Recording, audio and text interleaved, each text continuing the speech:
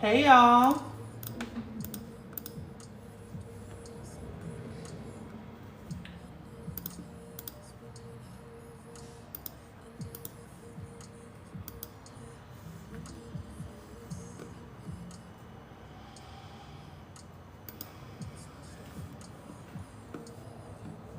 Hey y'all.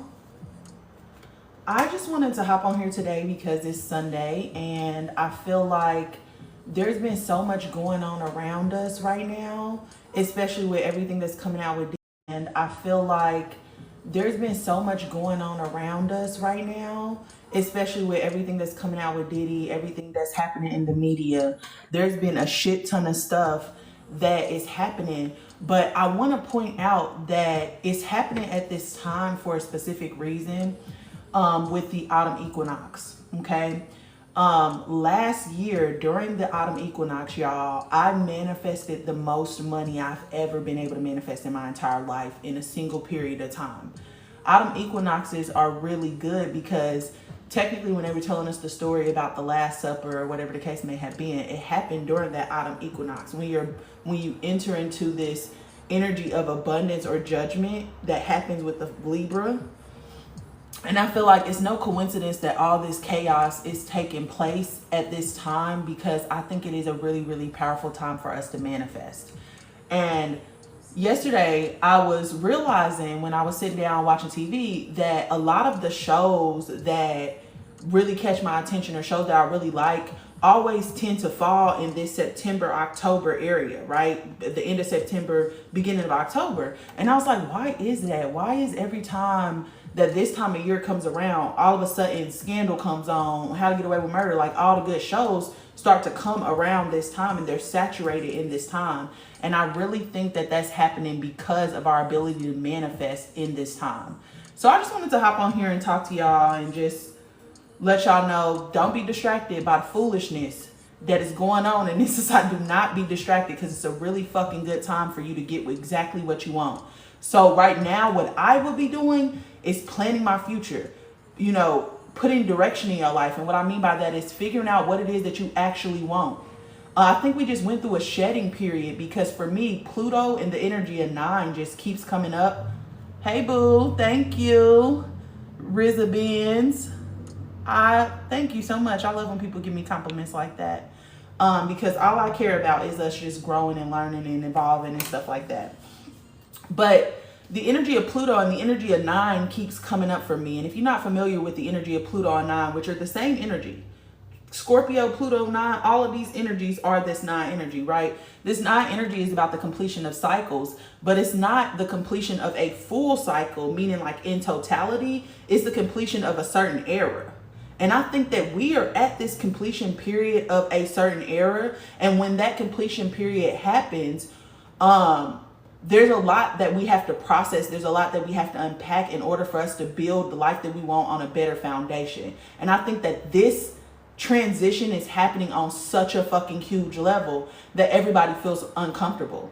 It's a lot that we have to unpack. It's a lot that we have to process, with basically everybody who has been our role models up until this point are literally falling to shit right now. It's like our whole world is turned upside down, and there's so much that we have to unpack. It's so much that we have to process. And that's why I feel like that 9 energy keeps coming up. But what we need to realize is that if something is no longer serving us, it is up to us to release ourselves from that. If something does not align with you, it's okay to say, you know what, I like this person. I like the body of work they put out. Like, I really enjoyed this era, but that era is over.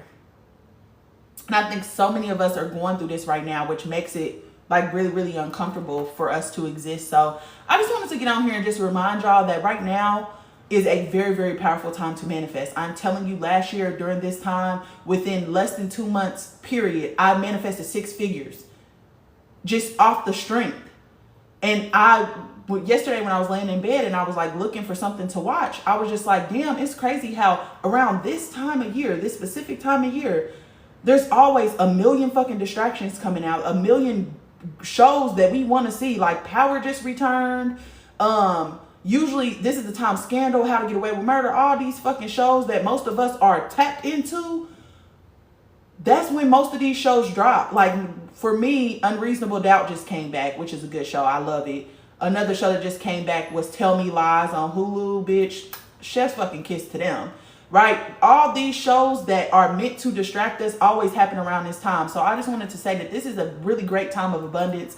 Figure out who it is you want to be. Make sure that you are planning for who you want to be. And during this time, since we're entering into this destructive cycle, meaning that autumn and winter are destructive cycles. They're purely feminine energy, meaning that that's the time for you to rest, for you to recharge. That's the time when you'll be experiencing melancholy, right? Melancholy is meant to pull you away from other people so that you can focus your energy on yourself. So from here until April, you need to really be planning who you want to be, figuring out your goals, right? Setting goals, doing fucking vision boards. For me, I get a big ass, what's this, poster board? I got a whole thing full of poster boards. Anytime I need to plan an era of my life or a specific place in my life, oh shit, I just pull out material. I write it down. Like I feel like so many of us are used to other people governing our life that we don't even know what steps to take to get us to where we're going. Use these next couple months from now until April to figure out who you want to be, what you want. Shed anything that's not serving you. Because that's what this feminine energy is about. That's what this time period or this cycle that we're moving into is about. Letting go. And if you don't learn how to let go, it's going to be really, really uncomfortable for you. Sorry, I know y'all saying stuff. Let me go back and say hi to my people. Somebody said, yes, I'm in solitude now, but just stuck trying to build my life. What are some techniques you use? This is a great question, because I'm often in solitude because I have this 2-4 energy. I have this energy that wants to pull away and recharge and go into hermit mode and isolate. But I also have this energy in my subconscious mind that's like, you're here to help the community evolve, right? So this conflicting energy. I often go through isolation and solitude. I don't think isolation and solitude are a bad thing. I think that you need that in order for you to pull your energy back into yourself and focus it in the direction you want to focus it in. Because how we create our reality is based off of what we focus on, okay? So in that solitude, it's a great time for you to just take a step back, focus only on you, and prioritize what it is that you want. And for what you said about being stuck or trying to build your life, what I would do right now is try to figure out what it is that you want.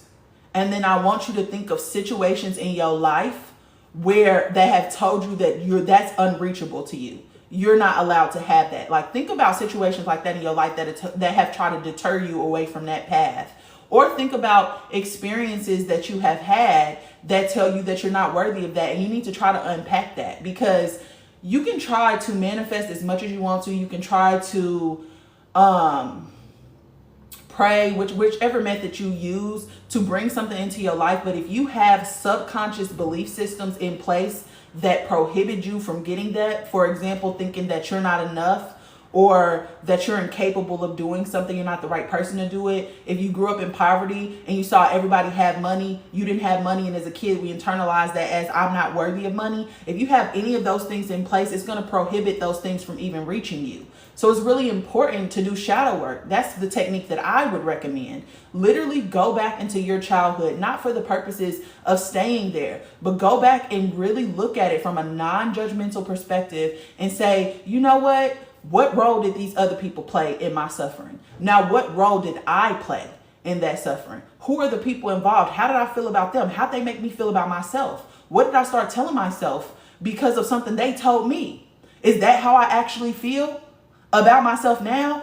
And then pull that shit up from the root, because when you can pull it up and pull it out, you're able to change your perspective and reshape your life.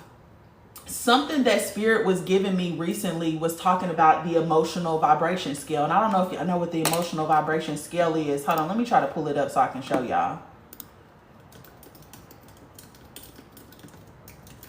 Because I want to show y'all what Spirit was telling me about this, because there's a certain way that we manifest. And Spirit has been talking to me about like the neutral component of things, right? Spirit has been talking to me about how we need to be moving from the neutral component. And when we decide to bring something into our existence, we need to move up. And if we're trying to move something out of our existence, we need to move down, right? Hold on, let me show y'all so I can explain this to y'all, because it really was a motherfucking word. I meant to do a video on it, but sister girl be having so much shit going on. Hold on one second, y'all. But I want to show y'all how to do this, because I'm going to show y'all how it works. And then I'm going to show y'all how trauma affects this, how this works, okay? So let me flip my camera real quick. Can I flip my camera on live? Oh, no. Hold on. This is the scale, okay? So this is the emotional scale, right? And these are the emotions that we typically cycle through. These are lower emotions. These are higher emotions, okay? So basically what Spirit was telling me, that this is the neutral point. This is your heart space. This is where everything is neutral. In order for you to operate how you're supposed to sit at this neutral point. Okay. And from this neutral point, there's a staircase going upwards and there's a staircase going downwards. The staircase that's going upwards is going to help you to expand. Okay. It's going to help you to expand. So that means that you're bringing something in. This staircase going downwards is going to help you to contract, meaning you're repelling something. So these emotions help you to repel. These emotions help you to attract. Okay, so say you're sitting at this neutral point and what you're trying to bring in is money. There's two things that you need to consider: the masculine and the feminine component of what the goal is that you're trying to bring in, right? So the masculine component is going to be, what is going to be your focus? What do you need to focus on in order for you to bring this into your reality? And then the feminine component is going to be, what is your intention? What's the long-term goal? Because when we talk about masculine energy is very short-term. It has to do with your conscious mind. It has to do with short-term memory, whereas feminine energy is long-term. It's your subconscious mind. It's the stuff that's stored. It's the stuff that you keep. I'm sorry, y'all. So I'm trying to block my throat chakra. Okay, it's the stuff that you keep. All right. So when you say you want to bring in money, the intention behind that is usually not money itself. Okay, it's usually not for you to buy things. It's usually that you want financial freedom, or you want freedom in general. You want to be able to move how you want to move. You want to be able to travel how you want to travel. You want to be able to do the things that you want to do, right? So that's going to be the intention behind it. That's going to be what you use as your goal of success. Okay. However, in this reality, in order for you to have money, right, or have that freedom, you need money. Okay. So money needs to be your focus. However, money cannot be the goal. Okay. Because you limit yourself when you try to figure out how much to bring in, right? So say you're trying to bring in money. The intention is for you to feel free. So in order for you to bring anything in, you need to associate money with these things: willingness, acceptance, reason, love, joy, peace, enlightenment. Okay, because this area is how you bring stuff in. This is how you push stuff out. Okay, so say that you want to bring in money and you need to focus on money. Every time you think about money, you need to be experiencing joy, okay, or peace or love. Or for example, a lot of people, if you just want to jump to the top, you need to learn more about money so that you can enlighten yourself about money.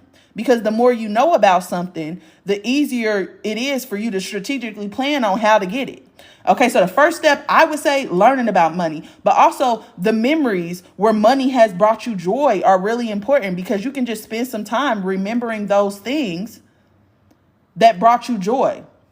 Okay. However, the problem comes in when people have negative associations to money, meaning that if you were a kid and you didn't have money, right?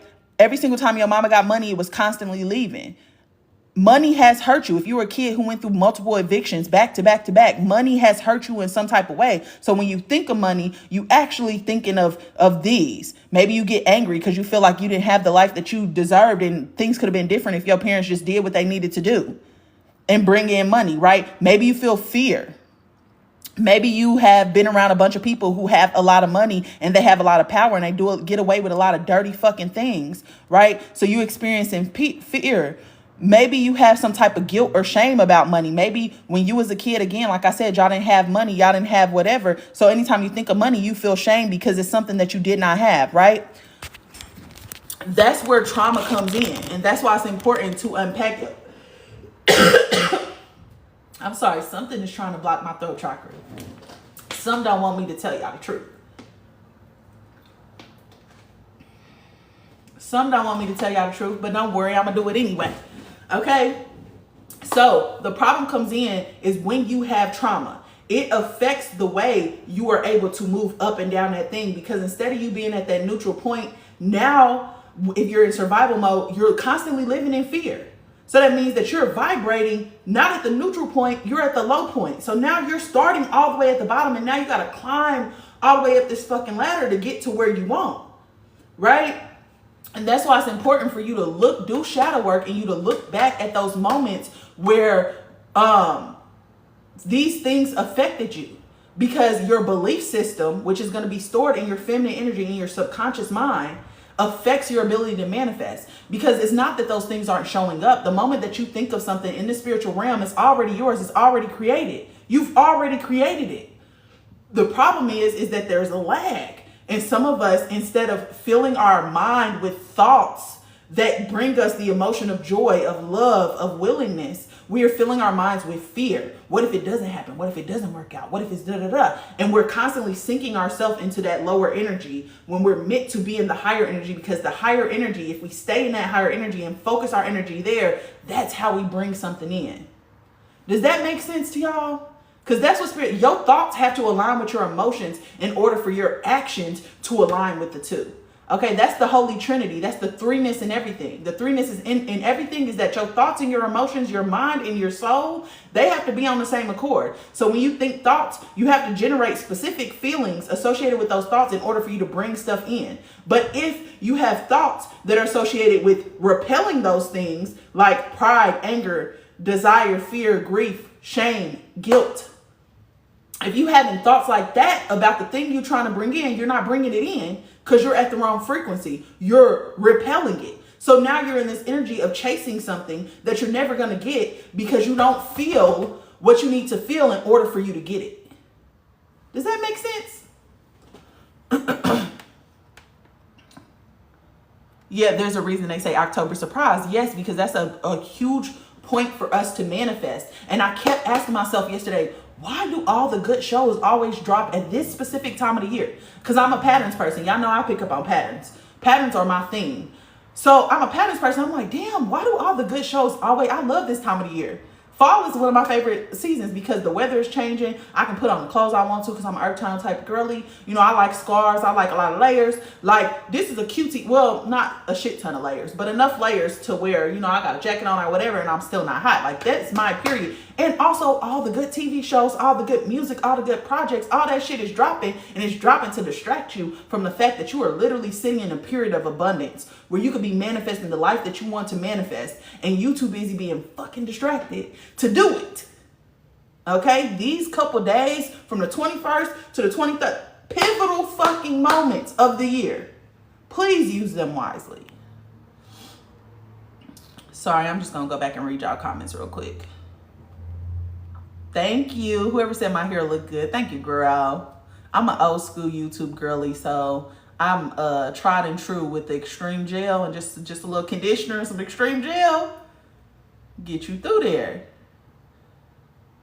Literally doing this now. I do that for real. Yeah, you have to look at it like that. That's why I try to break things down in the way that I break them down so that y'all could actually see a real representation, because people always trying to tell you, oh, to manifest, you just need to say affirmations. You just need to do that. That is bullshit. That is whitewashed, and that is not true. It don't matter how many times you say, I'm a beautiful person in the mirror to yourself. If you don't actually feel fucking beautiful, then that's just throwing darts in the goddamn dark. You have to actually work on making yourself feel good and experiencing the joy, the excitement, the peace, the enlightenment that comes with you feeling good. Because if you're saying, I'm beautiful, I'm beautiful, I'm beautiful, right? That's an illusion if underneath every time you think about your body, you feel guilt, you feel shame. You feel like I'm fat, I'm nasty, I'm disgusting, I'm whatever. But you're telling yourself, you're telling yourself that you're beautiful, but you don't feel beautiful. You have to think it and feel it together in order for it to come to you. Hey, sis, you're right on spot. Thank you, big sis. Sorry, I'm trying to read y'all comments. Y'all know how I be. Trying to multitask. I'm the worst at this, but yes, I took my energy back from a lot of people. You should. You absolutely should take your energy back from people all the time. Like, you could literally, what I have been doing, and because I've been practicing spirituality, people say that they're spiritual, but they're not actually practicing it, right? So the things that I have learned through gained wisdom, through insight, whatever the case may be, I'm applying it to my life now. So if I'm in a situation where somebody has pissed me off, or somebody has made me mad, or somebody has really got underneath my skin, sometimes I fester in that shit. Like, especially if I ain't say nothing because I'm trying to be a better person, if I will fester in that shit real bad. But what I've been doing instead of festering in it is coming to a conclusion about it, telling myself, you know what, how you handle it right now, maybe that wasn't the best way. You obviously don't like when you handle shit like that. So next time going forward, you're going to handle it like this, period, point blank. It don't matter if it's uncomfortable for you. If you don't want to communicate, it does not matter. You need to handle it in this way because that's the only way for you to not be in this festering energy, right? And then I go into meditation. And in that meditation, I redo the scene. I redo the scene how I would have did it. I don't need to actually say it to the person because it's an internal conflict. So I say what I need to say to the person right in that scene, and I change the ending for myself, right? And then, excuse me, after that, I call my power back from that person. So I go into the in-between. I go into a place where my light is. It's a door that I open, and it's nothing but my light. It starts far out. I don't see where it starts. I can't see where it ends, but I make sure that I'm standing fully in that fucking light. I call that person forward, and I push light directly through their eyes, and I'm pushing light through their eyes, and energy is moving from their feet into my feet. That's me calling my power back. I do a visual representation of what I feel like. It's like I'm in my light. I call that person forward because obviously they have some of my light, and I push the light into their eyes until they start to, for me, they kind of like flake off and disappear. Until they flake off and disappear, baby, every single time. You need to have a method that helps you through this because you are the driver of the car. You are the person who is responsible for your reality. Everything starts in the spiritual realm. So anything that you can do in this physical world of effects, you can do it in the spiritual world because the spiritual world is where causes are, where everything starts in the spirit. So if you fix it in the spirit, it don't matter about the effects in this physical world.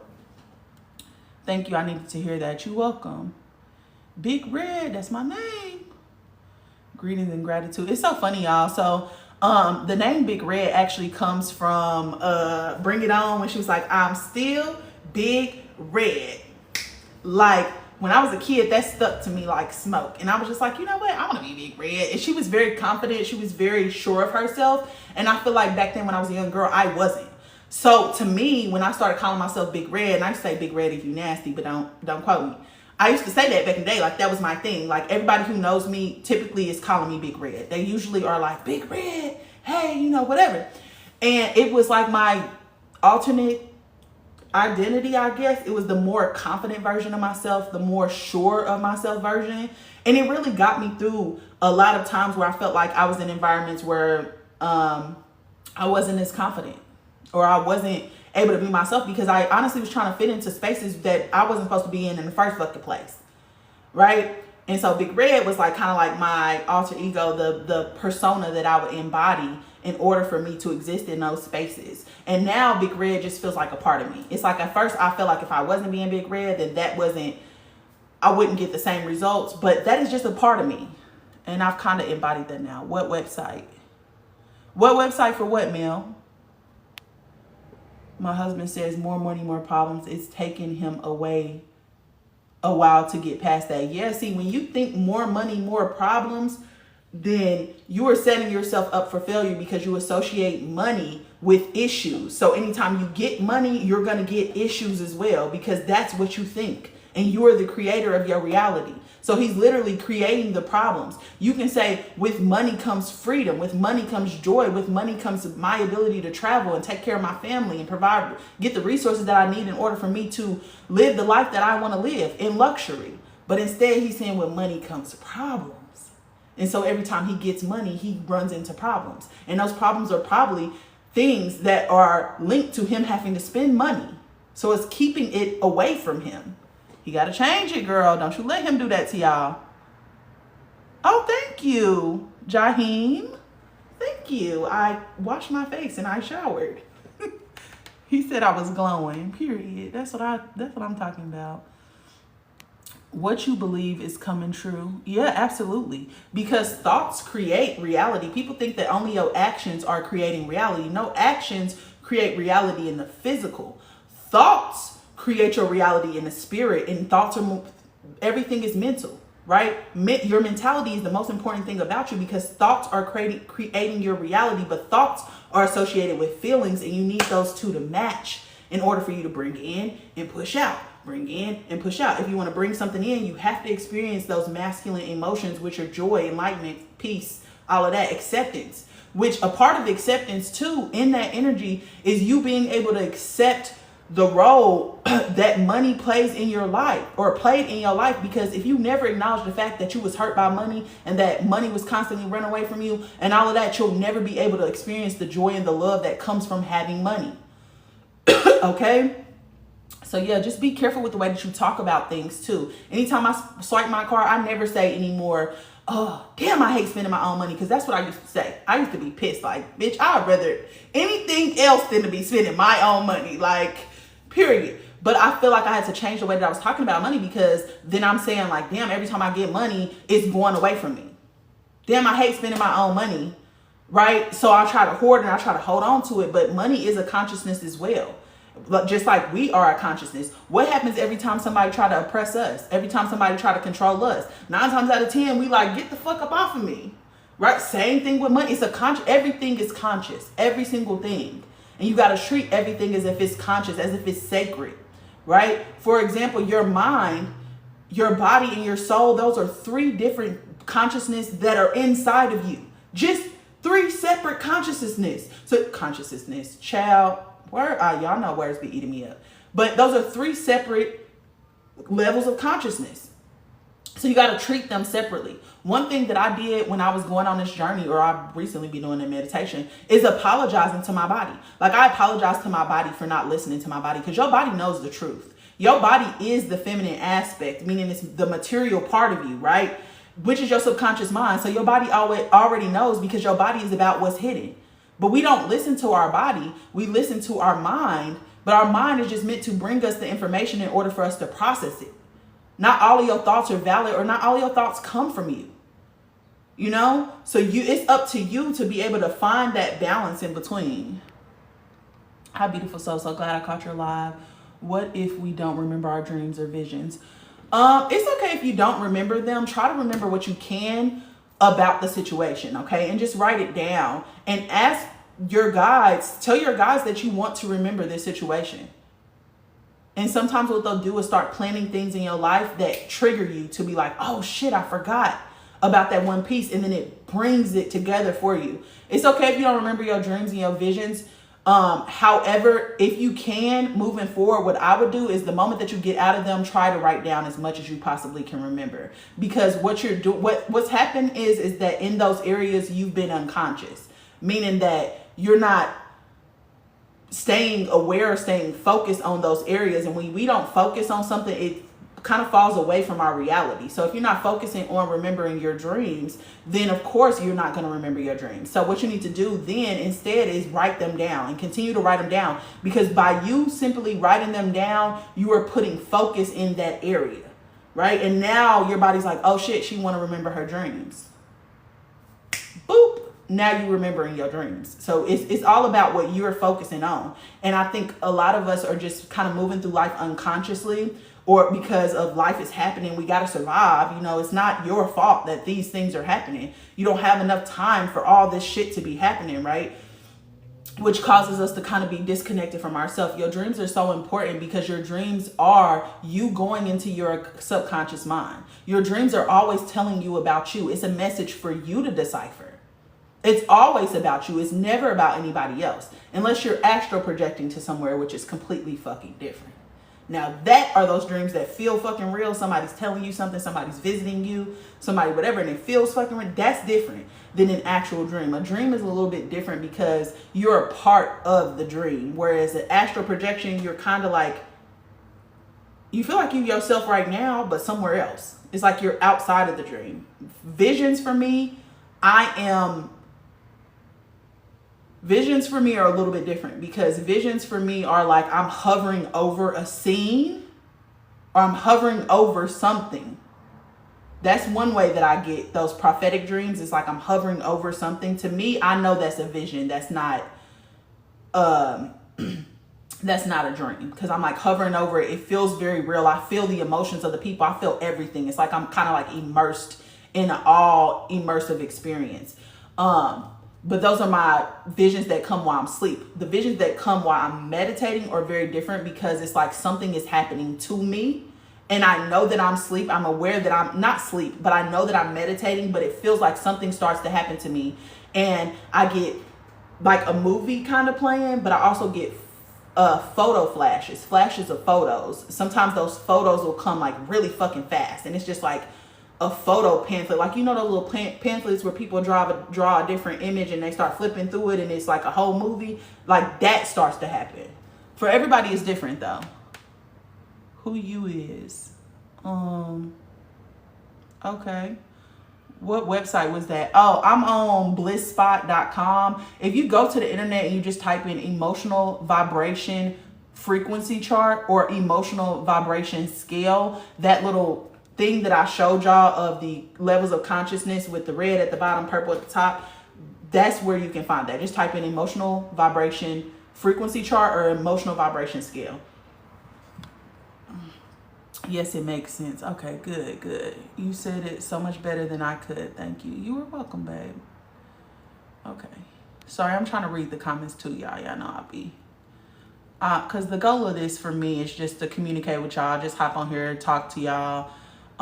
Try to explain some of the concepts and stuff that I'm learning through my higher self. Just because I think it's really important for us to understand how we work. Right? Because a lot of us don't understand how we function. And that's part of the problem. You know, it's not that you're not able to manifest. It's that you're not feeling the appropriate feelings that are supposed to go with the thoughts that you're thinking. Those two are disconnected. And if those two are not in harmony, then you can't bring in what you want to bring in. You're going to do the exact opposite of what you want to bring in, because your feelings or the frequency that you exist in is how you attract and it's how you repel. So the feelings are just as important as the thoughts. Okay, because the thoughts are the thing. The thoughts are how you direct what it is, right? The thoughts are the what, but the feelings are the how. Okay, so in order for you to manifest how you are supposed to manifest, one, you need to get yourself out of survival mode, get yourself out of that supremely feminine energy. Okay, where you're in fear, where you're having grief and shame and apathy. Like, get yourself out of that to where you can be at the neutral point. And when you get at that 0 point energy or that neutral point, now from there, you're deciding, if I want to bring something in, I need to feel these emotions. If I want to push something away, I need to feel these emotions when I'm thinking about that thing. Okay. The easiest way for you to do that is to go into meditation and think of a time where money brought you joy. For me, when I was a kid, my mama, every single birthday, she would take me to Six Flags and invite all my cousins, and we would have so much fucking fun. We would get on any ride that we wanted to get on, Those were the good times for me. So I'm going to focus on that and not focus on the times where we was evicted and bouncing around and all this other shit, because that shit is going to make me feel all the things I felt as a kid. Is lower vibrational. You need to think about the times where you had a good time with money. And stay focused on that, because the longer you stay focused on something, the quicker you can attract it, because you're feeling the emotion more. And when you feel that emotion around that topic, that's when you can pull it in. Okay? Or that's when you can repel it. Because if the emotion is anger around that topic, you're absolutely going to be repelling. Okay? So it's really important for us to understand thoughts and emotions have to match. And when the thoughts and emotions can match, then our actions match, because the thoughts and emotion matching creates a belief system that is stored in the subconscious mind. And now you think differently about it. Now your perspective on it has changed, and your body's like, oh shit, okay, so we don't hate this. All right, cool. Well, let's bring more of it in. It's really that fucking simple. It's just that people keep telling you manifest, just say these affirmations. That is not how that works. That's just not how it works. It's not realistic, and they're setting you up for failure. Okay? So yeah, I hope that was insightful to anybody. Oh, that's exactly how I do through meditation. Yes, meditation is a really, really good tool, because it's a moment for you to sit in stillness with your own mind.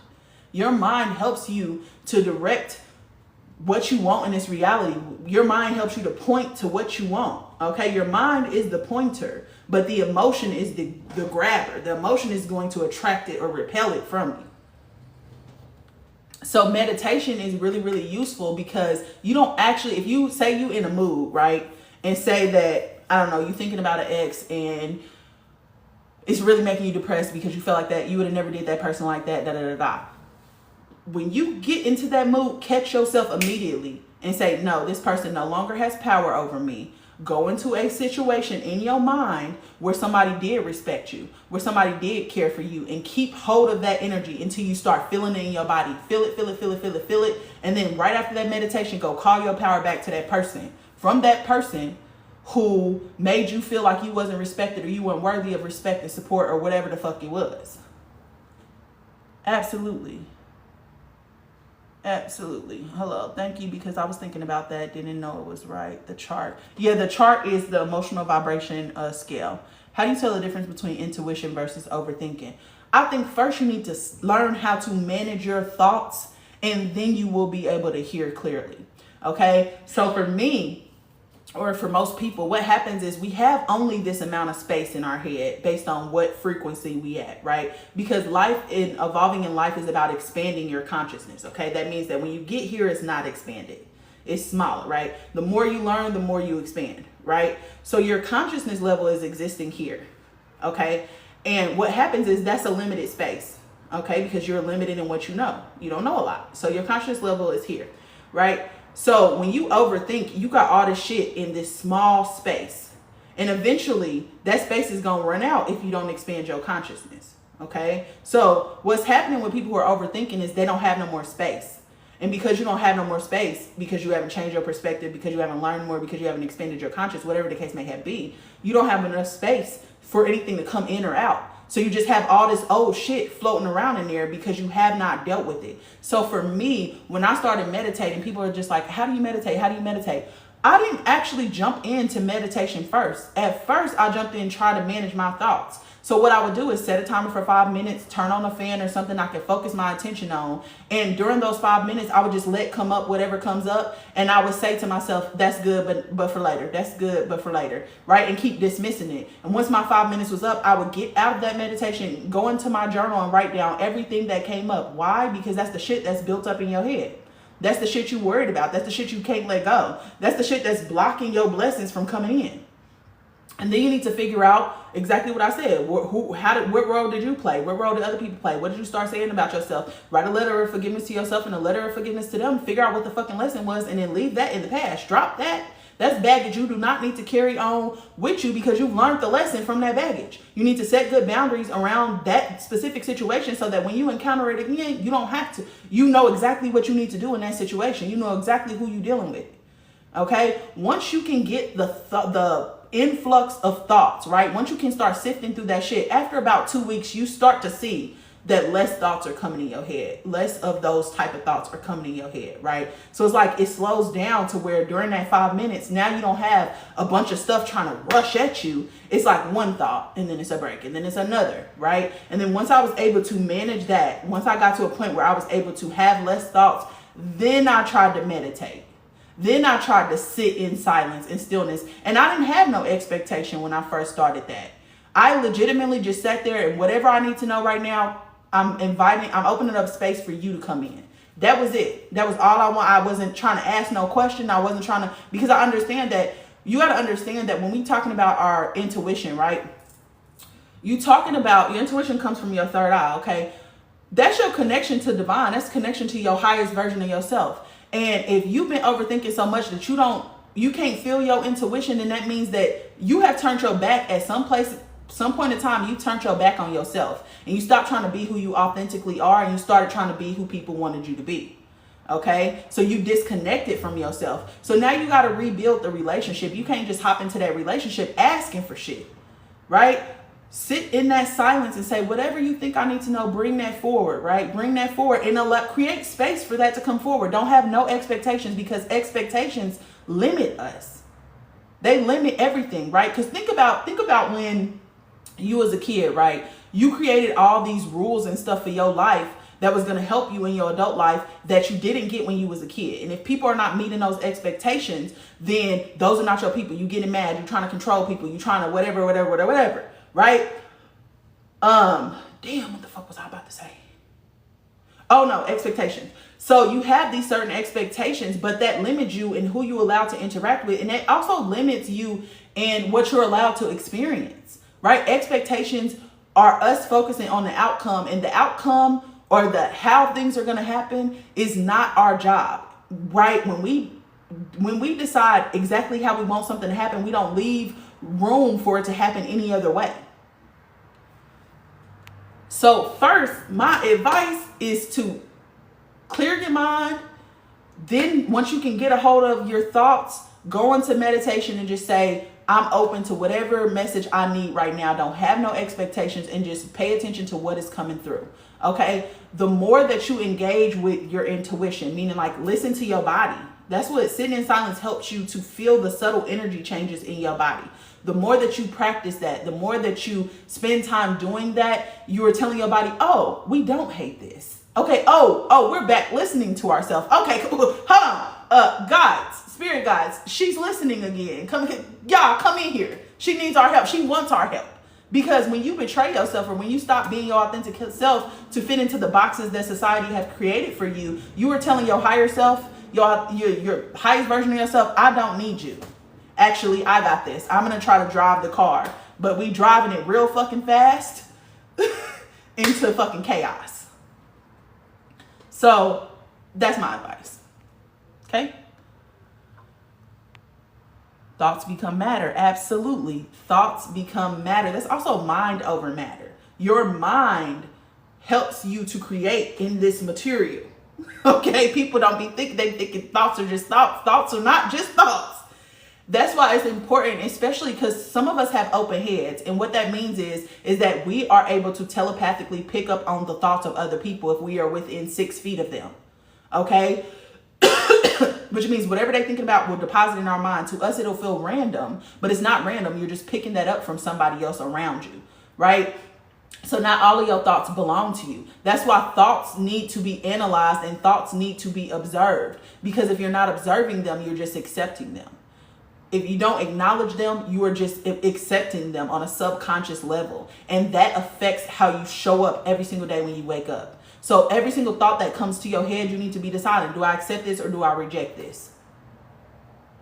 Because that's how people be fucked up with having attachments and, demonic handlers and all that shit. They be putting thoughts in your fucking head and you think it's your thoughts because you think all thoughts is yours. No, thoughts are just a frequency of information that you are matching in order to download whatever exists on that frequency. Not all of it is good, depending on how you feel inside. Because how you feel inside determines what frequency you meet that knowledge on. So if the knowledge that you're trying to acquire is, about money, but you fear money, then the frequency of knowledge about money that you're going to get is the one that's on the level of fear. It's not going to be the one that's on the level of enlightenment, of peace, of joy, of acceptance. No, because internally you feel down here. So it's just going to match you where you are. So yeah, by the way, how should you how should you react with a person that do you wrong? Cut them off. Cut them off. It's just as simple as that. You can try to I always try to communicate. And I'm only going to tell you once because I'm not in the habit of repeating myself. If you don't hear me the first time, you didn't want to hear me. You wasn't listening to understand. You were just listening to respond. And I don't need people like that in my life anyway. If somebody continues to do you wrong, it's because you lack boundaries. And if you continue to stay there, it's because you lack boundaries. And you have not chosen yourself. Right? The reason why we in pain and suffering in these situations is because we will not acknowledge that we're not supposed to be there. We will literally be getting because you got to think your emotions are meant to help you process the information that you're receiving. And sometimes that information comes through other people. Okay, so we interacting with them. They're giving us information that we don't agree with, but we're staying there because we love them. But we're not considering the fact that they don't care about how you are in that situation or your comfortability in that situation. They just care that you keep making them comfortable.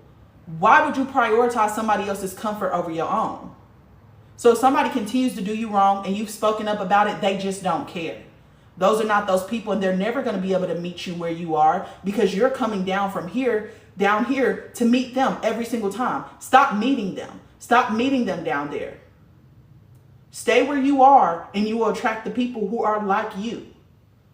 But the problem is that we get into this mindset that we think, one, instant gratification, which is society, absolutely. But we also get into this mindset that we're never going to find, there's a limited amount of people and we're never going to find them. There are 7 billion fucking people who live on this fucking earth. Why do you think that you're not going to find them? And this also comes to us being limited in geography. You know, the housing, the whole American dream, everybody thinking they need to settle down in one place and that's where they're going to live for the rest of their fucking life. Well, that limits you to the people in those places, right? So it's just like, it's conditioning and it needs to be unpacked. Okay. And I don't mean this in a harsh way. I'm just talking to you like I would talk to my friend. I feel like if somebody continues to do you wrong, they do not respect you and they're never going to be able to meet you where you want to be met. And a lot of times as women, we like to date people based off of potential. And that fucks us up because that person may never become the person that you hope them to be. Hope is the annihilation of joy. And the reason why people say hope is the annihilation of joy is because if you're hoping that something is going to happen, there's a possibility that may not ever happen. And what you're doing is putting your joy right now or your ability to experience joy right now on hold so that you can be in this waiting pattern for this person who may never fucking show up. You know, good on you for seeing the good in people and seeing straight through the people's soul, but that does not mean that they're going to be capable of reaching what you see. So you say, you know what? These are the things that I like about this person. These are the things that I want in my next relationship, but these are the things that I don't like. So I need boundaries right here so I never run into this again. And then you turn around and you walk out that fucking door and you do not look back. Break the rear view mirror. Walk out that door and do not look back. I literally just made a video about nostalgia. And the other day I was laying in bed and my guy said, nostalgia be having you fucked up. And I'm like, damn, like, what do you mean by that? Nostalgia is this term that came from the 17th century. Because I got up and I looked up the etymology because sometimes we be thinking that we know, but we really don't fucking know. And I want to make sure that I actually know what the fuck I'm talking about. So I looked up nostalgia. Nostalgia was a term that was coined in the 17th century when there were a bunch of missionaries who had just came from war and they had basically been injured. Half of them half fucking dead on their deathbed. And they kept reminiscing about how life used to be before they lost their fucking leg, before they got shot the fuck up, before they had to experience whatever traumatic experience that they just experienced. They were having nostalgia and reminiscing about the past and wanting to go back. That's where nostalgia comes from, right? But over time in modern society, we associate nostalgia with, oh, that's you making a connection to someone else. We associate it with this good thing when it actually is this bad thing, meaning that it's triggered by negative emotions. It's triggered by negative emotions, meaning that those people who are laying in that bed about to fucking die started reminiscing about how things used to be and wanted to go back there because now they missing a fucking leg or now they shot the fuck up or now they got PTSD. But because we have now associated it with something good, we think being nostalgic about something and feeling those emotions, right? Again, about that person when we're having a memory about them means that that emotion is tied to that person. So we start to chase that feeling that we felt in that moment. But we think that the way that we chase it is by chasing that person. And that is not how that fucking works, right? You don't need to go back to the past, right? You just put in a new order with the universe and say, you know what? I actually liked this period of time in my life. Bring me more experiences like that. And then you sit and you fucking wait for that shit to come. But you don't go undo all the work that you just fucking did to get you to where you are just because you're feeling a little nostalgic. Because nostalgia is triggered by negative emotions. That means that whatever you're feeling nostalgic about, there's probably something or some reason that you fucking left that is still going to be there when you go back there. So, talk about love and finding your partner. I actually just watched this video, y'all, on Instagram, and it was a girl who was basically saying, like, you know, we learn our most through romantic relationships. And she was specifically talking about love and partnership and how partners are meant to be a reflection to us and help us to point out the blind spots that we can't point in ourselves. And she was talking about that's why we long for relationships. That's why we long to be in partnerships. But one issue that I found with that is that it's just not romantic relationships that teach you about yourself. It's relationships or coming into community with anybody.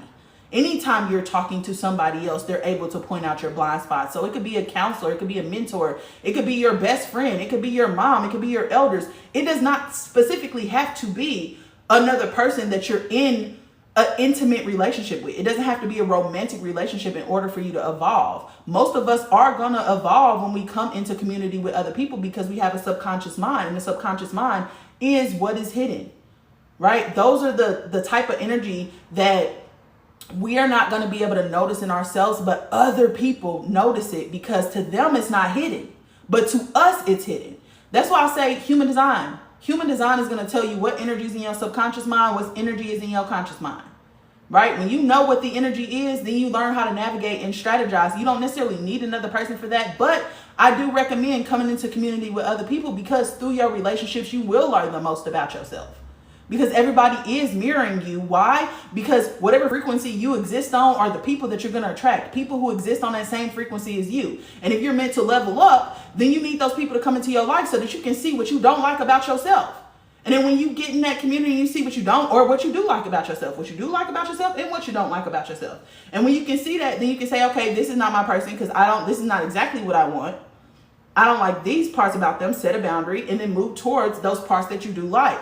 But the problem is that we get so hung up in thinking that, we're trying to find that one person. It's not one person. It's everybody who is going to help you to evolve. And if you get stuck on trying to find that one person, then you become in this desperate chasing energy and you start to repel when you're not getting it because now you're feeling fear. You're feeling anger. You feel like nobody's ever going to choose you. You feel like you're never going to be enough. Nobody's ever going to be who you need them to be. And when you start feeling that, then you start repelling what you actually want. That's what this whole conversation is about. So that's how I feel about that. Learn to love yourself first, because when you can love yourself first, then you raise your own vibration. When you raise your own vibration, then now you're going to attract people who are on that higher vibration. So if you asking me about love, turn inside first. Everything starts from the hidden and then it comes out to the outward. Okay? That's why the thoughts are the hidden. The actions are the outwards. How you feel is the hidden. What you think is the outward. Is a result of how you feel. Okay? So finding a partner, be your own best friend. Be your own favorite love. Take yourself out to dinner. Start treating yourself how you want to be treated so you can set the standard for people who coming in. Because people who coming in and want to be in community with you, they know that they at least going to have to meet you here. We are setting the bar in hell for ourselves, which leaves way for other people to come in and set that bitch at hell right with us. Okay? So that's how I feel about relationships. That's how I've been looking at stuff. And people ask me all the time, like, why are you single? Why are you single? Like, what's wrong with you? There's nothing wrong with me. I know what I'm worth. And what I have been given is not what I'm worth. So that means I need to take some time to myself to figure out why I keep attracting these type of people. Because everything happens on the inside before we see it on the outside. So that means that I feel some type of way about myself that I will not acknowledge. So I need to figure out what that is if I want better. May this money I spend come back to me 10 times, period. But I wouldn't say may. I would say the money that I spend comes back to me tenfold. Every time I spend money, I get excited, like get into it. Every time I spend money, I know I'm getting it back 10 times over. One thing that I had to accept about money is that money is an exchange of energy in this physical world. And what that means is anytime you exchange your energy, when you send energy out, it's coming back because you're always in this neutral state. When you send something out, you're going to get it back. Right? So when I think about money, for me, anytime I spend money, I know I'm going to get it back. So I don't worry about when I'm going to get it back, how I'm going to get it back. But I know it's coming back to me. Why? Because I just sent that energy out. And that's how energy works, right? It balances itself out all the time. It's always in this balancing act. So that helps me to be able to get over this. Sorry, y'all, I'm starting to get hot. All these gems I'm dropping, I'm starting to get hot. But yeah, I haven't been able to remember my dreams for years. It drives me crazy. Yeah, just start keeping a dream journal. I would say letting the universe know you want to remember them and set that intention. Yep. But what if you write something to release it? But what if you write something to release it? You absolutely can. Hey, y'all, let me tell you, sometimes you know without actually knowing. And so back in the day, when I would stop fucking with somebody, I would literally write them a letter. Everything I want to say, I would write that letter out. Like everything. It would be like fucking 10 pages long sometimes, because I got a lot of opinions and I got a lot of thoughts, and I wasn't a good communicator. So it was a lot of shit that I probably didn't say. I would write that shit out, and then I would go outside and read it out loud. And as soon as I was done, I would burn that shit. Now, to me, knowing what I know now, that seems like a ritual. That seems like some witchy ass shit. I don't know where I got it from. I just was like, you know what? Fuck it. Write that bitch down. Go say it out loud so I can hear myself say it. I needed to sink in how I feel. Like, I need to really be immersed in how I feel, because I'm never going to leave if I don't feel what I need to feel. And then I would burn that shit up, and they be as good as gone. People know me for cutting people off. People don't be fucking around with me because they know I will be gone. I will be here today and gone tomorrow. And I will not care about it. I will not blink twice. I do not care about your sad messages a year later. I don't care. I'm going. I'm going with the wind. So you can absolutely write things down to release it. But what I've been doing, again, because I've been trying to get myself out of this external world and starting to do things on the inside, is I meet them in the in-between. And I say exactly what I want to say to them to their fucking face. I say it direct. I see them in my head and I say what I need to say, and then be gone. Yep. What does it mean when someone projects themselves to your home?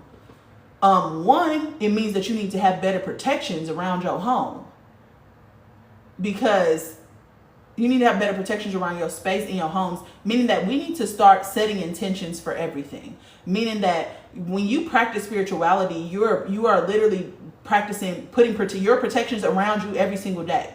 Right? You're literally making sure that those things are solidified, those things are firm, so that nobody can get into your home. Nobody can get into my home.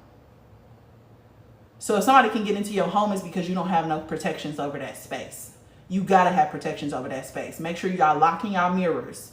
Lock y'all mirrors, because y'all mirrors are portals.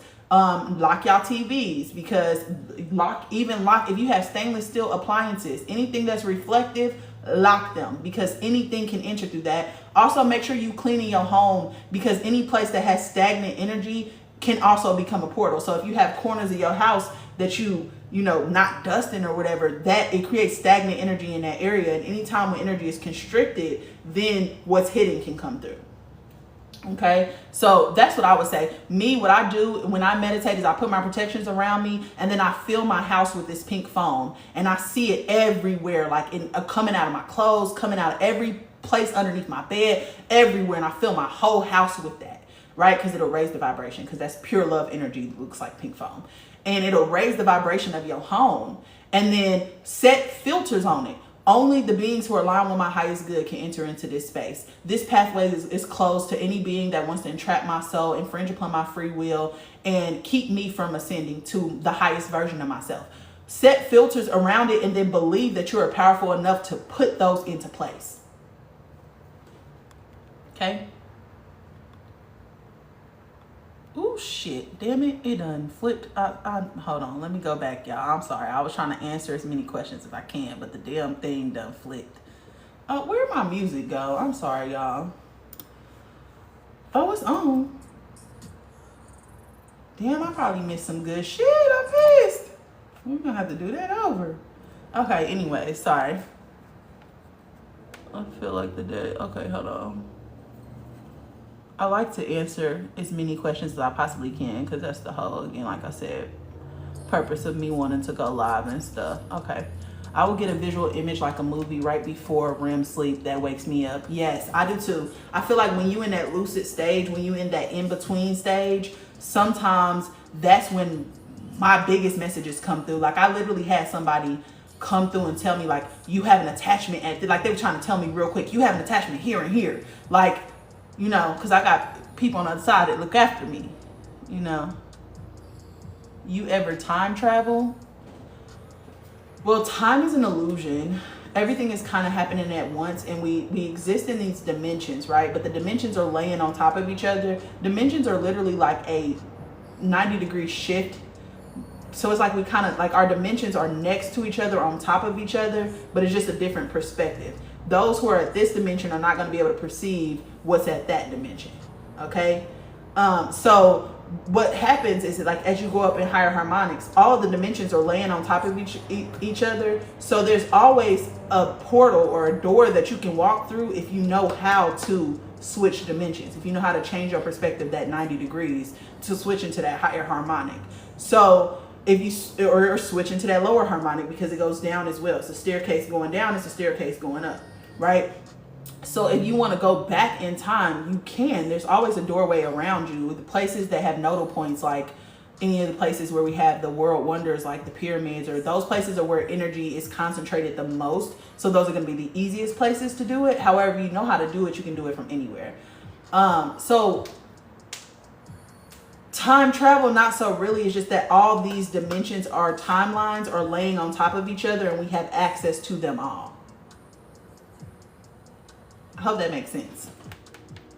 Oh, thank you, boo. Let us see it now. Thank you so much.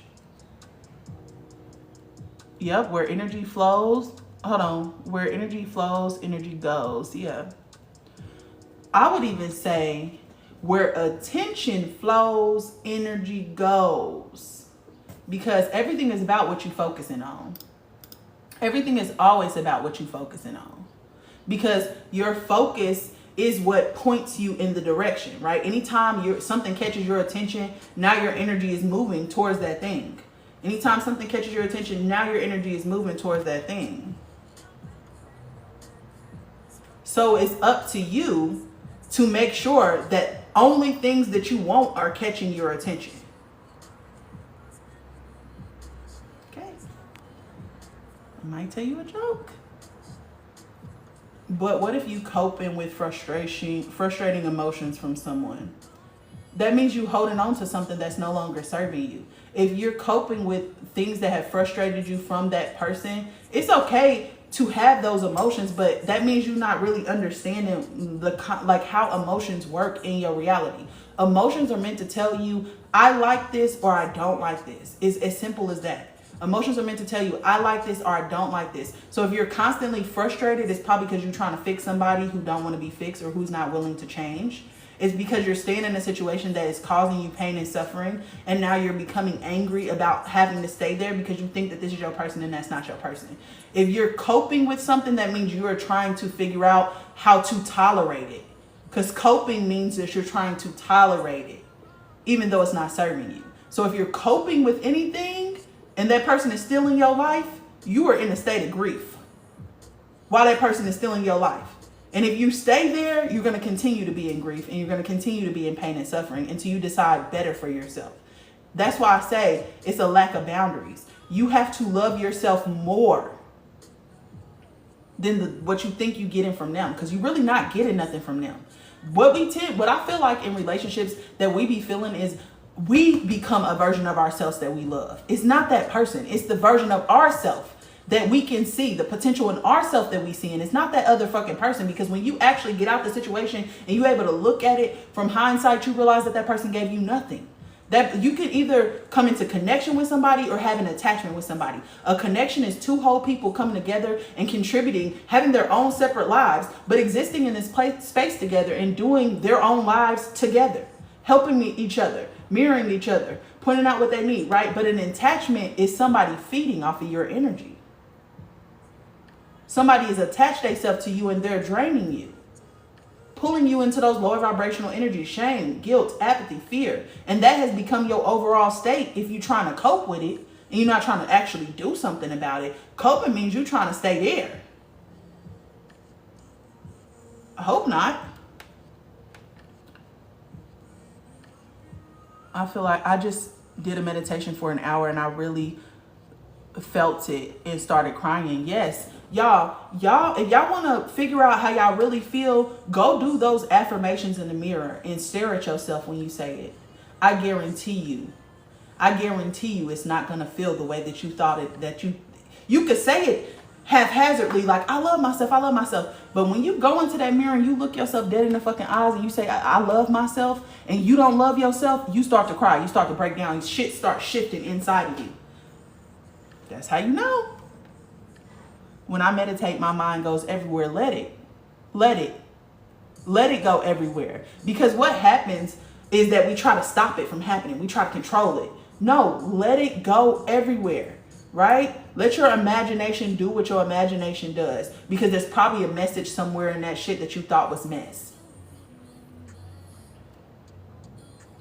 Yep, meditation is medication, period. I feel like the days after meditation are so difficult. Emotions and thoughts come from everywhere. Yeah, because you're waking yourself up to something that you have hidden from yourself. It's not that you're not aware of it, it's that you have hidden it. So when it comes to the top, you hid it because you didn't want to feel it. Now you got to feel it. And you should feel it, because it's going to tell you how you feel. And a lot of times when we don't feel our emotions and we have this repressed emotion, it causes dis-ease in the body, meaning that when you repress emotion, you're trying to hold on to it. So instead of it flowing, it becomes a ball that sits right here, or a ball that sits right there, or a ball that sits in your arm. And now all of a sudden energy can't flow through that portion. And it causes cancer. It causes all these other diseases, which is just dis-ease in your energy flow. So it's important for you to revisit those so that you can pop the fucking bubble and your energy can flow again in that area. Like a lot of women, we hold our trauma in our hips. So hip mobility. Yes, ma'am, May I ask a question? Yes, go ahead and ask your question. Taj Mahal, that's so fucking funny. My family calls me that. Taj Mahal. Good afternoon, everybody. Hey, Kay. Hey, Bryson. Can you talk about how to breathe from pineal gland activation? Yeah, so there's one way that Dr. Joe Dispenza teaches it. And he teaches it that when you inhale your breath, you need to be contracting your abs, right? For the energy to flow up. And then imagine that energy flowing up to your pineal gland. And then when you breathe out, you need to kind of like let it all go. And then when you inhale again, you contract your abs, bring that energy to the top and let it all go. Now, when you do this meditation, after a while, your pineal gland will start to thump, thump, thump, thump, thump. And then you start having intense visions. Now, what I do is a little bit different, because I'm the creator in my reality and I like to have fun. So I have a whole world that is a crystal city that I go to get life force energy through my pineal gland. So I do my protections around me. I see a portal appear before me. I go into my crystal, like a in-between place between where I just was in the crystal world, and I kind of shed all I need to shed. Then I go into the crystal world, open up my crown chakra, and see that life force energy kind of come down. And I can take people with me because I'm an astro person. So I can take people with me. So I'm literally have been trying to figure out if that's what I want to do, because I'm trying to figure out what's aligned with me. And I'm kind of used to just impulsively jumping into things, because I'll get a great idea and I'll be like, oh my gosh, I want to do this for people. And then I end up being burnt out. So I'm trying to figure out what I want my platform to be right now. And if that does come up and that is who I want to be, what I want to be, then I'm gonna start bringing y'all along and doing energy work and stuff like that on live with y'all. But the problem with that is that those are typically the lives that they try to restrict. So I'm just trying to figure out how to navigate that. But I would love to do like energy work with y'all, collective energy work with y'all, and just teach y'all how to do it, because it's all about what you can see in your head and how real you can make it feel. Hey, Troy. Who else? Sorry, I'm trying to make sure. Did you used to go by Taj? So yes, what's crazy is like I used to hate being called Big Taj, but it was a dude that I went to school with named Isaiah. And me and Isaiah went to middle school, high school, and college together. Like we ended up being on the same track team, football team, whatever. And I used to call him Zay, which people used to call him Zeke, because, you know, Isaiah Zeke. I used to call him Zay because I always come up with my own nicknames, because mine are way more clever than everybody else's. And so he started calling me Big Taj. So he would see me in the hallway and he'd be like, Big Taj. And I used to hate that shit. But when I got to college, everybody thought it was cool. So I was just like, well, fuck it. Because I hated the fact of being called big because of how I felt about myself and the conditioning that I had growing up. I'm a 6 foot tall woman, okay? So I hated being called big, but he made it cool for me. He made me kind of, some healing happened there. So I just tapped in. You said exactly what I was thinking. You talking to me right now. Yes, period. How can I work or better my memory and be able to regurgitate to others? I think you just need to practice. You just need to practice. So for me, what I do is, the key to this environment is learning more information, period, point blank. The more that you know, the better you'll be able to move through this environment, strategize, but also the more that you know, the more you experience enlightenment. And y'all seen where enlightenment was on that chart that I showed y'all. Enlightenment is at the very top. It has enlightenment.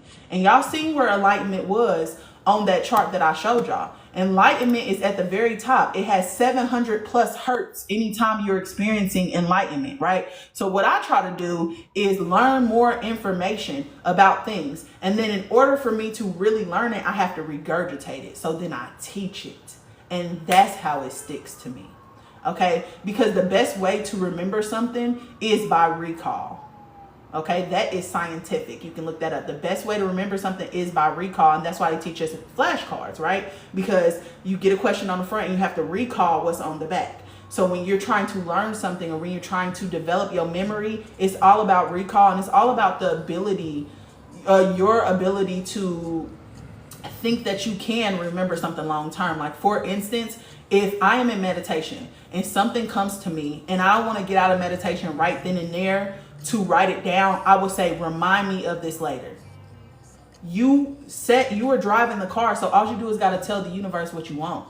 I actually want to be better at remembering things. So what I would do is, 1, learn more things. 2, try to teach it or recall it or regurgitate it.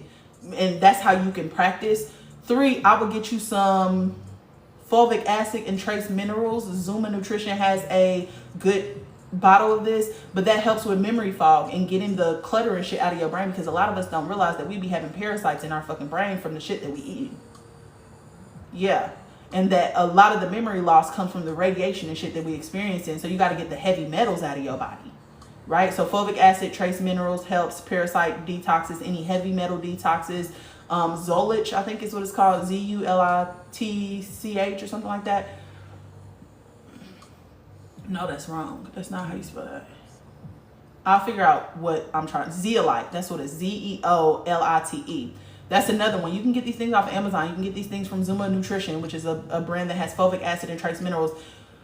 You need to, 1, make sure that your body is functioning how it's supposed to function. Get some Ormus 24 karat gold. That's another thing. Haritaki is another thing. I used to post videos about like natural remedies and stuff that you can get to try to help improve your pineal gland, help improve your memory and stuff like that. So it's certain things that you can do. And I would just start working on those.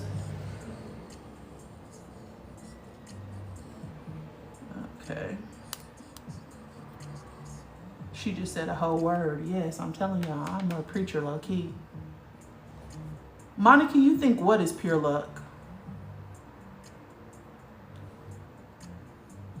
Yeah, human design is everything. I do human design readings. I just don't have them listed on my page anymore because Linktree like removed your ability to process payments directly through their site. So if you want human design readings, you can always write me. They are very beneficial. I've never had a person who has had a human design reading and did not like it. I've never gotten a bad review about any of the human design readings that I do. And the reason why I started doing human design readings is because when I realized that information, I was able to put myself in alignment. It was the first time in my life where I wasn't frustrated, because my energy appears as frustration when it's out of alignment. Whoever said they were having frustrating emotions, you're probably a generator or a manifesting generator. Once I learned that information, I was able to tailor my life specifically to, what I had been through. So let me show y'all something real quick.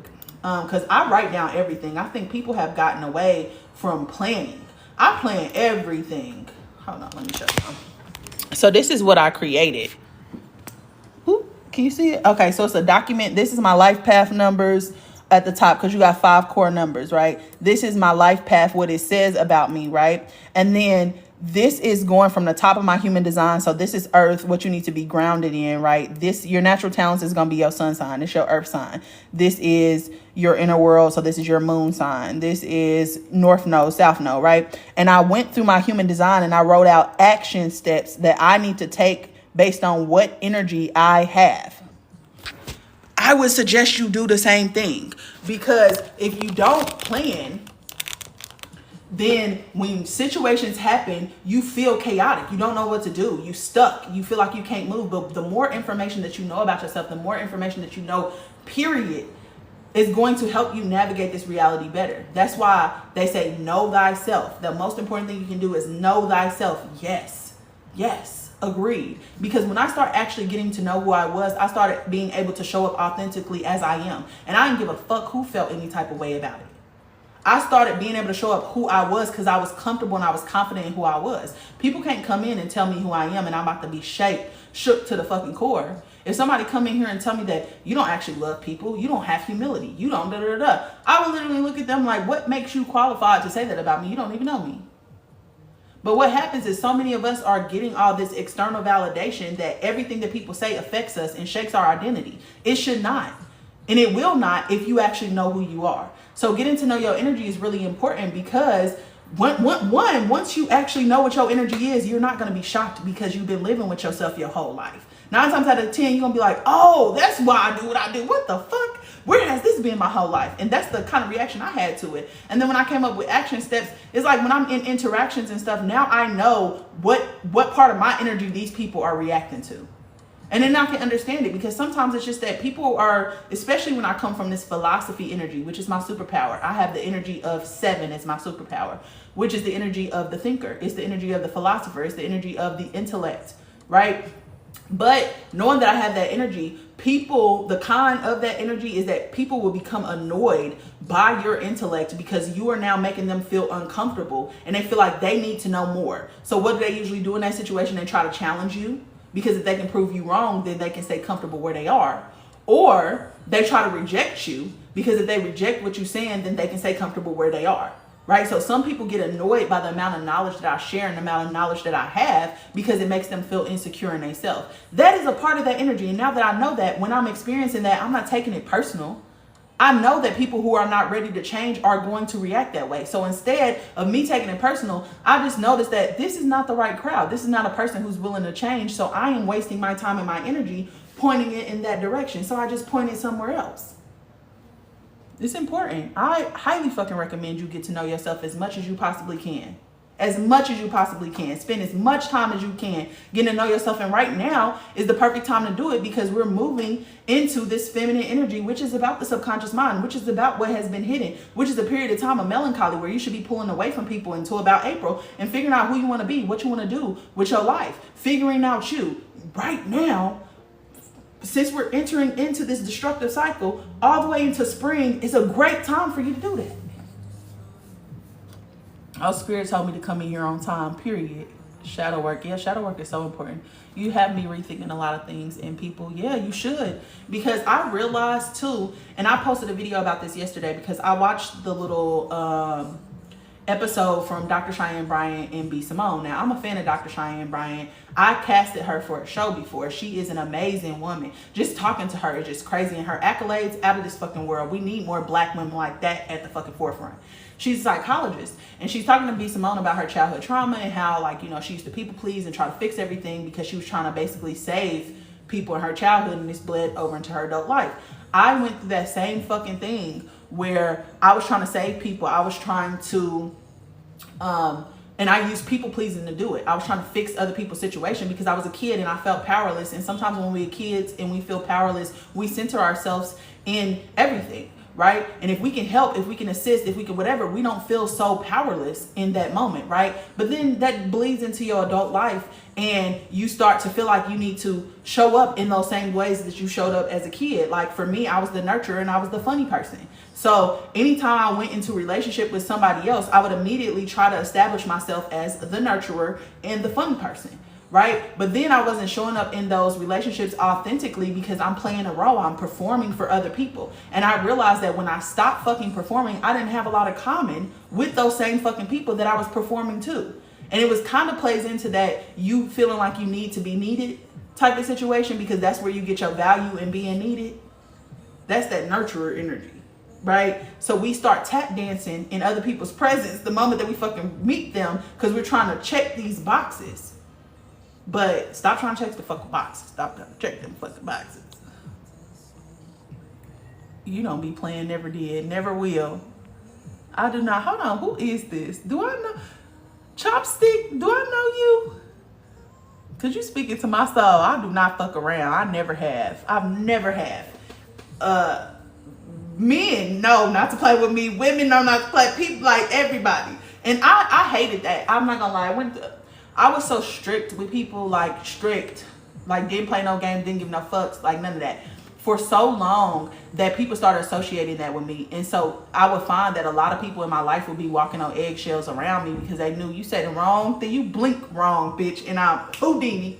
I'm out of here. Like within a snap of the fingers. And it actually sucked on the other end of that. Is that you know, like my grandma, if I say something to her, or I say check her about something, she think that I'm never coming back. And so it don't work for everybody, I'm telling you. For me, where I am, I never want to hurt people's feelings, or I never want to make people feel no type of way, which causes me to people please too. But yeah, it's a downside to cutting people off, I'm telling you, especially at the level that I was, because I did not care. I take myself on fancy dinners, book flights to beautiful islands, period. Monica, that's what I'm talking about. You should, as you should. Why are you waiting for somebody else to help you experience joy when you could just be doing it right now? Don't wait on nobody else to come into your life and change it. You could change it right now. If you want to have fun and go to an island and you ain't got no friends to go with, go to that motherfucking island. Find one of those little groups where they have like people who travel together. Like, it's so many other ways around it. You're welcome. One day I hope we can garden and have a good conversation one day. I would be down with that, Stace, girl. DM me. I'm dead ass for real though. DM me. LOL, we used to burn release letters in Baptist church. Yeah, I feel like I used to burn shit all the time, y'all. If I'm feeling overwhelmed, like it was a way for me to release it. Like I'm just gonna say what I need to say in this letter and then boom, burn it. How do you lock your mirror? Okay, this is what I do. Okay, so anything that I'm doing in the spirit has to be grounded in my heart space, meaning that I have to be experiencing love when I'm doing it, because love is my core frequency, period, point blank. I vibrate there. Okay, so if I'm going to lock my mirror, what I would do, if you have multiple mirrors in your life and you can consolidate them, meaning like you see all the mirrors, all the TVs, whatever, and then you consolidate them into one mirror. Okay, that's how I do my work, but I'm working at a higher level now. If you can't do that, do them individually, okay? But see the mirror in front of you, see whatever in front of you, and look into your own eyes. Start to feel love and push that love towards that mirror, okay? Once you cover it, for me, it's kind of like a goldish light. Once you cover that mirror with that goldish light, I see like a, you know, like in their movies, how if they about to lock you into a place and they need to lock you, they click a button and it's like one of those fucking doors that be like, clap. I have one of those come down. Because I pull a lot of my inspiration from movies. You don't got to make this shit up. You don't have to be as imaginative. You could literally pull this shit from a movie. So one of those little metal doors that come down and be like slap, and then chains. And one going across this way, one going across this way, one going down the middle. And then as I'm pushing that love, I put my hand on the door, the mirror, whatever it is, and I put filters on it. No entity, being, or practitioner can come through this door. For mirrors, I lock them forever. I lock them and I throw away the key.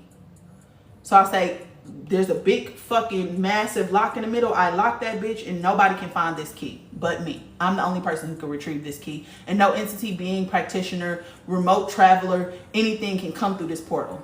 Period, point blank. It's locked and so I say it's not. Period. And then I just move on. I don't think about it again. Because I think we be talking ourselves out of our own power because we keep thinking about everything that's going wrong. Oh, maybe it's not locked. Oh, maybe it's not. No, you have to literally act as if you know exactly what the fuck you doing and that you have the power to do what you're doing. I need help getting back focused. What you mean? When I hear people say that they have trouble focusing, what I think about is that you have to have a weak masculine principle, because your masculine principle is directly tied to your ability to focus. So that means that you're probably not being an active participant in your life. You're probably a person who just kind of goes with the flows, does what society tells you to do, like that type of thing. I'm not gonna say society specific, but you're kind of moving through life without being an active participant. Maybe you just get up and you go to work and you come home and you go to sleep and you do it all again and do it all again, do it all again. When you have a weak masculine principle, you're not actually governing yourself in your life, meaning that you're not making the decisions. Things are kind of just happening to you. So What I would do is strengthen that principle. One, start paying attention to your thoughts. Do I accept? Do I reject? Start paying attention to your experiences. Do I accept? Do I reject? You have to become more aware in your environment. So awareness activities, maybe getting a mindfulness journal. And in the morning you wake up and you say 3 things that went great yesterday. And things you want to accomplish today. Like you need to work on mindfulness. I hadn't dreamed in years. As of recently, they are surreal. Yeah, my dreams are so intense right now. It's insane. I had someone tell me I travel dimensions and through time in my dreams. You probably do. Look at your hand. If you have these little marks, you travel. Even if you think you're not traveling, you travel. See, what I have realized in this new era of what me and my higher self talking me through is that we have waking and sleeping cycles, right? And that happens on a small level, but it happens on a really big level as well, okay? Which we can say our pole shifts are our waking, like us going from waking to sleeping. Like it happens on a big level, it happens on a little level. And when we actually go to sleep, sorry, you are always leaving your body. When you go to sleep, your subconscious mind becomes activated. That's why I say your dreams are about you. It is, because your subconscious mind takes the wheel. It's like you going from conscious mind, masculine energy, to you falling into your feminine energy, which is the sleeping state, okay? So when you get into that feminine energy, you got your subconscious mind and you're using your astral body, right? Because you got 12 light bodies in this body. You're using this one, okay, when you're dreaming. So you go and you dream. You are astral traveling every single time you go to sleep. Every single time that you go to sleep. Now, the difference is whether you are awake and conscious for it or you're unconscious for it. And that is the difference between how you're going to experience it. Okay? If you're conscious, you have control. If you're unconscious, you don't. Okay? Same when you pass away. If you're unconscious, meaning you're not at a high level of consciousness, when you pass away, you're going to go through that process unconscious, and you'll probably be reincarnated as if somebody who was conscious and was able to astral project themselves out of their body into a place in the astral plane.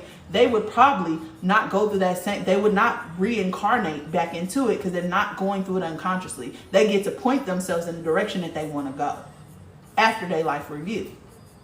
Okay? So, you probably are traveling through times and dimensions. It's just, I would work on you becoming more conscious while you're doing it. I think Lucky was a good representation of the multidimensional existence for me. Yes, I agree. I love how you explain things. Oh, thank you. I try. Are you Hispanic? No, baby, I'm not. I am a black girl. It always takes me over. But that's crazy though. I feel like my whole life people have been thinking that I was Dominican, and people, like, I went to the Dominican Republic for a week and people was literally just running up to me talking in Spanish, and I was just like, hold up, don't let the hair fool you. Okay, I am black. I do not know what you said. That person was a karmic. However, I will say she's opened up my shadow side and now I'm a better person. Yeah, some people are karmic. Some people are meant. What will happen is that whatever we feel is so heavy that it's pulling people to us, right? And if you get so fucking low, sometimes you'll get those karmic relationships. You'll get those people who come into your life and force you to be another person. The moment that you're done dealing with them, you so far away from your fucking self, so broken, so torn the fuck down that you have no other choice but to become a different person, because you can never go back to the person that you was after whatever the fuck that person did to you. Okay, so yeah, sometimes we will refuse to move. And when you refuse to let go and when you resist change, 9 times out of 10, some type of asteroid or fucking comet is gonna come barreling into your life and tear all that shit up, so you have no other fucking choice. Because life is about cycles. We're constantly cycling from this one energy to this non-energy. Okay, we're constantly moving through the numerology rules, this whole universe. We're constantly moving from 1 through 9. 1 is the beginning of the cycle, 9 is the end of the cycle. When you get to that 9 energy, 9 is associated with Pluto. Okay, that means transformation and rebirth, and you don't have no fucking choice. Pluto gonna tear all that shit up and you're gonna have to rebuild it, period, point blank. So when we start to resist change, right, and we let our lower ego, our inner child rule the fucking show, then we're going to experience more pain and suffering, because pain and suffering is the catalyst to change. Pain and suffering is literally telling you something needs to change. That's it. It's supposed to just be an indicator. You're not supposed to stay there. And the problem is you're refusing to change, so you're staying there. Wait, why do we cry in the mirror? Because you have to look at yourself. You know that they say that this is the seat to your soul. Looking people dead in their eyes. Yeah, when you look yourself dead in your eyes, you are talking directly to your soul. And a lot of times, because I do energy work, when people have internal attachments, meaning demonic attachments, you can always see it through the eyes. Because when you're looking at them dead in their eyes, something will go like this. And then you're just like, oh, something's there that's not supposed to be there. Right? Looking you in your eyes is the best way for you to, one, come into community with yourself. Recognize what you're feeling. Because your soul is your emotions. If you're overwhelmed with all these emotions, of course you're going to cry, because you've been repressing a lot of emotion. Release it and be free. I heard that. Who said that, Mel? Release it and be free. I no longer want to be in a relationship I'm in now. How do I remove myself from the situation? You just do it. You just do it. I think so many times we overthink everything, and we think that there's a right way to do it. There's a wrong way to do it. No, you do it for whatever you feel like is the safest way for you to do it. Okay. If that requires you to leave that person and not do it over text message, do it over whatever, so that you can feel safe, do it that way. But only you are going to know exactly how to do it, because only you are experiencing a situation. Use your intuition whenever you leaving a situation, because you know better than anybody what's happening in that situation and how safe it is for you to maneuver this way versus this way, and vice versa, right? Whatever it is, though, do it right now. Don't put it off to later. Don't try to center them in your pain, because if you're experiencing pain, sometimes we try to center that person. Well, I just want to do it in a way that doesn't hurt them. Who gives a fuck? They hurting you right now. They're hurting you right now. So you have to literally just do it. Do it. Leave. Start. Actually, if you live with that person, say, you know what? I want to leave this situation. Where am I going? That's the first step. Where am I about to go? Okay. The next step could be you sending some movers to the house to pick up your shit. It don't even have to be you. So whatever it is, the moment that you feel like it's time for a change, do it. Even if you're scared, do it. Because only you allow yourself to lead yourself too, because you know exactly how to do it. I'm not going to be able to tell you how to do it. You know how to do it. And that's the thing when I say that people have the weak masculine principle, is that we have externalized everything to where we're always looking for answers outside of ourselves. No, baby, that's your experiences. You know exactly what to do. You just afraid to do it. And that's what keeps you stuck there, is the fear of what's going to happen, the fallout, the outcome. Don't worry about the outcome. The outcome is none of your business. What happens to that person after you leave is none of your fucking business. They have not been taking care of you and providing or giving you whatever it is that you need. Stop trying to give them what they need. They don't care about you being comfortable. They only care about them being comfortable. So of course it's going to pull you back into that cycle, because you're still trying to make them comfortable. Stop trying to make them comfortable and leave, because you know you want to. The longer you stay there, the more pain you're going to experience. I promise you that. As a person who stayed in a situation that I was not supposed to stay in for so fucking long, I am speaking from experience. I'm speaking from experience. I was so broken down that I didn't even know who the fuck I was. I was sleeping with a bottle of alcohol beside my bed. Salsa to be exact, which bitch is diabolical. It's diabolical. But I've been there. I felt the feelings. Feel what you feel, but get yourself out of there immediately, because you cannot heal in the same environment that hurt you, and you cannot heal a wound that you keep touching. Period, point blank. Hi, Juicy. Hi, friend. I love you. Yep, journaling is good too. I think, in this society, they teach us so much to repress our emotions, but our emotions are meant to tell us, do we like this? Do we not like this? Right? They don't tell us that our emotions are separate from us, right? So then we get to thinking that we put ourselves in a state of being that we're not supposed to be in. And what I mean by that, instead of saying like, I'm feeling sad, we say I'm sad. So now you moving your overall frequency into sadness, when you were just meant to feel sad for a period of time. That's temporary. So I think there has to be a separation between you and your feelings. There has to be a separation between you and your mind, because you are the observer. You're not the thing. Separation between you and your body. because you are the consciousness that exists inside the body. You are not the body. The body has its own intelligence. You are not the mind. The mind has its own intelligence. You are not emotions. Emotions, or the soul, has its own intelligence. You are the medium. You are the medium in between the spiritual world and the physical world, the non-physical and the physical. And you're just taking in all this information, observing it, and using what you need. Using it to help guide you. But so many of us think that we're the thing, and that's the problem. You are everything all at once, and you're just picking what suits your life. That was a word. Woohoo! Anyways, how do I heal or re-regulate my root chakra? Your root chakra is about safety, baby. So that means that you probably are a person who has never felt safe. You probably didn't have your financial, emotional, mental, physical, psychological needs met as a kid. But what happens is that we create this identity when we're a kid, and we think that's who we have to be. We cannot steer away from that.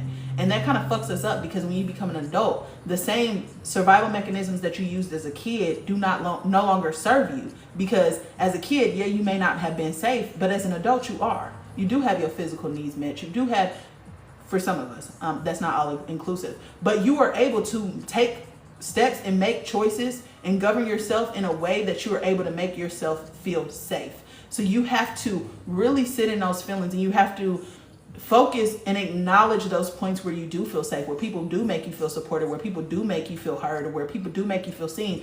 And if you don't have any instances like that, you need to get a new friend group. You need to get a whole new everything. Do a makeover on your life and get people who do make you feel safe, who do make you feel seen, who do make you feel like they got your back. Because you need to be experiencing that in order for you to heal that root chakra. The root chakra is your foundation. It's your connection to earth. Okay. You can also go outside and ground yourself, put your feet in the grass, or sit in the grass in a meditative position and literally imagine a root coming up from the ground. When I see this, it kind of looks like plasma. It's like a whitish, shimmery, glowy energy, and I imagine it coming from the roots underneath the ground up through my root chakra and filling it with energy. And I just do that every single day. Root chakra is also dancing. Dancing is really, really good for the root chakra. Okay, anything that has to do with grounding, any type of drums, anything like that, root chakra. But you have to realize that now that you're an adult, you have a choice. So you get to choose whether or not you feel safe or you don't. As a kid, maybe you didn't. Why? Because you was powerless and you didn't have any control. But you are powerful now, and you do have control now. So you just have to reprogram your brain and your body to align with how you feel. So that means being hyper aware of the thoughts that you're having and the emotions that you're feeling, so that you can critique them, so that you can say, yep, this aligns, this doesn't align. Get rid of that, bring this in, right? It all comes back to awareness. How do you take people with you? Is that dangerous? No, I just can project into your mind what I'm seeing. Or sometimes your guides do it. I do not know how to meditate properly. It's a process. How do you meditate properly? There's no real way, because again, like I said, everything is kind of subjective to your experience, right? So for me, I did, for about 2 weeks, I set a timer for 5 minutes. I put on some type of air conditioning that I can focus on, and then I just try to clear my mind for 2 weeks, because sometimes nothing can come in if it's bogged down with all of this energy, right? So you got to clear this out, expand your consciousness so you can make more room, make more space. So yeah, for that 5 minutes, I would just sit in meditation and let whatever come up for that 5 minutes, dismiss it when I realize that I'm staying stuck on something. And then after the 5 minutes, I journal about it, because those are the things that are stuck in your mind.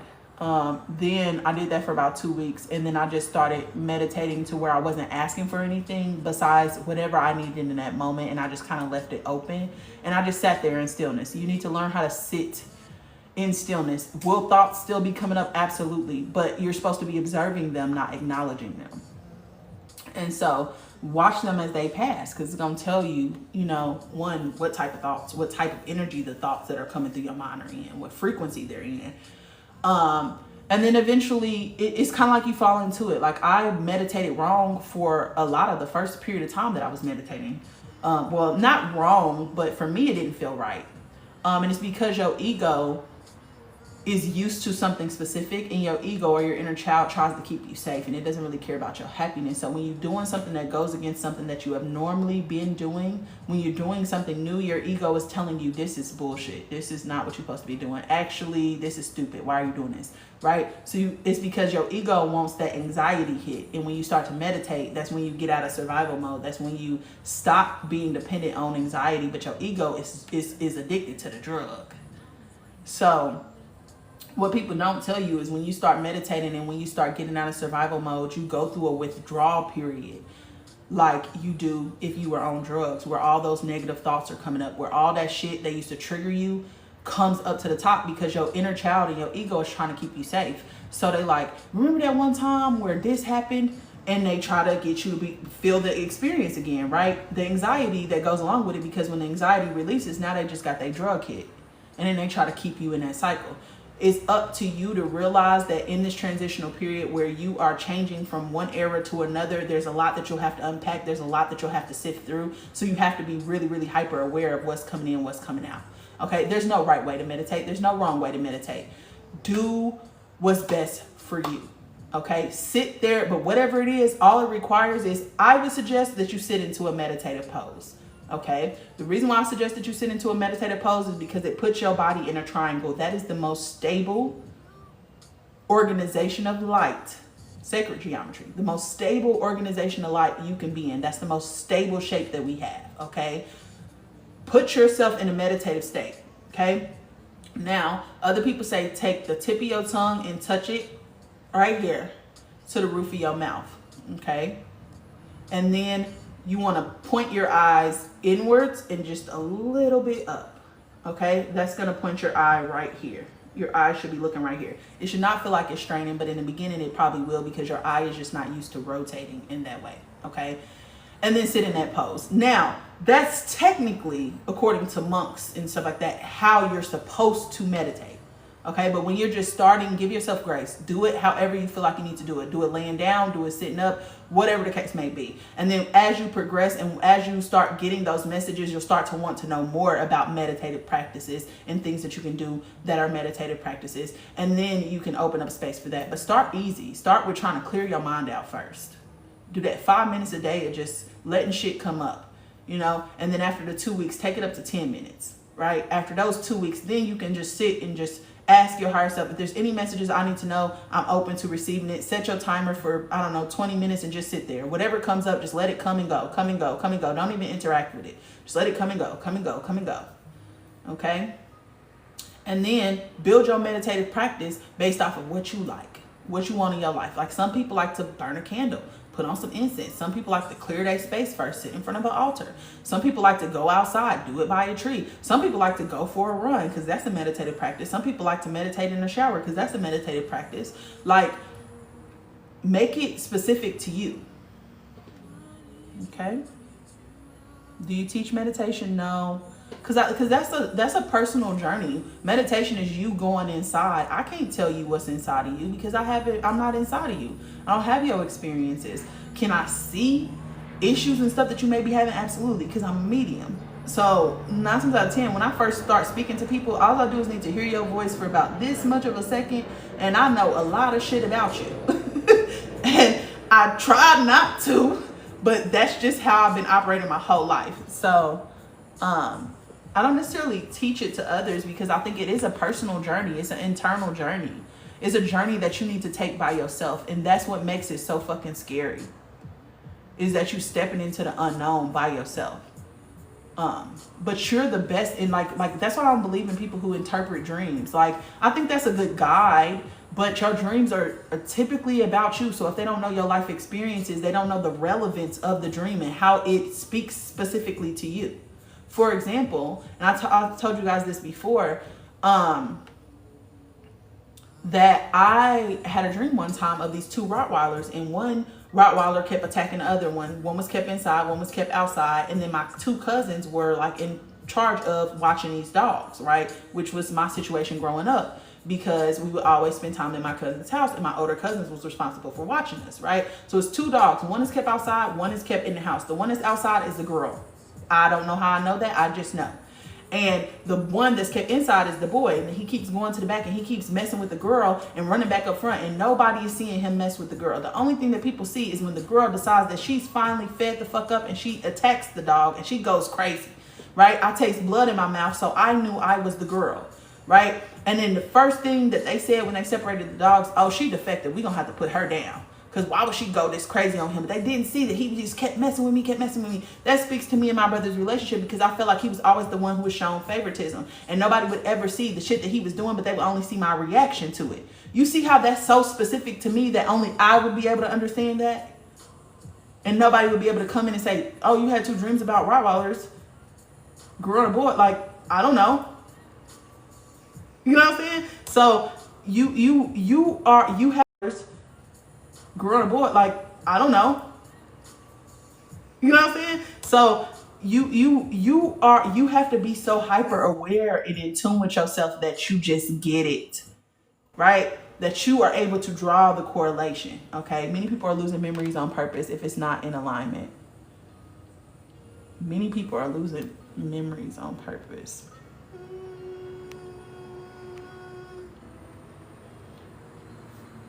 Okay, sorry, I'm trying to, just saw your video about the cat seeing the spirits on my For You page and saw you were live. Yes, cats can see actually into, I think they can see 5 different dimensional levels, if I'm not mistaken. So they can, it's not only just this dimension in the astral plane. They're able to see to very, very high levels. And they used to be, according to the Egyptians, like the gatekeepers of the spiritual world. So that's why they always had cats around them, and they actually treated cats as royalty because they felt like cats were highly intelligent spiritual beings. And when I look at cats and dogs, the way that I see it is like dogs are trying to get you to get back into that childlike spirit, right? That creative energy. Dogs feel like they're here for that, for me. Because I don't think that dogs can see to the same level that cats can see. However, I look at dogs as being like trying to get you back in touch with that inner child, whereas cats are highly fucking intelligent, highly intuitive. Cats are meant to help you to step into your intuition and trust your intuition. Because if you look at if you give a dog food, a dog is gonna eat it. It don't matter what the fuck it is. But a cat's gonna come up and be like, "What the fuck is this?" No, you know, cats are meant to teach you to honor your worth. I feel like. 3-5 manifestor. Okay. How much is human design? How to contact you? If y'all want a human design reading, y'all can just email me. My email is Taja Moore, so TAJAMOORE 16 @gmail. Just send me an email and I can talk to y'all about human design. You know what? I get so many people who write me about the 4 agreements and I still have not read it. And I had made a video like over a year ago. It was like March of 2023. And the comment that I kept on getting, this is what they talk about in the 4 agreements. This is what they talk about in the 4 agreements. And I still have not read it to this day. How did you find out your number? So your life path number is by you adding all the numbers up in your date of birth as separate numbers, okay? And then your birthday number, which is your tool that you'll use to navigate this lifetime, is just you adding up the day that you was born. So if you was born on the 21st, it would be 3. If you're born on the 16th, it would be 7. If you were born on the 14th, it'll be 5, right? Your expression number is you looking up numerology chart, right? You can literally just Google a numerology chart and it'll tell you what letters go with what numbers. And your expression number is going to be all the letters in your full name. Your personality number is going to be all of the consonants. And then your heart's desire number is going to be all of the vowels. Life path is going to tell you why you're here, what energy you typically embody all the time. The birthday or superpower number is going to tell you what tool you use to navigate this environment. The expression number is going to tell you how you express yourself. The personality number is going to tell you what your personality energy usually is. And then your heart's desire is going to tell you what you actually want in this environment.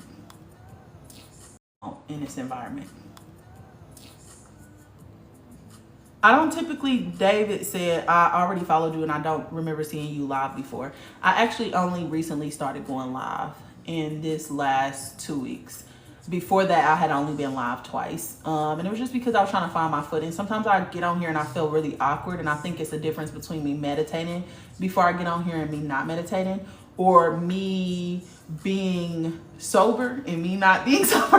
Because I think that really, you know, when you garden, you are entering the spiritual realm. So if you have not dealt with some of the self-conscious shit that you be going through, that shit's going to come to the top. So why do people call this period the destructive cycle? It's because everything is dying during this period, okay? So the reproductive cycle is from April, which is spring, through summer. So is it September, October? End of October.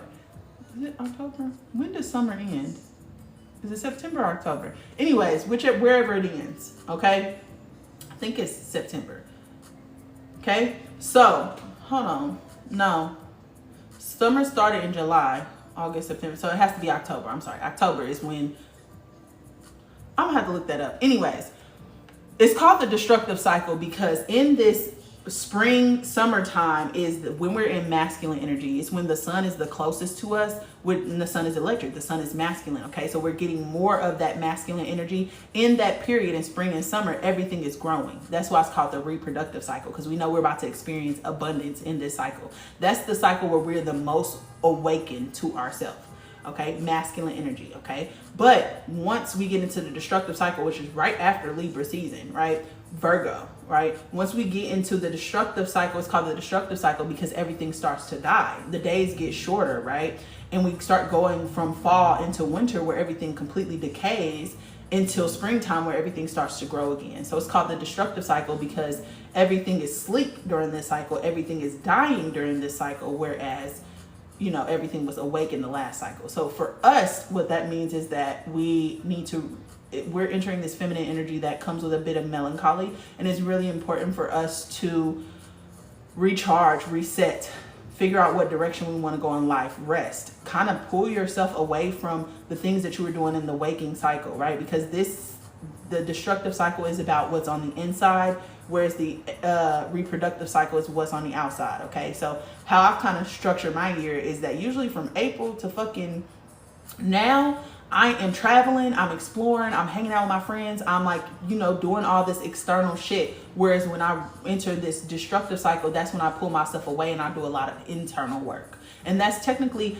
how everything should be structured. And this happens on a smaller scale too with our day, right? So from 6 a.m. to 6 p.m., that is the awakening cycle. That's the masculine cycle. That's the reproductive cycle. And that's typically why we work those hours, right? Because that's when you're the most awake, okay?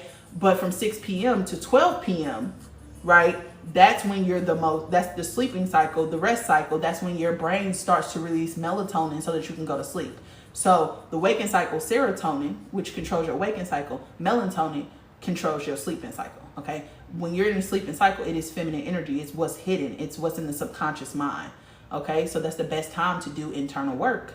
But it's also the best time of the year to do internal work. So you just got to know the cycles in order for you to organize your life around it. Because a lot of our life is organized around the cycles that happen in nature.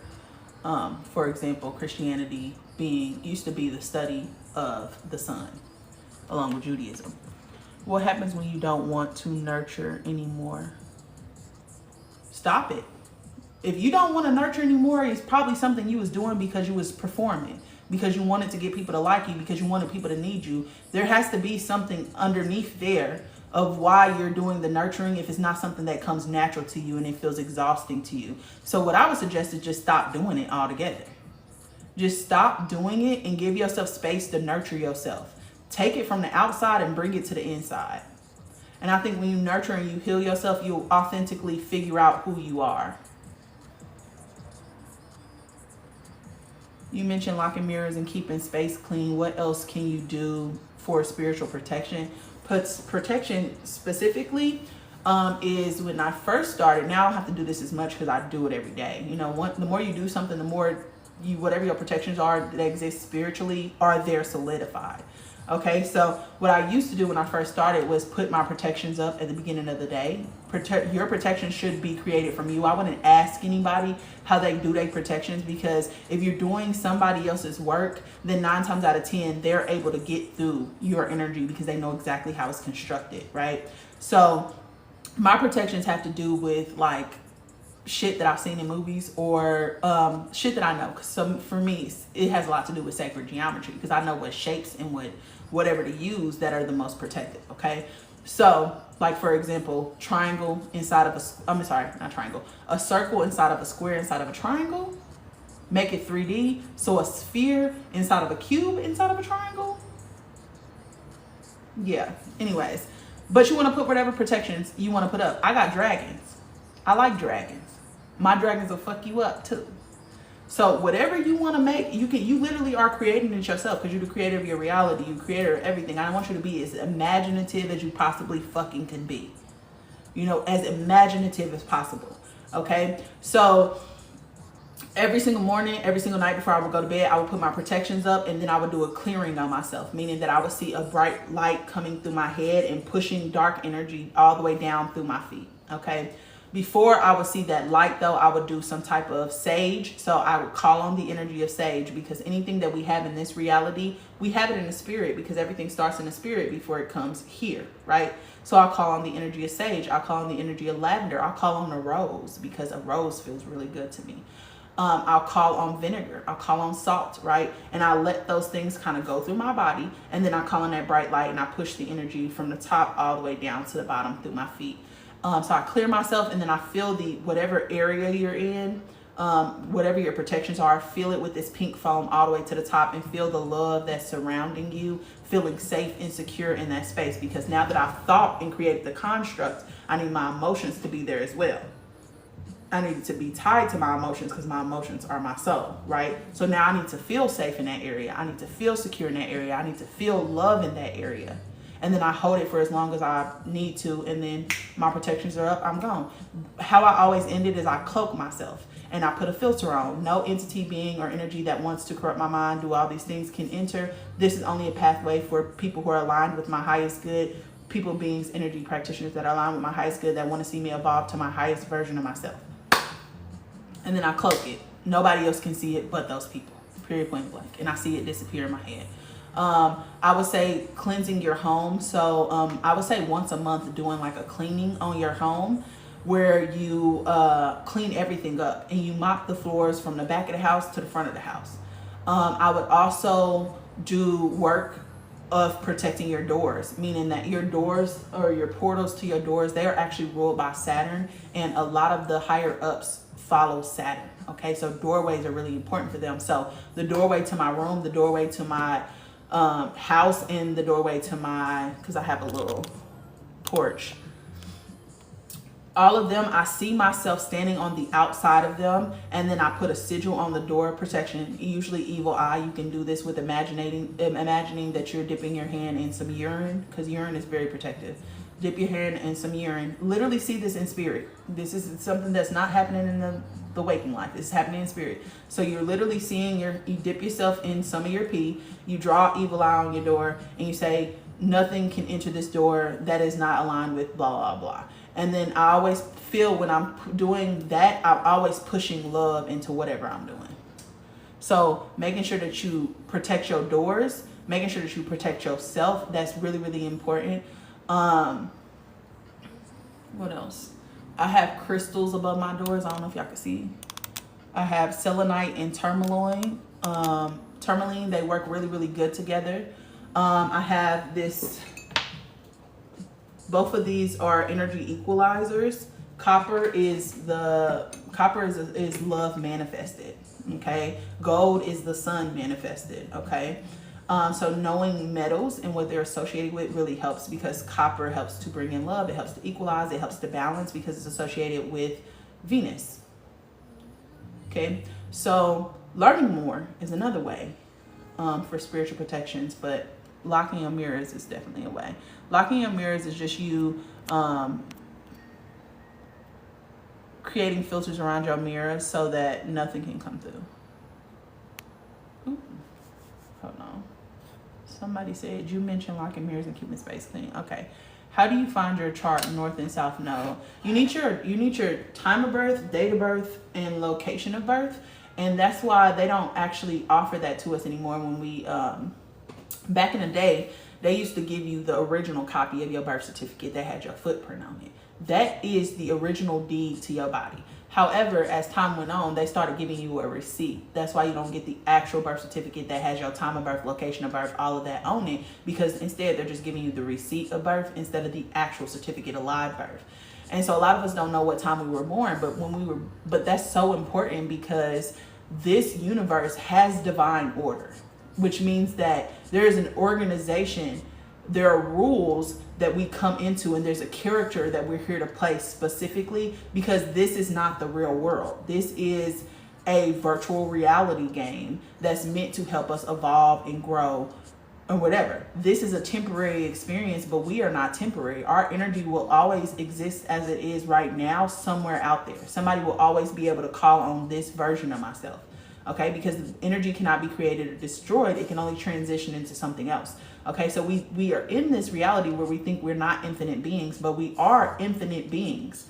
Okay, we're just having a temporary experience. So it's just like any other video game. When you first open up the game, what do you have to do? You have to pick your character, and there are specific things that are attributes or characteristics or things that this person is good at, their strengths and their weaknesses of that character. Your character can be found through your birth chart. It can be found through human design. It can be found through your life path numerology, the life path number.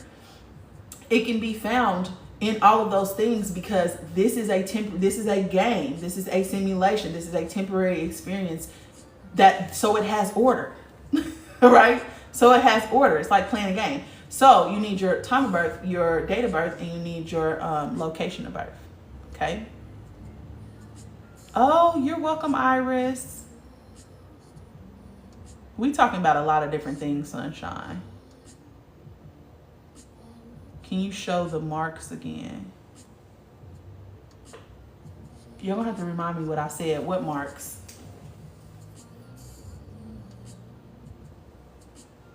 Oh, okay. You're talking about the traveling. Okay, so you see these little tiny lines right here? If you have a bunch of these little tiny lines, chances are you can astral project. I heard what you said, but didn't see your hand. Okay. Sorry, y'all. What's going on when you wake up 3 or more times during the night? There's a lot of things. A lot of people will subconsciously wake up during the witching hour, which is between like 2 and 5. That's when the veil is thinnest between this world and the spiritual world. So some of you are just picking up on the energy around you and jumping back into your body. So it's kind of like a fear response, almost. Like you jump back into your body trying to figure out what's going on, whatever.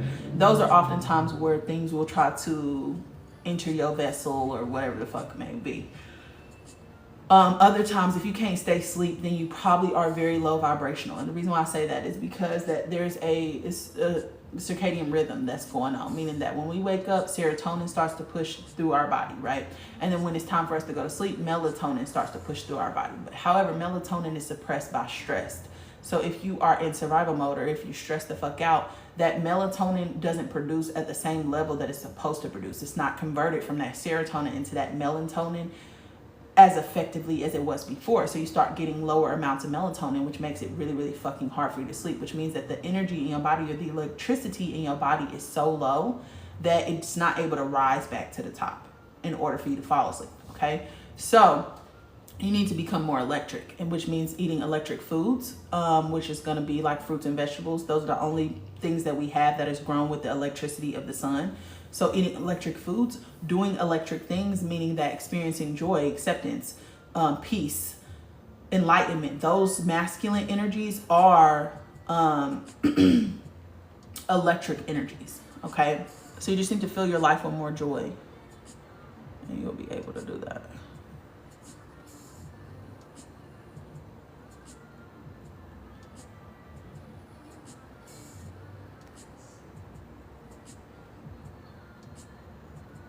Yeah, so Joy asked a life review.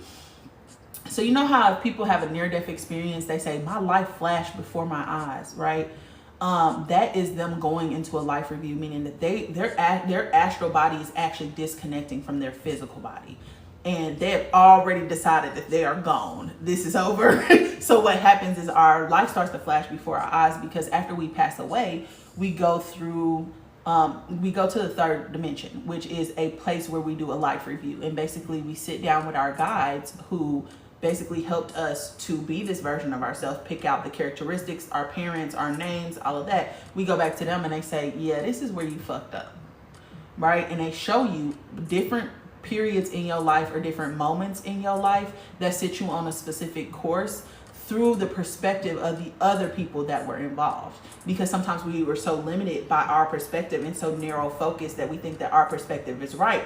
But in the life review, you get to see it from everybody's perspective, and you get to feel what they feel. You get to experience it as if you were that other person. And in that life review, you basically are told like what the actual nature of this reality is and what you were supposed to learn. And you are kind of like evaluated on, you know, what if you reached your goal or if you didn't reach your goal, right? And then it's decided whether or not you're going to reincarnate and try it again, which most of us will, excuse me, or some of us ascend to higher levels if we've, you know, ascended out of that reality. Some of us ascend to higher levels and we become teachers ourselves to people who are earthside, or we could go to other dimensions, other realities. I woke up while being lowered back down, but couldn't move until it was done. Yeah. So what happens when you have, when you're astral projecting, or even when you have like night terrors, when you wake up where you feel like you can't move your body and your body is paralyzed, is because your conscious mind, which scientifically they can't not explain this, but your conscious mind leaves your body at some point when you fall asleep. And so when you wake up, what's actually happening is your astral body, you become conscious of your astral body, right? But your astral body is not powered by your conscious mind, it's powered by your subconscious mind. Remember, because I said your subconscious mind, what's unknown is what you're going into when you go into the sleep cycle. So you shifting from your physical consciousness to your subconscious, right? And your astral body is powered by your subconscious mind. So you're trying to move your reality with your conscious mind when it's supposed to be moved with your subconscious mind. So a lot of times when people wake up with night terrors or whatever, and they feel like they can't move, it's because you're trying to move with your conscious mind, but your subconscious mind is who's actually in control at that time. How do you consciously travel in your dreams? Is okay. So when you go to sleep, don't go to sleep like you normally go to sleep. Go into a meditative state until you drift, until your body falls asleep. And you'll know that your body falls asleep because it feels like you're falling. Okay. When you feel that feeling of falling, it's actually your muscular system relaxing. That's why it feels like you're falling, because everything is relaxing at one time, right? And for me, I hear this whooshing sound that's like, whoa, whoa, whoa, whoa, whoa, whoa, whoa. And then I start to feel myself flip backwards. Don't know why, I don't know how to explain it, but then I'm in full control, because now when I hear that whooshing sound, I immediately try to point myself in a direction. So I would say, I want to talk to my higher self. I want to talk to my astral guides. I want to talk to whatever. And I point myself in that moment so that I go to a specific place. Because when you're in that place where your body is asleep and your mind is up, it's your subconscious mind. So all you do is got to think the thought and you there. It's like being on shrooms. You think that a flower is there and then boom, a fucking flower pops up. It's like this is the only reality where time plays a factor. Every place else, you think a thought and it happens immediately as you think it. I agree. I've been this way for 57 years. Maybe you were Dominican in another life. Maybe. I agree. I've walked in other realms back in 2020. Okay, great job. Okay. Everyone asks if I'm Greek. You might have been. Can you do the eye trick again? Oh, it wasn't an eye trick. I was just saying, like, when you look yourself directly in your eyes, for people who have sight, we can see who has attachments on the inside. Can you really explain meditation and grounding and what that looks like? I just did, babe. I'll try to post a clip of I'll try to post the clip from this live later on so you guys can see it. Astral travel, can you get lost while doing that? No. So, I mean, I'm going to tell y'all the truth about this. Yes and no. And the reason why I'm saying yes and no is because there's a silver cord that's attached to the back of your head, right? Your astral body that connects you to this body, okay? That's why sometimes when people are waking up in the middle of them coming back to their body or whatever, they'll feel like a thumping in the back of their head. And it's because that's where the cord is attached, right? And the silver cord, how thick this cord is depends on how connected you are with yourself. Okay, so if you are experiencing joy and all these electric emotions, that cord is gonna be super fucking thick, hard to disconnect you from, right? However, if you're low vibrational, that cord is gonna be really thin. So the reason why I'm saying yes or no is that those of us who are highly aware, highly conscious in our body and are you know, experiencing joy a lot, creating those electrical emotions a lot in our body, our cord is gonna be thicker. So for us, no, because you literally have a thick cord that's connecting you back to your body. For other people, sometimes people who die in their sleep and stuff, is because their cord was able to be cut in their sleep, or they're able to be disconnected from this cord. That can happen from other beings. That can happen from your cord connection, just being your connection to yourself, just being so fucking weak that it's able to be popped, cracked, whatever. So the answer to that is yes and no. Lost, not so much, because your astral body is connected to your physical body. But you can die in the astral realm if your cord is not thick enough. And I don't say that to scare anybody. I say that to be honest about this shit, because people don't be wanting to tell the whole fucking truth. They think that this is all shits and giggles. That's why I say do your shadow work first before you do any of this. Before you astral project, lucid dream. Lucid dreaming is different because you're having a dream and you're becoming aware in your dream.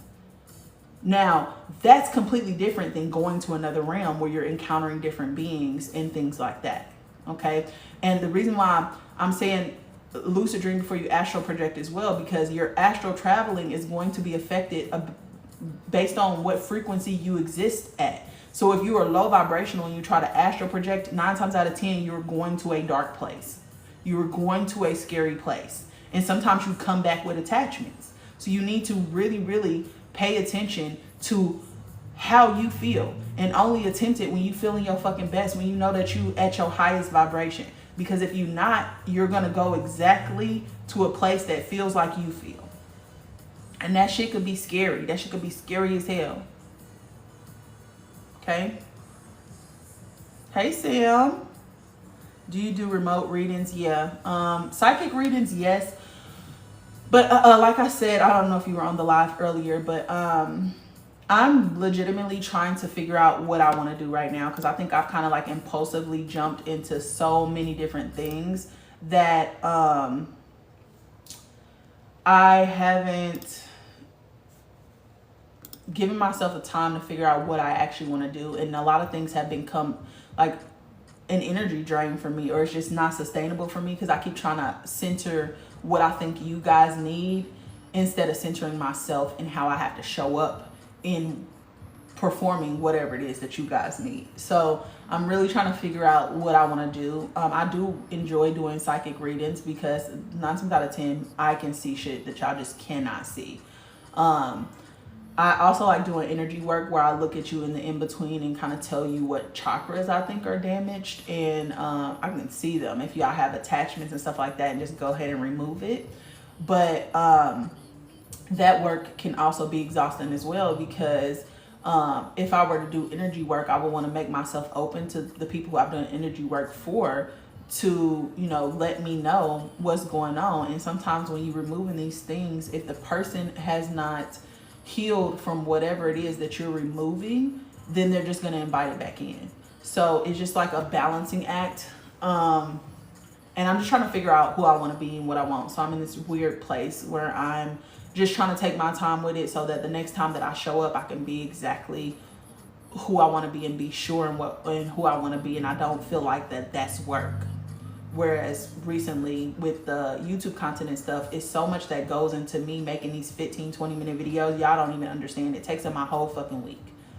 And I've been working on the weekends. I've been doing all this stuff, but it's just not sustainable for me. And I prefer to go back to where I was just learning stuff and just coming to tell y'all about it, doing live so I can interact with y'all instead of performing, right? I want to do lives and maybe do readings on lives because I also want to offer free services because I battle with like what price point I'm going to set things at because I do want it to be affordable for people, you know? So it's like a situation where I would like to do live readings and stuff like that. So it's just like me trying to figure out how that looks for me right now. So yes, I do psychic readings, but I took it off my site because I'm just in this place where I'm just trying to figure out who I want to be.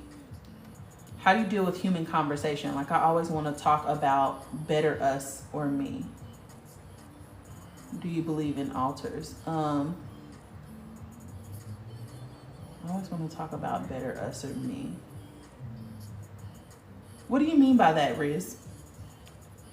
In altars, yes, because it's not really the altar itself, it's the concept of the altar, right? The reason why I believe in altars is because when you are meditating in one spot and one spot only, you create this energy in that space. And then eventually it becomes really easy for you to sit in that energy and meditate because you create this massive amount of energy, you know, because you're constantly meditating and doing your work in that specific space for where it becomes easier for you to do it in that space. So the reason why I like the concept of an altar is because if you're constantly doing your work in that space, eventually that space is going to be directly aligned with whatever it is that you're trying to do.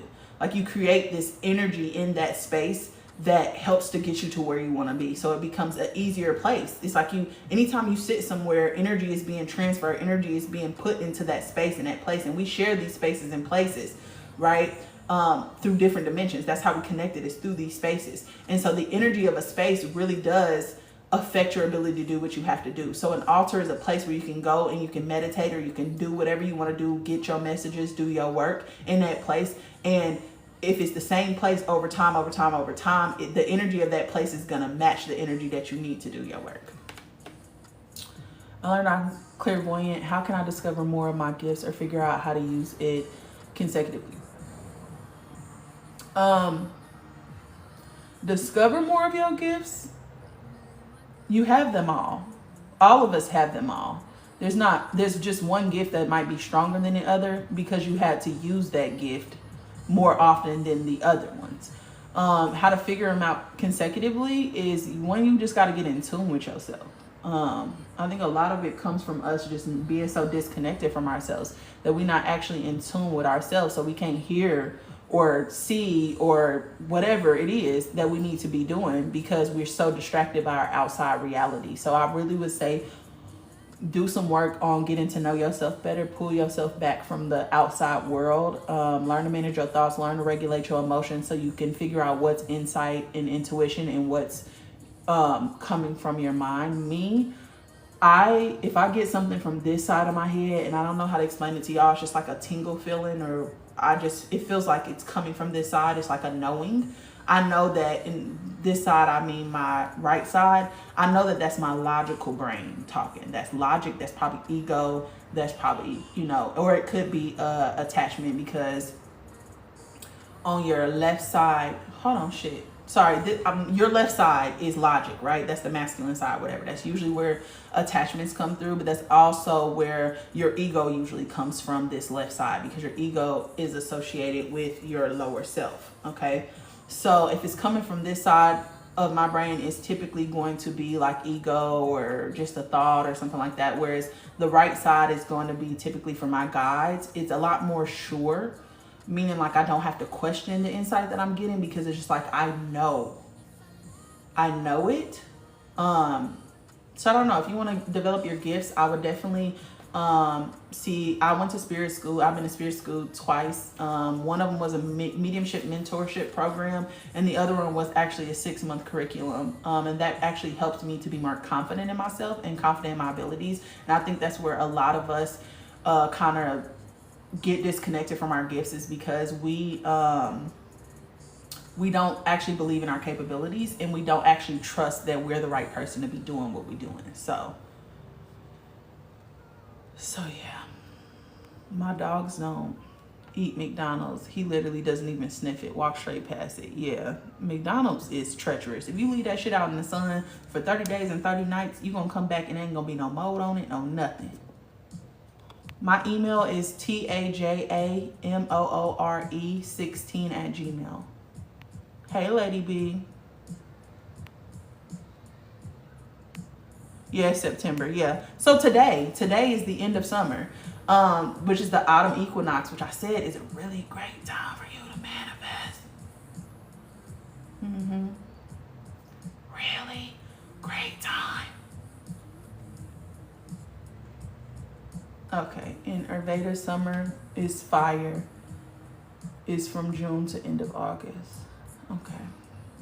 I really want to express my gratitude to you. I appreciate all your teachers, honestly. Oh, thank you, Stony. Why does the fall affect some of us more than the others? Because some of us are more feminine energy than the others.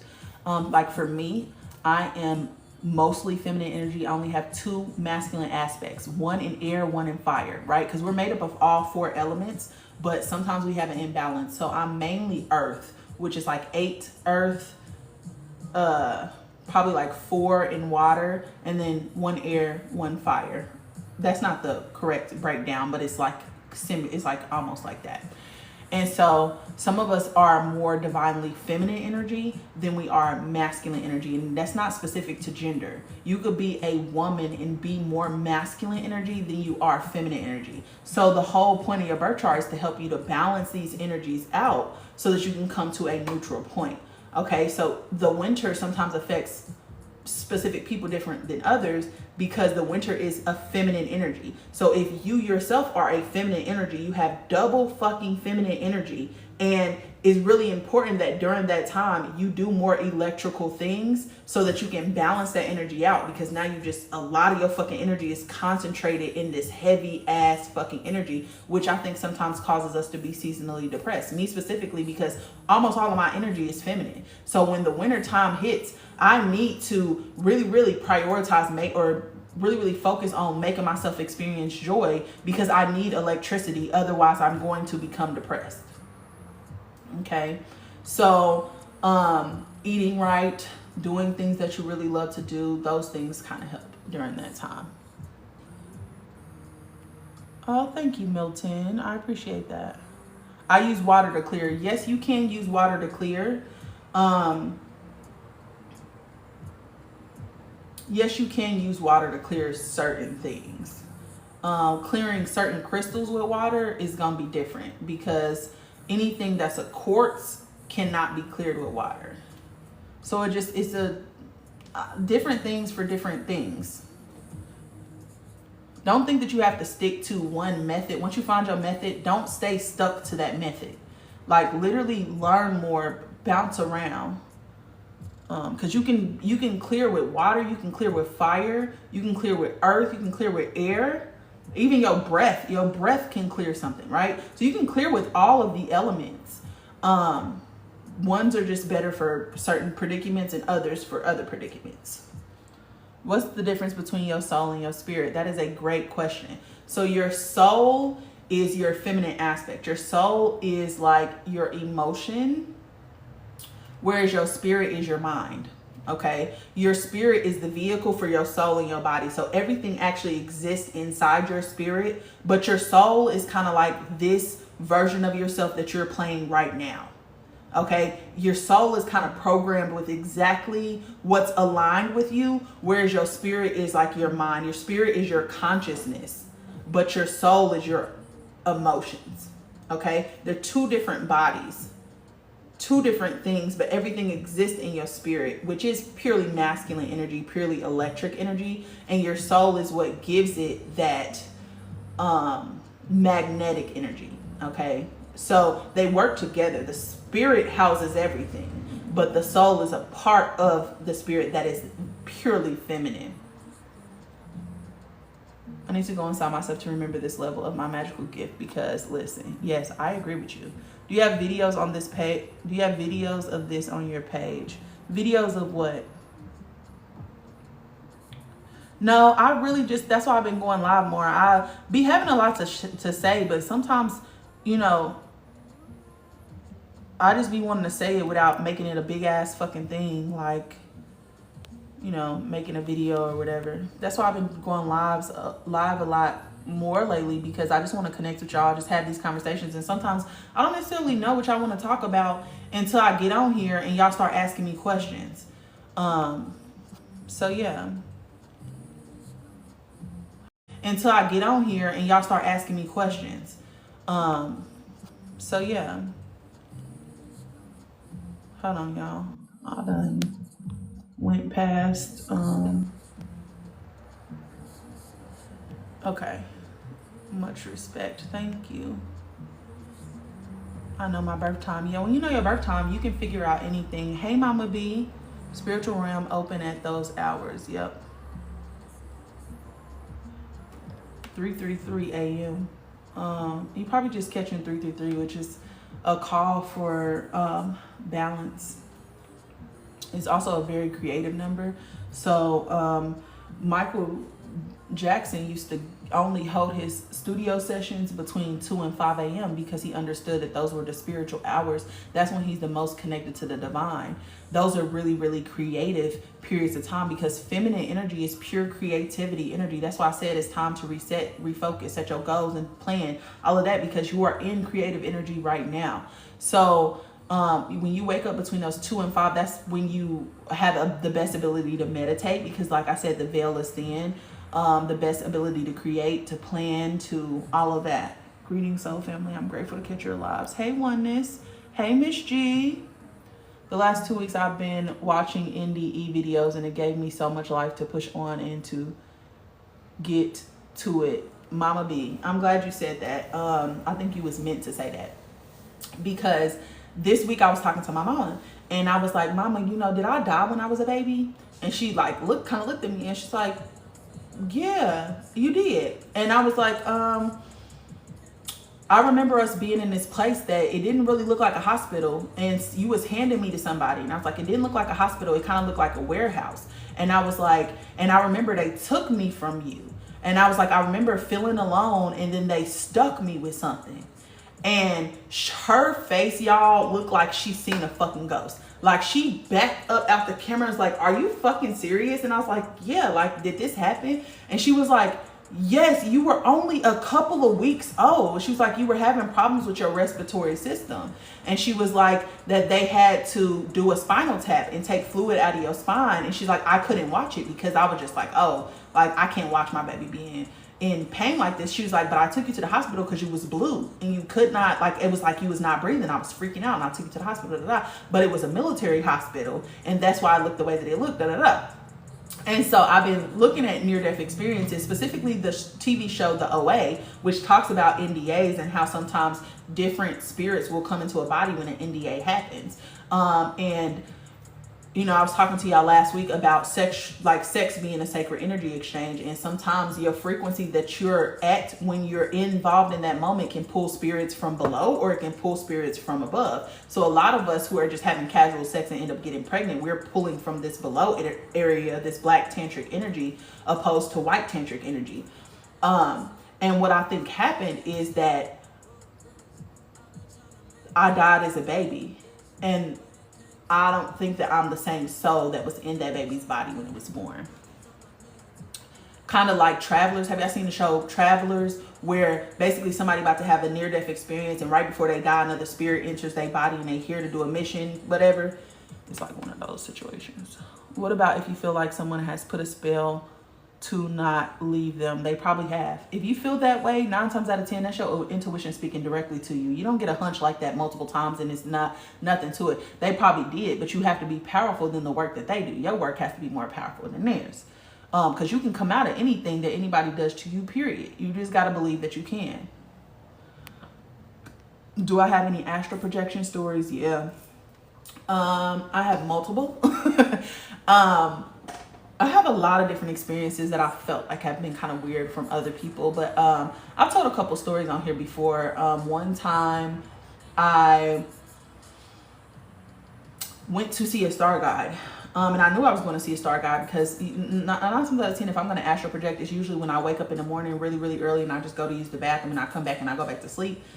I enter into like this lucid stage or whatever.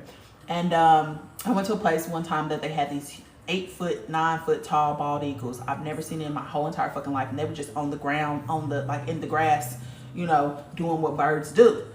And I thought about it. I was like, oh my gosh, that's a big eagle. And next thing you know, it was like right up on me. It was like right at the fucking window. I was talking to who my star guide is. And apparently she told me I have 2 of them. She was telling me that she had been around me for a while. She did speak to me in a light language. And I repeated her. Wherever it is, their tongues are definitely shorter than ours because they kept talking about how long my tongue is. And that really was awakening to me because I feel like I tripped over words my entire fucking life, and it's probably because I came from a place where the tongues are not as long as they are here. So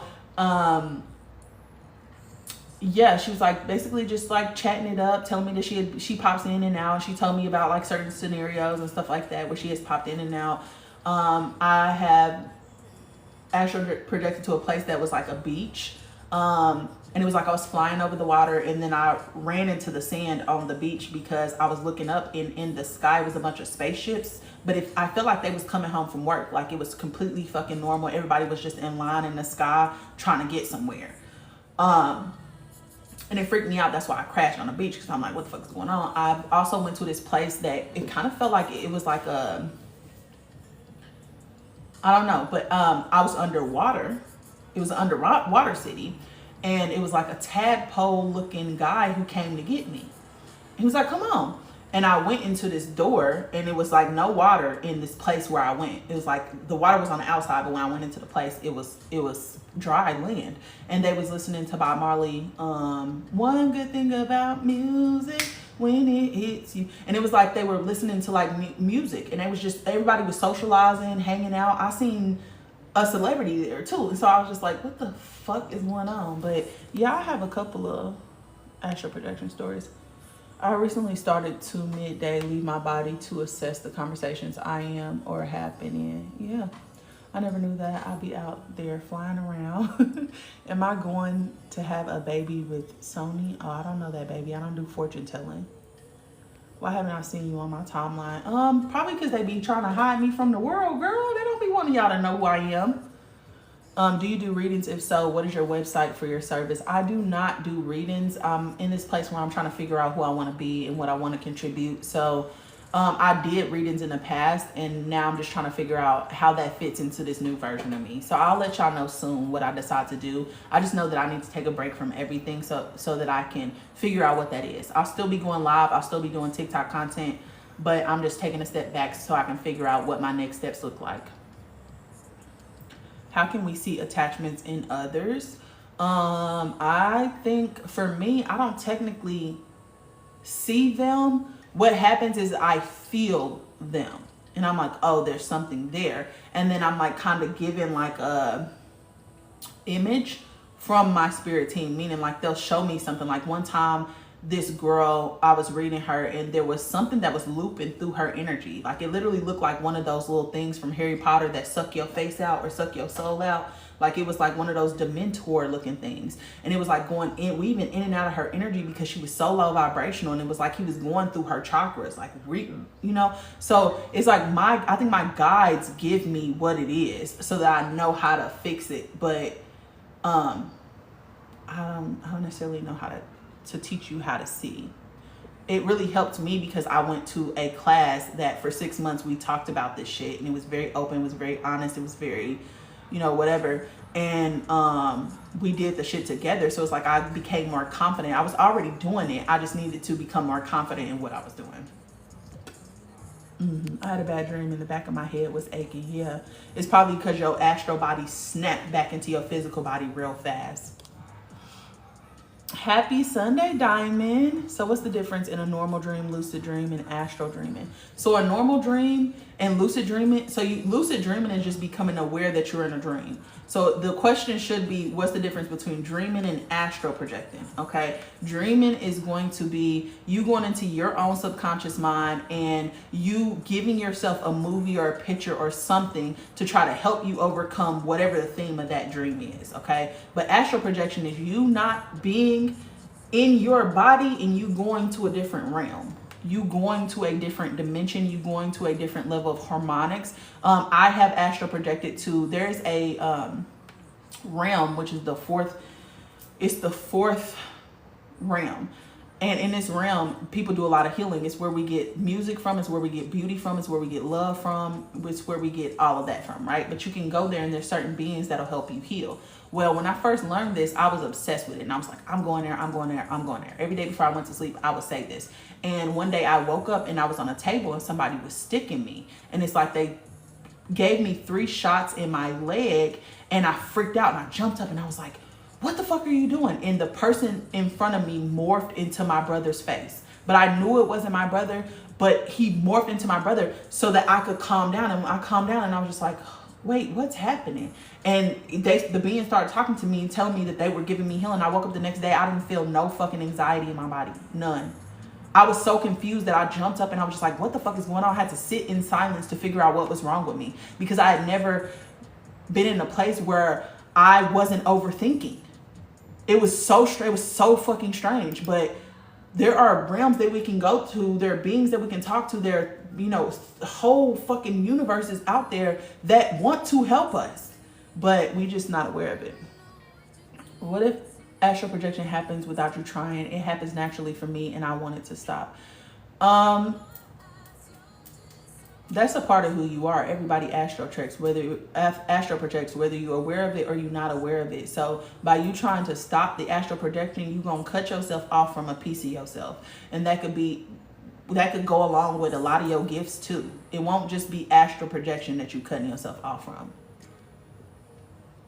You're welcome, Belle. I'm so proud of you. Thank you, Miss G. Those are some beautiful gifts. I hope you can find the best balance for yourself to share them. Oh, thank you. I appreciate that. Thank you. Thank you, Signing Circus. Coach Misty, you should get in her business class. She's a great marketer. Okay. Do you teach somewhere? I'm ready to be in your class. No, I don't teach anywhere. But I keep getting people writing me, asking me about mentorship. So I'm really trying to figure that out because I do have a spiritual community. And to be honest, I haven't been active in that community in a while. And now I'm just starting to get back into that. And I think I just need to change it. I want it to be more people focused in real life applications than me trying to teach all these things from a learning perspective. I think not everybody learns from a curriculum. Not everybody learns that way. And I think it'll be way more useful for us to get in the motherfucking field. So yeah. How do you feel about ancestors that are spirits? That's a good question, Joy. So, I've said this before, and people think that when people die, they automatically become godlike. They become angels. They whatever. That's a motherfucking lie. I'm sorry. When you pass away, you're exactly who the fuck you was when you passed away. The energy is just transitioning into another format. Okay, but it's still the same energy. So that version of them still exists. So when you are talking about ancestor veneration, I wouldn't call on an ancestor that you don't know personally or you have not heard stories for, because you could be calling on an ancestor who is not for your highest good. So I think we just have to be very careful in calling on spirits in general that are kind of outside of ourselves, just because not all of them are meant to help us. Like if you've ever seen the show Avatar: The Last Airbender, the little live version that they had, when there's two things that happen. Like one of the instances, he sees his old teacher and he's trying to talk to them in the spiritual world, but he had something else to do. And he was like, I'll come back. And then when he came back, the teacher wasn't there. We have this arrogant assumption that our ancestors are supposed to answer to us, are going to just come because we say that they're going to come, or we make them offerings or whatever like that, when we don't necessarily know where they are in their life path. Yes, that may be true, but it also opens us up for a trickster spirit to come through. right? Because if your ancestor has ascended to a higher realm, they don't care about what's going on earth. So 9 times out of 10, they're not going to lower their vibration as much as they need to lower their vibration to come and meet you. So it's not always your ancestor that you're talking to. But then the other part of this is going to be some of those ancestors will try to make you codependent on them. And once they can gain your trust, then they start feeding you, like basically living vicariously through you. So just be careful, because, you know, some people's ancestors are not about the right, especially if you're a mixed race. If you're a mixed race, baby, you don't know which ancestors you're talking to. And some of them may actually fucking hate you. So be careful. Can you recommend a spirit school? Spirit school, I talked about this. I went to Natalie Marconi's. Her name on here is Divine Mother. But her name is Natalie, NATALIE_MARCONI. She has, I think, a couple of TikToks, but the main one is about 360 something thousand followers. If you click the link in her bio, she has a spirit class, but I think they started September 5th, and it's a 6-month course. I think she might still be letting people in, but I'm not 100% sure.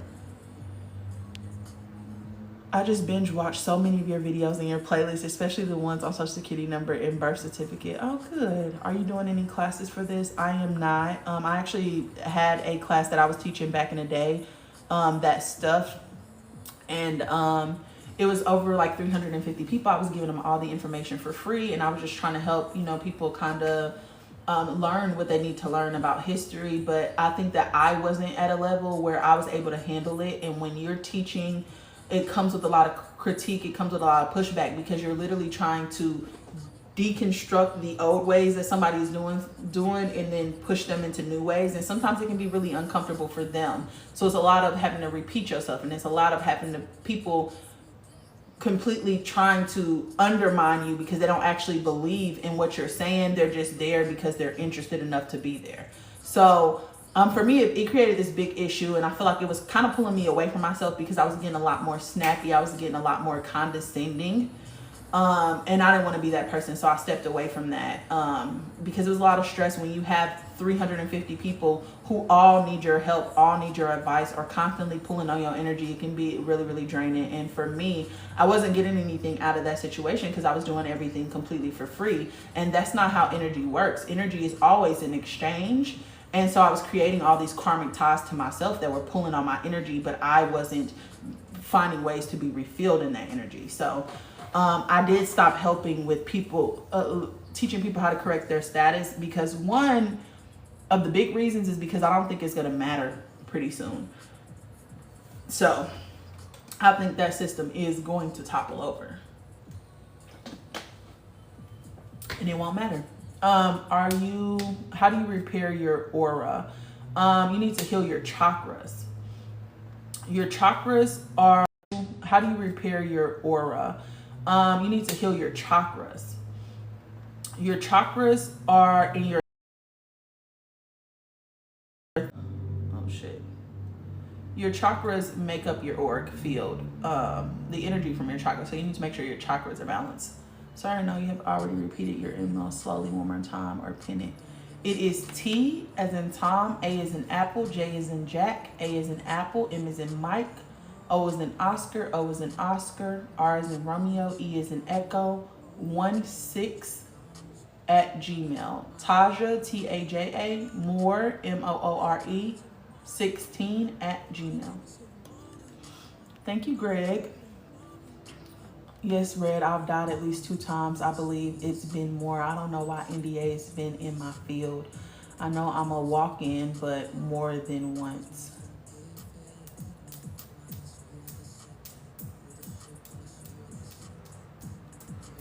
Yeah, more than once part, I'm not sure about that part. But you could be. What's the best way to be able to lucid dream? I would suggest doing reality checks throughout your day, meaning like common thing that people do is they'll look at their hand and they'll make sure that they have 5 fingers, because when you're in the dream world, something is going to be off. Like that's why sometimes you look at yourself in the mirror and one of your eyes is bigger than the other, or your fucking teeth start falling out. Like it's something in the spirit is going to be different. So when you look at your hand, you might have 6 fingers instead of 5 fingers, right? So throughout your day, you need to be doing something consecutively, and whatever you're doing consecutively is probably going to show up in your dream. The reason why I'm saying that is because your dreams are subconscious mind, right? It's the things that are your behaviors and your belief systems, right? Your behaviors and your beliefs come from the subconscious mind, the things that you believe. So throughout your day, if you're constantly looking at your hand, 9 times out of 10 in your dream world, you're gonna look at your hand. It's kind of like if you've been working for 2 days straight and you go to sleep and you end up dreaming that you're working. It's like those things show up because those things are connected. So I would definitely say do reality checks throughout your day, at least like 4 to 5 times a day. Do some type of reality check. So it could be looking at your watch, looking at your hand, whatever. 9 times out of 10, that's going to show up in your dream world. And when it shows up, that's a signal that you're dreaming, because 9 times out of 10, when you look at your hand, it's going to be 6 fingers instead of 5. And that's how you know you're in a dream. So don't panic when that happens though, because when you panic, it pulls you back into your body. When you experience fear, it pulls you back into your body, okay? So you got to stay calm in that situation and then just learn how to navigate, okay? Mugwort's tea is another thing that you can take before you go to bed. That helps with you getting into the lucid state as well. Mugwort is Mugwort.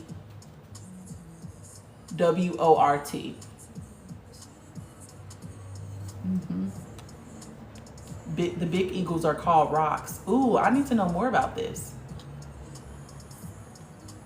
I'd be like, what the fuck? I'm getting whoopings for not acting because testing school and bad grades. Yeah, for real, school is a trick. When do you usually go live? I don't. I literally just pop on here when I feel like it. At first I was gonna try to do some type of structure, like try to,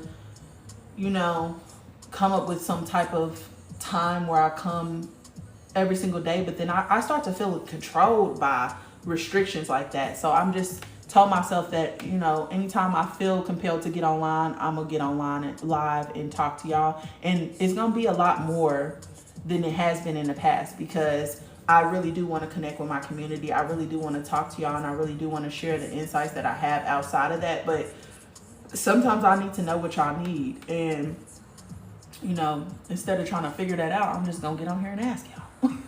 How do you heal toxic relationships with your mom and dad? Ooh, baby.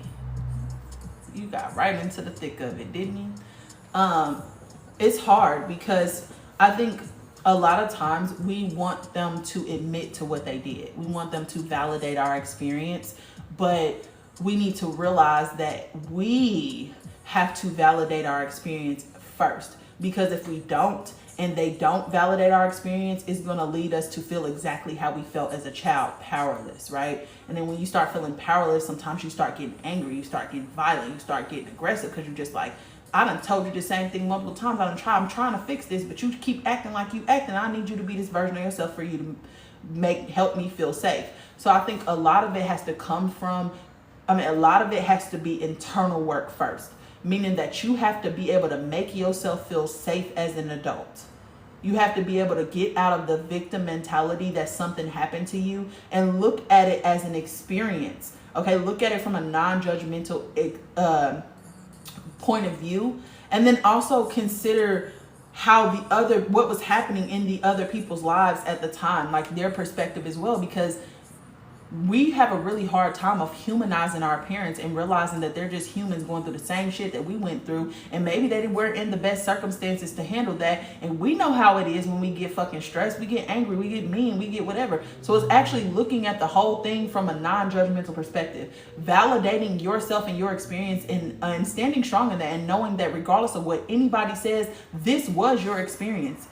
Being able to stand your ground on what your experience is and not needing that validation from somebody else. And I think when you go into it like that, and when you can actually heal yourself first from it before you try to mend that relationship, then you actually gonna know how you felt in the situation, how other people made you feel. You actually process the situation on your own. So when you come into it, you're able to talk about it without the same emotional reaction. You're able to talk about it from a non-judgmental standpoint, and you're able to center love in your conversation.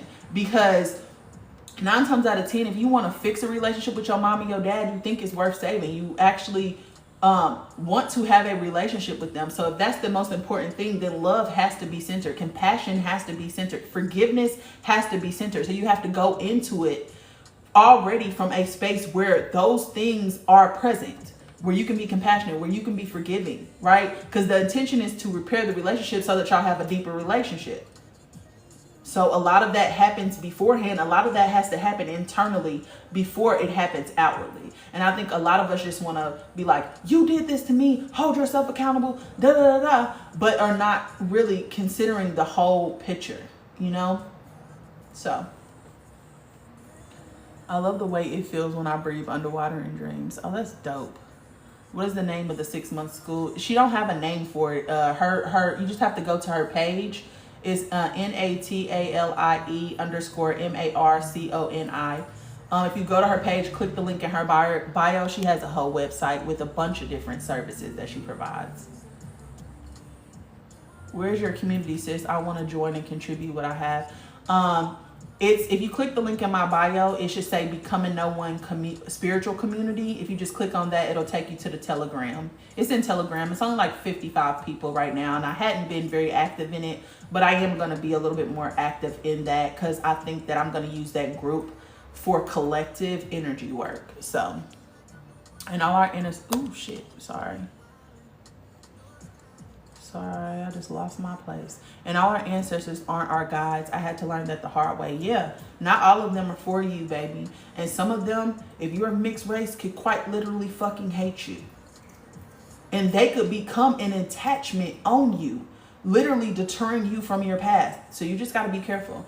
Thank you for answering my first question. Someone messaged me from your profile about doing a reading. Oh, Leah, I don't message. So it wasn't from my profile.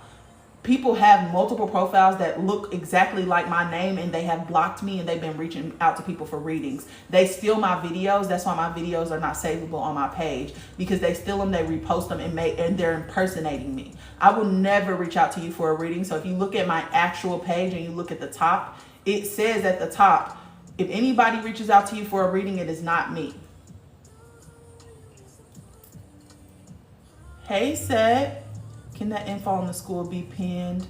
Hold on, let me see. Hold on.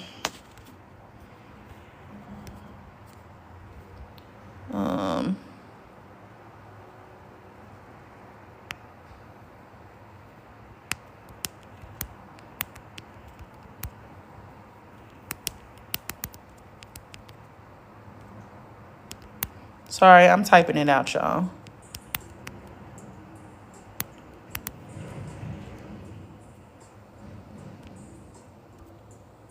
All right, I just pinned it for y'all.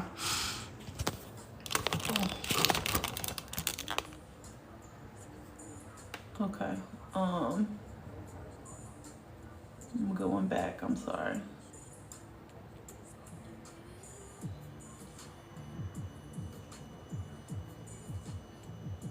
What do you suggest beginners to do to be in tune with oneself to make their gifts better and stronger? That's a great question, Leah. The main thing that you can do is to go into separation. Pull yourself back from people. Pull your energy back from people. And it doesn't have to be a long time. Just do it long enough for you to feel yourself. Okay? Because sometimes we're just pushing our energy into all these different places, right? And we never get a chance to tap in to our own energy, or half of us don't even know what our own energy feels like.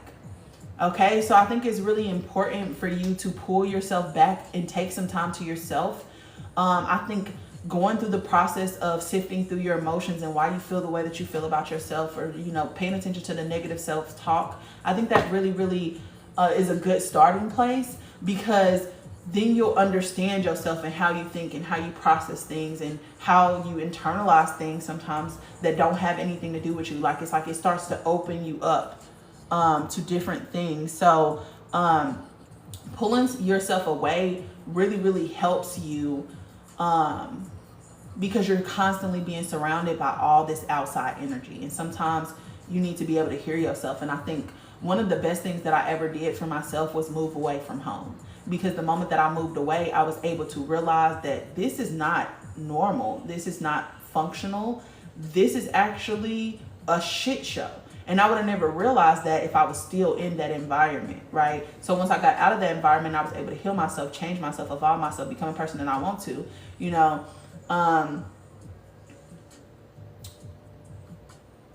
Right. But I didn't actually heal the stuff, right? So then I came back to the environment and I was triggered all over again. So then I moved away again to California. And when I did, that's when I actually started doing the introspection. That's when I actually started doing the work. That's when I actually started this platform, teaching people how to heal, sharing information, that type of thing. And now when I go back into the environment, I'm not triggered because I've done the work. I know who I am. And I think that people realize that your gifts are strengthened through you knowing yourself, because your gifts are communicating with you all the time. Your spirit guides, your higher self, they're communicating with you all the time. The problem is that you're distracted. So you need to eliminate the distractions. Okay? So that's what I would do. What was your realization? My realization about what, babe? You're welcome, Sister Slim. Can you email the information to correct the status? I don't do that work anymore, but you guys can go to Brother Truth, and it's Brother, Brotha, Truth, Truth. He's on TikTok and he's on Instagram. He also has a site called I Self Law.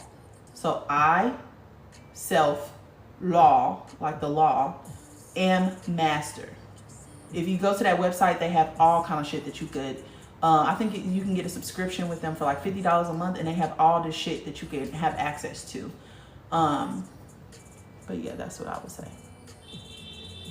It's crazy. Most of us are focused on NDA, out of body experiences. I've been hyper focused on that for a week. Yeah, it's insane that you say that, because literally these last 2 days, that keeps coming up for me.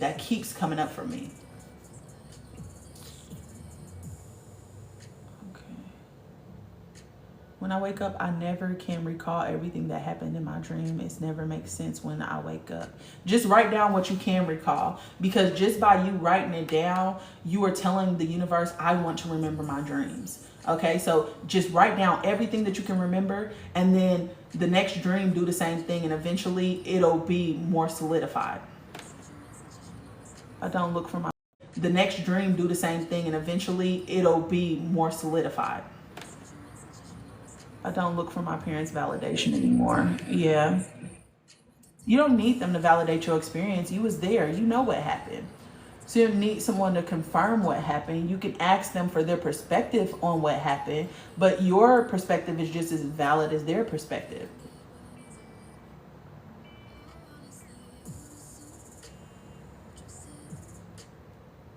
Yeah, some of our parents just don't know how to hold themselves accountable because they come from a generation that didn't have to.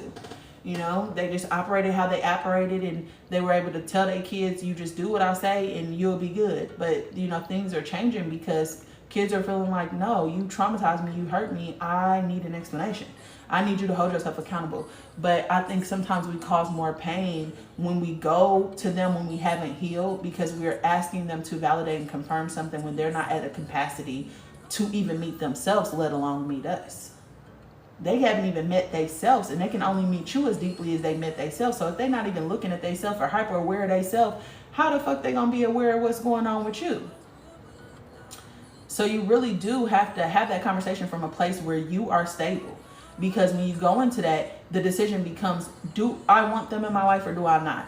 This version of them, where they are right now, is this serving me or is this not serving me? And you won't be able to tell that unless you take all the emotion out of it, unless you take all the trauma and the pain out of it, and you look at it from a non-judgmental perspective. Because when I was able to humanize my parents and realize that these are two people who had 2 kids at 20 years old, one of them comes from a very structured, conservative black family, and the other one comes from a very non-structured, non-conventional family. They were two completely separate energies. My mama ruled by Jupiter, which is about expansion. It's very masculine energy. My dad is ruled by Saturn, which is very restrictive. These are two polar fucking opposites who come from two completely different fucking worlds. And they're trying to communicate and they don't even speak the same fucking language. And then on top of that, there was abuse and things in the relationship to where my mama needed to separate herself. And every time she talked to him, it wasn't a good conversation. I feel that. If you was going up inside my motherfucking head, why the fuck am I trying to communicate with you? So it's just like, once you actually can understand everybody's part and you can, you gotta know what your part is first and know, because when we're a kid, we feel powerless. And so the only way for us to gain power is for us to center ourselves in the situation. So we think everything is about us. That's not about us. And once you can take the emotion out of it, you can realize that not everything was about you, then you can humanize your parents. And then it's a different conversation because you're looking at it differently. And I think the way that you approach that conversation, if you approach it from a victim standpoint, is you did something to me, you owe me something, that's different energy than you come to them and saying, hey, what you did actually had an effect on me. It hurt me in these ways. And I realized that I started going into relationships this way because of something that happened with you.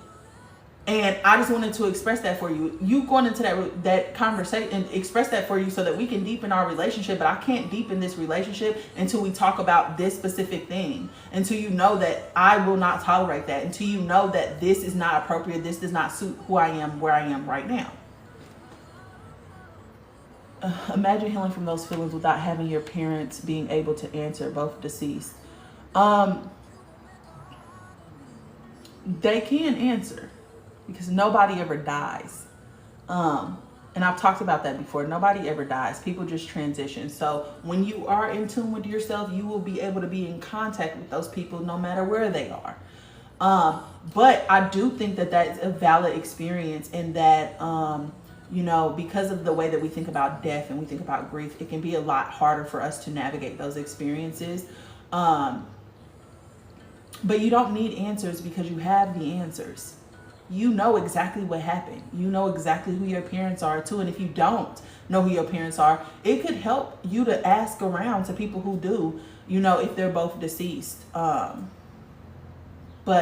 you are your parents. You have a direct connection to both of them.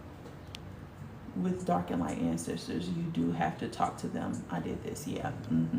Thank you so much for that, because I was trying to get it when you said it. Oh, you're welcome, goddess. You're welcome. So you shouldn't trust when a deceased loved one visits you in a dream, or just use discernment. Use discernment. I'm not going to say don't trust it, because I have had deceased loved ones visit me in a dream. The energy of that dream matters, right? Because if they're visiting you, that's an astral projection, which means that how you function in this environment, you functioning in that environment. So you should be able to feel, right? If the energy feels dark, it's probably not them. Like, for instance, my cousin passed away. I've only seen her once in a dream. And when I seen her in that dream, her face morphed into something that scared the fucking shit out of me. I knew it wasn't her. She was sitting there outside the window telling me it was her, and I knew it wasn't her. It was a trickster spirit who knew I was going to become aware in that moment, because that's my cousin. They were trying to generate fear because they was trying to feed off of me.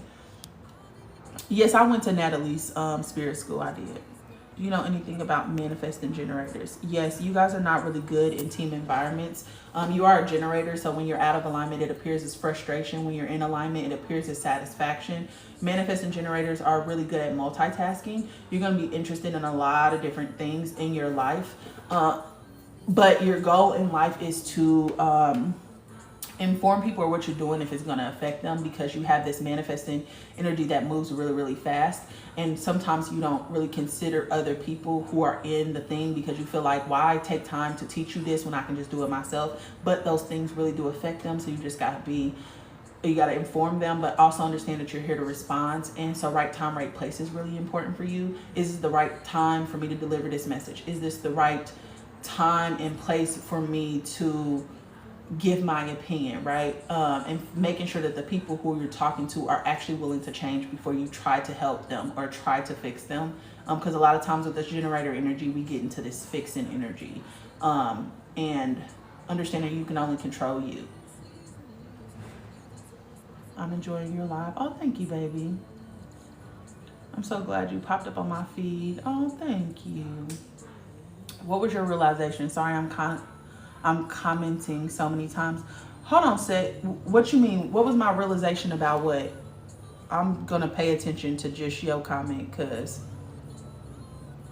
um, it's I self law am master. I self law am master. How can I get connected with my spirit guides? You already are. Part of the problem is that we think that we're not, but we are. You just need to start paying attention to the guidance. I'm gonna talk about that in just a second.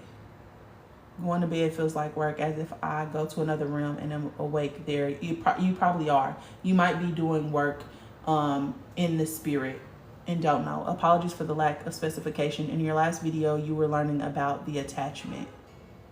You had your mystery school experience, then you said you would share your realization.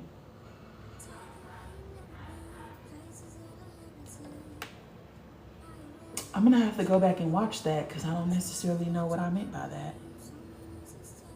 I just had a dream about my aunt just this morning, and she died on the 7th of this month. She could have been trying to make contact with you, because sometimes when, it depends on how she passed away. If somebody passed away unexpectedly, sometimes they stay this side. If y'all want to know about death, the best movie from my perspective as a medium is What Dreams May Come, with Robin Williams in it. That's literally like how it is when you pass over. And I would love to like do a deep dive on that video. I think I already did. So y'all gonna have to go to my page. It's back a little while, but I did a video on What Dreams May Come, and you'll notice it because I have the poster for the video in the back of it. But that's literally how it is when you pass away. So with your aunt, she could have been visiting you, because you might, if you're in a lot of pain, or you could either be in a lot of pain or not be in as much pain as everybody else. So you're probably somebody she can get through to, or you might be the one who has gifts, so it's easier for her to connect to you than it is to other people. It depends the energy of the dream though, because if she was giving you a message, like for instance, when my papa came to see me, he was like, baby, you did everything that you needed to do. If I knew that if I had to depend on anybody, it would be on you. So don't feel bad for any way that anything happened. Like you did amazing. Like that's a different tone than me seeing my cousin, her not speaking and her face morphing in front of me and me being like, what the fuck is going on? I knew that wasn't her because I know what her energy feels like. With my papa, I knew that was him. And he was vibrant. He looked like his self way back in the day when he was a spring chicken. He was decked the fuck out, had his toothpick hanging out his mouth, Gap present, like hat on, like he did not come to play no games. It's different. It's like you have to feel the energy, because the energy is never gonna lie to you. And you know people, if you've been in their presence, you know what their energy feel like. It's just that you're not paying attention to it. So like, you know how like you meet a new person, you be like, you know what, that person act just like my fucking mama. You know the energy. You are picking up on the energy of your mama in this other person. You know the energy. She was suffering. Oh man, I'm sorry to hear that, baby. How do you know who is communicating with you when it can be a God or a loved one? So your loved ones are probably going to be on this side, unless they are a spirit guide, then they'll appear on this side, left and right. So right side is going to be higher self, spirit guides. Left side is going to be anything lower realm, lower vibration, lower any of that. Have you heard of Dolores Cannon? I believe her name is. Yes, I have. Dolores has written a lot of books, but she was a psychic medium who was in contact with other species. She did a lot of astral traveling. She actually looks like my grandmother, which is my great grandmother on a couple sides over. But yes, I like what Dolores Cannon says, because it does fall in line with a lot of my experiences. So yeah, I lost my mom and dad, but my mom can, and seen me in a dream and touched me in my heart. You probably were grieving, baby. If you were grieving and she touched you in your heart. Here's the thing. They tell us that death is final and that this is all, we're all that is and all this stuff, because it keeps us in a box, right? And so when people die, we grieve them instead of honoring them, because we see it as a final destination opposed to a transition into a different aspect, a different realm or whatever. So because we think it's final, we grieve them. And we think that they're gone forever, they're lost forever, we can never make contact with them. And that directly blocks your heart space. Now, your heart space is your neutral space, but it's also the portal to higher dimensions, higher levels of consciousness. So if you have so much grief that you're experiencing, so much pain affecting that heart chakra, you'll never be able to reach the throat chakra, which is about manifesting, your astral chakra, which is astral protection, whatever, your crown chakra, which is about your connection to the divine. It disconnects you from spirit. And that is why, because it disconnects you from love, because you don't want to love, because when you love people, you get hurt because people die, right? That's the thought process behind that. So it disconnects you from love, and love is your direct connection to spirit. So, that plane that I was telling you about, the healing plane, you can actually go there and they'll clear your heart chakra. So yeah. Right? Have you used your discernment even in dreams? You always use your discernment. Your discernment is your guide always. Your discernment is you picking up on subtle energy that you can't see with your eyes. So you should absolutely always be listening to your discernment. Oh wow, in my dream she was traveling and her feet was hurting her, and I can hear my mom's voice. She probably was tired. She was probably trying to let you know, I was tired, I was weak, I was, like, I'm okay though. I'm okay now. And every step she took, she was in pain. Yeah. Have you ever been to any realm with water walls? It's one of the places I visited. I've not. I've been underwater in an Have you ever been to any realm with water walls? It's one of the places I visited. I've not. I've been underwater in an underwater realm. Damn, y'all, my phone about to die. I've been in an underwater realm, but I've never been in a place that had water walls, no. But I would like to go. That sounds dope as fuck. What did you do there?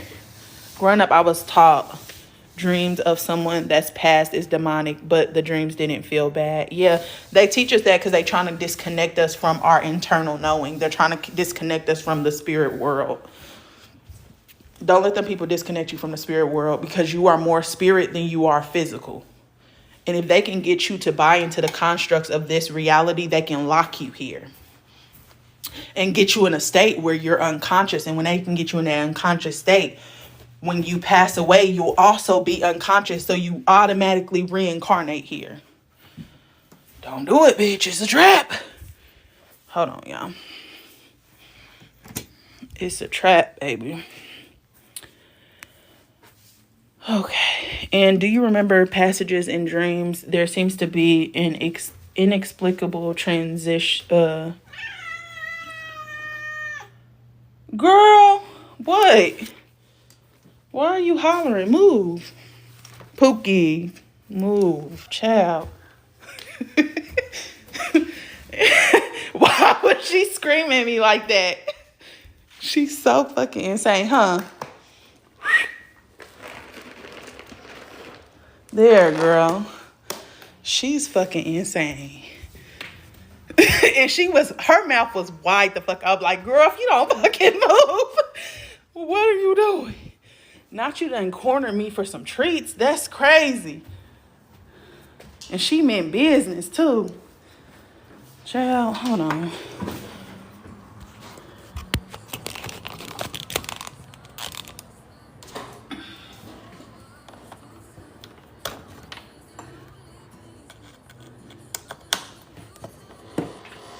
Okay, y'all, hold on. They teach us a lot of stuff is demonic, though. Okay, y'all, hold on. They teach us a lot of stuff is demonic, though. To scare.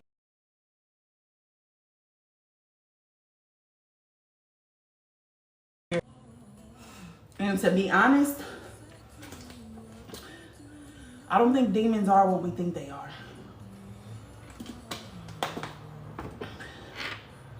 Because I was watching this new show called The Discovery of Witches on Netflix. Ooh, child, sorry.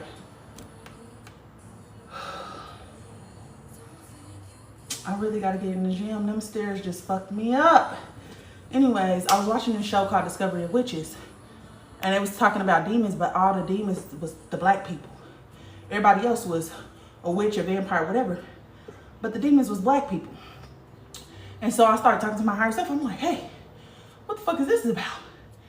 And she said it's so much that we don't understand. So she's leading me to it right now. When I learn more information, I'll tell y'all. I woke up my mother for passing this rising because I realized why she had to leave me when I was 12. Oh, I'm sorry. That doesn't make it an easier experience, but I'm so glad that you were able to find peace in that situation.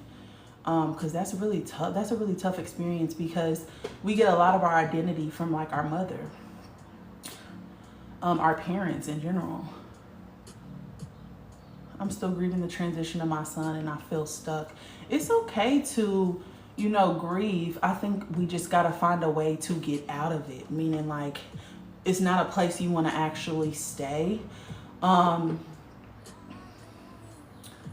lot of people will set up an altar for somebody who has passed away just to honor them and to keep their spirit alive. And that actually does work.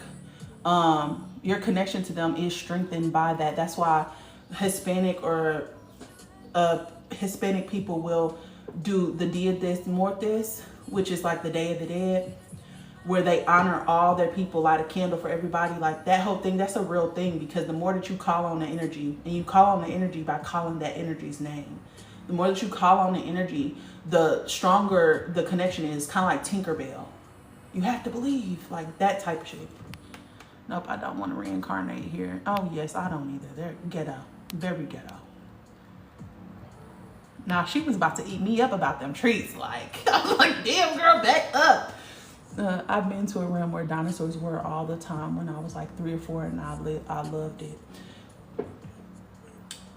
You loved it? I would have been terrified. Was you riding the dinosaurs? Like, what was you doing with the dinosaurs? I actually genuinely need to know.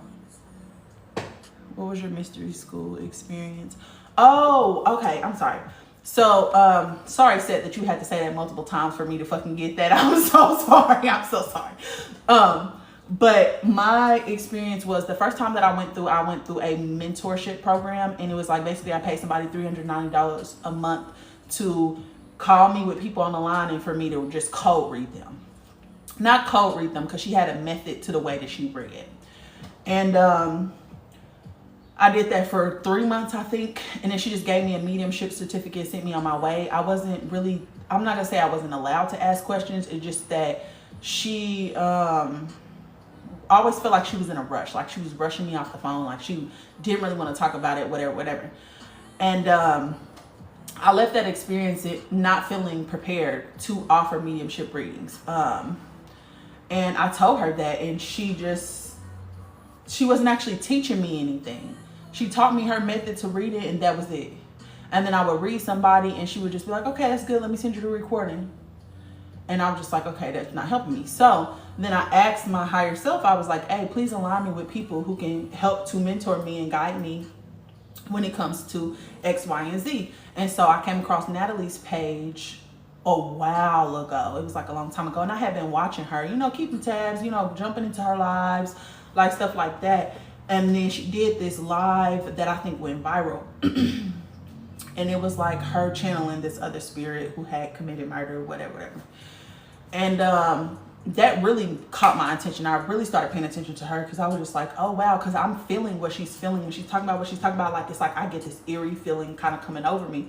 And anytime she would say something, like she said, oh, something has him by the throat, I seen a flash of it in my head, and I'm like, oh shit, like this is fucking insane. So I had a psychic that I had on payroll. Like basically I would call her when I need her. I like got on here and I recommended her to some of y'all, and I sent some of y'all to her. She started getting an influx of clients because of me. I loved her, but she worked directly with the government. That fucked me up, because I think somebody's moral compass has to be off if they're working for the government. So I'm just like, okay, I don't want to get too much into her. So I did a psychic reading with Natalie, and it went very well. She was able to tell me a lot of stuff that I already knew, or that I just was refusing to admit out loud. Not that I wasn't aware of it, I just was refusing to admit it out loud. And like how it was affecting me and stuff like that. And then she told me about a spirit class, and she was like, I'm 3 months in, but we got 3 months left. I would love if you would join, And I ended up joining, And it was one of the best investments I made this year, because she creates a safe environment for you to be as weird and strange as you want to. Like, there's people that come in, 3 people a class that you get to read from an energetic level, but also from like just picking up on what you can pick up from them. I think that is good confirmation, because you get other people in the class who maybe be further along than you, and they'll say something that you picked up on, but you gaslit yourself out of it actually being true. So it really helps for you to develop your confidence and staying strong in your gifts. So it was a good experience for me. People let me know, because I've noticed that all the men are, yeah, I am going to let y'all know what I find out about that, because from what I gained, there's supposed to be entities that are meant to point out to us what's already going on inside of us, meaning that we're at such a low vibration that we get these attachments of energy, but they don't bring us new information. They're just highlighting or amplifying something within ourselves that we have not dealt with. That's why when you get to a higher vibration, they can never attach to you, because you're vibrating outside of their frequency. So how do we tap into our knowledge / gifts? You're already tapped in. We have to stop thinking about it as if it's something outside of us, or something unattainable, or something that we're not already doing. Your gifts are already helping you. Right now, knowledge, gaining knowledge, you can always gain knowledge at any time. Whatever you're interested in, you should move towards that, period, point blank. That is your soul telling you that it's something in this. There's a message in this that you need to pick up on. Okay, because your guides are communicating to you through the way that you feel. When you experience excitement, joy, bliss, intuition, that's them saying, move towards this. When you're experiencing fear, doubt, and confusion, that's them saying, move away from this. And I just want to hone in on the confusion part. Truth is clear. Lies are confusing. Okay, so what happens 9 times out of 10 if we are feeling confused in a situation is that what they're saying out of their mouth is not actually aligning with their actions. Okay, so it's a lie. Your actions are the most real proof of how you feel. Okay, so it's not about tapping into it. You just need to become more aware of them. You need to become more aware of yourself and become more in tune with yourself. And when you can become more attuned and aware of yourself, then your gifts open up naturally.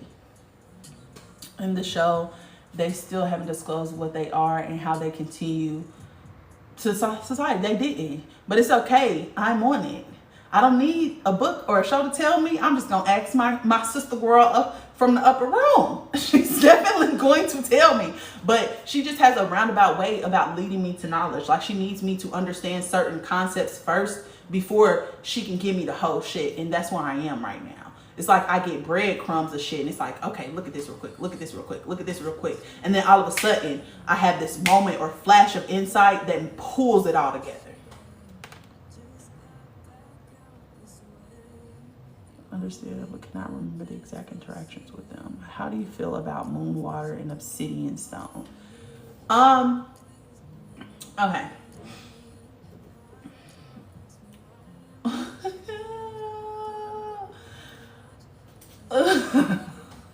I'm sorry. I'm going to answer your question. I just need a second to figure out how I'm going to answer your question, because I have certain belief systems around the moon. Because I don't think that the full one that we be seeing that's very vivid is the actual moon. I think the translucent one that we see that's kind of see-through is the actual moon. I think that big one that we be seeing, I think that is a hologram or something. That doesn't feel like it's the moon per se. Moon water, I don't mind moon water. People make moon water all the time to either, cleanse with, whatever the case may be. I don't know how I feel about that. Obsidian stone is a protective stone. Gems, crystals, I think are useful tools. They also have a lot of insight, just like everything else. Gems have, crystals have consciousness. So there's actually a spirit that you can connect with inside this crystal that can talk to you once you get to higher levels of consciousness.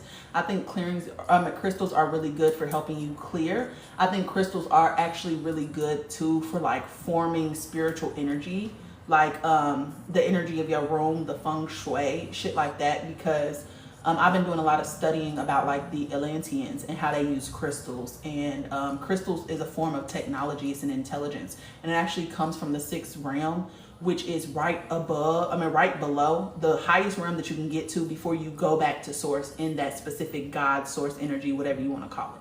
Crystals come from that realm. Crystals are very healing. So yeah, obsidian stone, yes, but I think people need to stop. One, a lot of y'all don't even know how to activate y'all crystals. So a lot of y'all are talking to dead crystals or crystals that have not been activated. One.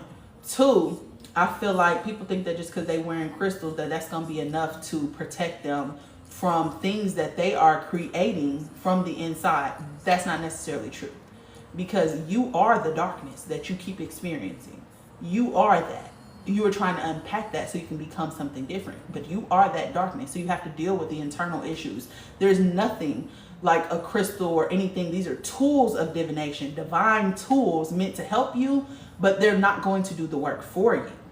So just by you wearing obsidian is not going to protect you from everything, especially one, if they like not raw actual crystals, they're just painted over. It's a lot that goes into that. It's a lot that goes into that, y'all. My mom says the same thing about the sun. This sun that's been in the sky after that eclipse is completely different than the sun that I was feeling before the eclipse, because I feel energy. This feels like it burned. Like this feels like it's artificial. I feel like it's artificial. Is it your favorite crystal, or what is it for? What is your favorite crystal, and what is it for? I have different crystals for different things. What? Y'all gotta stop choosing favorites, because then you limit yourself to just that one thing. No, you need multiple. I got a big ass tower of selenite downstairs because I don't fuck around when it comes to my protection. But I'll give you some of my favorite crystals. So rose quartz, love her, because love energy, self-love energy, that's what this crystal is about. It's about, so anytime I'm doing like collective work or anything like this, I'm holding this, okay? Tourmaline and selenite together is really good for protection. Obsidian is another one. Jet is another one that are really good for protection. The black ones are going to be good for protection. Labradorite is good for psychic gifts. So is amethyst. So is quartz. Those are really good for enhancing your psychic gifts. There's also a chakra stone that's like, it's kind of like a copperish color, but it has a iridescent look to it, meaning like there's multiple different colors in that one color, if that makes sense. It kind of looks like, shit, I don't know how to explain it. Another one, what are my favorite crystals? I don't know. Those are the ones I can think of right now. I agree, this sub makes my skin itch. Yeah, it's something about it. And it even burns my plants. And I don't understand how the outside of my plant can be burned. Like the leaf of the plant, for some reason, it's on my roof and it's closer to the sun. The sun like shines directly into like my rooftop and it's burning the leaves on my plant. Something like that don't sit right in my spirit. How do you activate your crystals? You can activate them with water. You can activate them with breath. I say breath is the best way to do it. So you literally want to hold it in your hands and you want to blow on it 3 times, like really, really blow on it. And then you need to talk to the crystal. And what I usually say is, hey, crystal, if you would like to communicate with me, make me feel a sensation, right? And then I just sit with it. And this crystal's doing it right now. This crystal gets really fucking cold in my hand. Like it feels cold and I can feel like a pulsing sensation going through, and that's how you know it's activated. But you want to blow on it like 3 times. The breath of life. That's why they call it the breath of life. Okay. I have a very large selenite tower. That's what I heard. What are your planet placements, if you're okay with answering? Oh, of course I will. Why would I be not okay with answering? I am a Taurus sun, Mercury and Venus, a Scorpio moon, spooky, A Aries and Mars. So a little quick to anger, impulsive. What else? Let me give you top 7. Mercury, Mars, Libra rising. I think those are the ones that matter to me. Those are the ones that really matter. Saturn in Aquarius, Jupiter. What is my Jupiter in? Can't remember. I know my Saturn is in Aquarius. But yeah, I'm a Taurus queen, child. I got plenty of Taurus placements. 3 Taurus placements. Sun, Mercury, and Venus. But I am a Capricorn Taurus, which means I'm a 3rd decan, which means that I'm ruled by Saturn and I'm ruled by Venus. And then I have a Capricorn stellium in the 3rd house. So there's a lot of restrictions around communications for me. And that's what I'm here to learn, to balance. My North Node is in Capricorn as well, which means that work-life balance is really important. Me learning how to remove the restrictions and limitations that I place on myself in order for me to thrive. But I'm a Taurus queen, baby. We get along with everybody. I'm not gonna say we get along with everybody, but I'm a Taurus who has 6 energy. 6 is the energy of Venus, meaning that my life path is 6. Natural nurturer, natural lover, person who needs harmony, balance, chill vibes, not too much, not too little. What does it mean when you can see entity spirits? I wake up in the middle of the night all the time. It means you're clairvoyant, baby. It's not a bad thing. You can see the unseen. You can see right through the lies because you have clairvoyant, clear seeing. Do you know of a reputable place to get my stones? Do I know of a reputable place? No, because I got my stones. So I'm from Indianapolis, and we got this peddler's mall that's Washington or whatever, and it's like you can go in and it's like a bunch of different, it's kind of like a fucking flea market, y'all. You go in there and everybody got different booths set up, and it's a bunch of different businesses in there. You can get all kind of shit like cast iron skillets, that type of shit. But one of the guys is a Native American. He has a crystal store, and he can tell you anything about anything. He tells you where you get the crystal from. I go to him. But that's in Indianapolis. And he don't have an online, so I don't know. My sister owns a crystal shop, is now on TikTok, called Strong Healer. Yes, go check them out. You want to make sure that the crystal is, I prefer to get crystals that are raw crystals opposed to crystals that have been shined up or carved and stuff like that. Like, for example, this is a energy transmuter, and it has the chakra crystals around it with amethyst in the middle pointing upwards, okay, pointing towards the higher dimensions. But this is carved stone, you see, whereas the crystal I just showed y'all is raw. They cut this baby out. She ain't got no, she's beat, bruised, you know. I would prefer this type of crystal over a carved crystal. Just saying. I like how you break shit down, period. I appreciate that. What do you think about the different chart types? Some say I'm Pisces sun, others say I'm Aquarius. You know what time you was born? Are you saying like Vedic astrology versus like modern astrology, or like are you just on the cusp? Because if you're on the cusp between Pisces and Aquarius, you probably have a combination of both of those energies. I would have to look at your date of birth and shit. I'm a Aries sun, Gemini, Scorpio rising. Hold on. Oh shit. Hold on now. I'm an Aries sun, Gemini, Scorpio rising.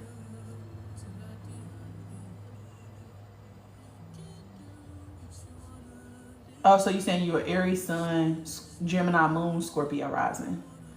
Got you. I love Scorpio energy, but Scorpio energy is like such a transformative energy. And it's also such a dark energy, meaning that like Scorpios are feminine, okay? Because Scorpios are ruled by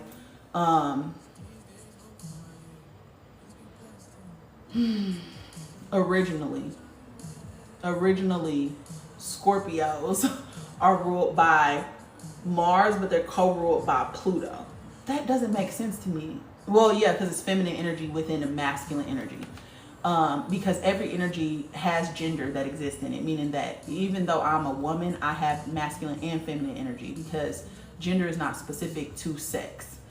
So Scorpio is a feminine energy in two masculine systems, but Scorpio is co-ruled by Pluto, and Pluto is all about ending of cycles. It's about transformation. It's about ending an era or a cycle of behavior and starting something new. So it's not like a total completion, but it is a completion of cycles. And people who have Scorpio placements are typically going to go through constant cycles and become new versions of themselves. Specifically Scorpio risings, because Scorpio is in your first house, which is about self. So you are going to transform multiple times throughout your life when you have that Scorpio placement. But the dark side of Scorpio energy is controlling, it's malicious, it's cold, it's vengeful, it's Drake. Gemini moon. Oh yeah, communication is really internal communication might be really important to you. Geminis are very charismatic. I love me Geminis because they're very charismatic. They communicate in all these multitude of different ways. Like they're usually going to be the funnier people, the class clown type of people, like that type of energy. But Geminis are all about our communication. So sometimes they can get stuck into the gossip of things. Pisces, Sun, and Taurus moon. Oh, I told you I love me a Taurus moon. Taurus moons are the kindest, gentlest, most beautiful people who ever walked this earth, and you cannot convince me I'm willing to die on that hill. Are you still in Indy? No, I'm not in Indy anymore, Stony. But the crystal shop is on Washington. So you know, like where on Washington, damn, like how far, like right before you cross that bridge going over to Shadeland, there on Washington, there's a Peddler's Mall that's by that restaurant that used to have like that wheel where water is coming down it. What would that be? It's not, it's, I don't want to say like 10th in Washington, but it's like right before you cross over to go to Shadeland. There's a big Peddler's Mall that's in that market that has like the little Mexican restaurant. It's like a big ass open space. And there's like a stoplight across the street that goes straight across through the Peddler's Mall. And then, not Pendleton Pike. No, that is Pendleton Pike. Going across this way.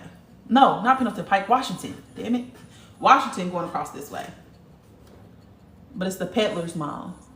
Girl, what the fuck? I'm spooked. OMG. You even saying the name thing. I have said that I prefer raw crystals. Yeah. Because we intuitively know. The body knows. The mind has to catch up. Well, I know this is my first time commenting, but I just want you to know that you have taught me so much. Oh, you are so welcome, baby.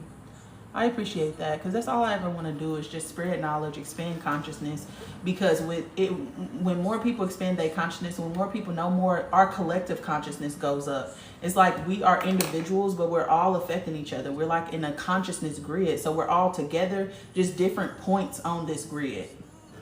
So, you know, we really should be in community with each other, helping each other, like whatever the case may be. We really do need to change our focus from outwards to inwards in community. Hold on, damn.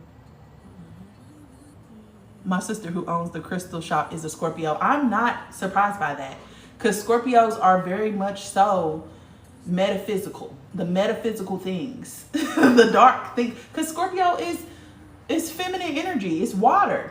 Water is the feminine. It's the subconscious. It's the mystery. It's what's hidden. It's the, you know. So,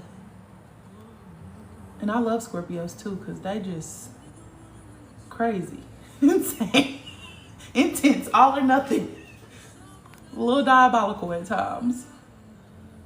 Me too. I trust as well. Raw. Me too. I'm an Aries sun, rising, and Venus with a Scorpio moon. Ooh, baby. Ooh, baby.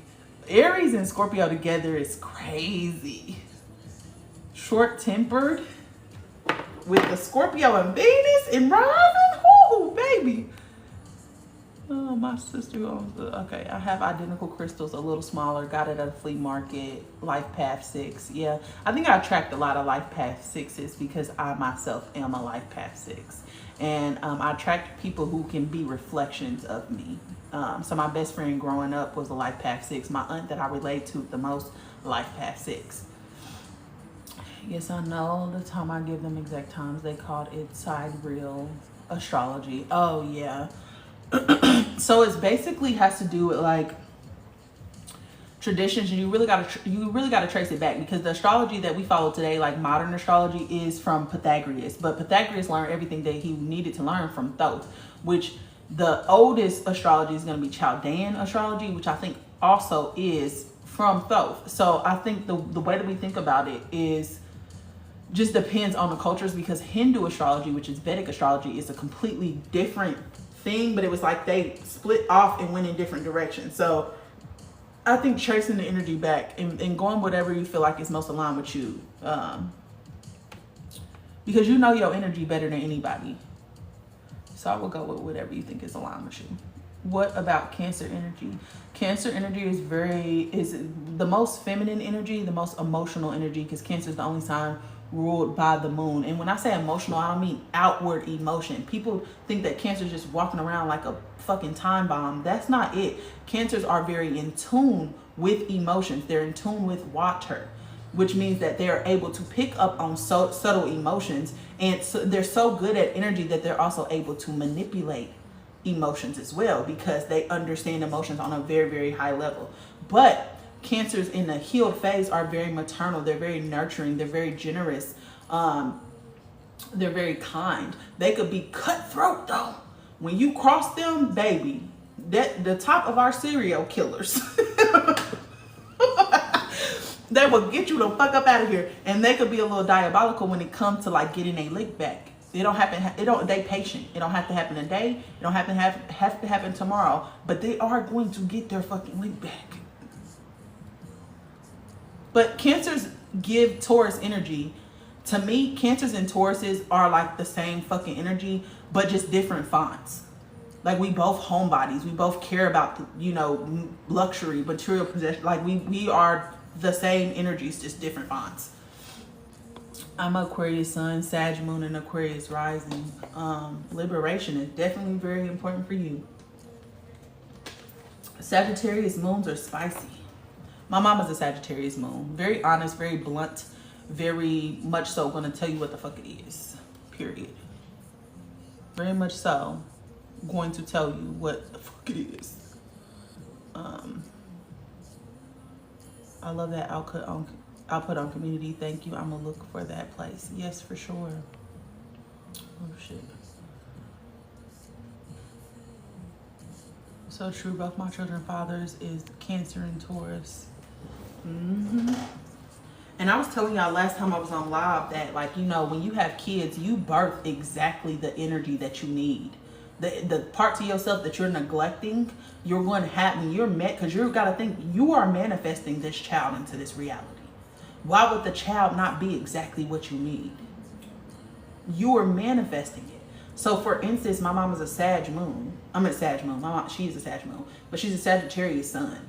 She lacks discipline, lacks structure, because you got to think Sagittarius is ruled by Jupiter. They're very much so an exploratory energy. They're about the adventure of things. That's why they're so spontaneous. That's why they're so generous. That's why they're so surface level in their relationships, because they bouncing around. They exploring everything. They got their hands in everything. That's why they call them a fucking terrorist, because they literally just out there doing everything, right? So discipline. The first kid she had was a Capricorn who is a Taurus Capricorn, meaning that he is ruled by Venus and he's also ruled by Saturn, right? But his main, how he identifies, is a Capricorn, but he's ruled by both energies, structure and self-love, balance, harmony.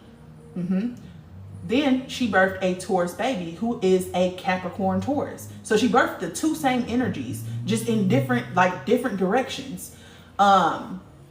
Both of us are ruled by Saturn and Venus. And for my mom, what was really important is to learn how to love herself, because she had a lot of traumatic things happen to her when she was a kid. She was screaming for help. Nobody gave a fuck. And so when she became older, she became very vicious, very much so that Sagittarius moon came out. Like, y'all couldn't hear me back then, but now I'm old enough to where I can face y'all and y'all don't have to beat my ass about it.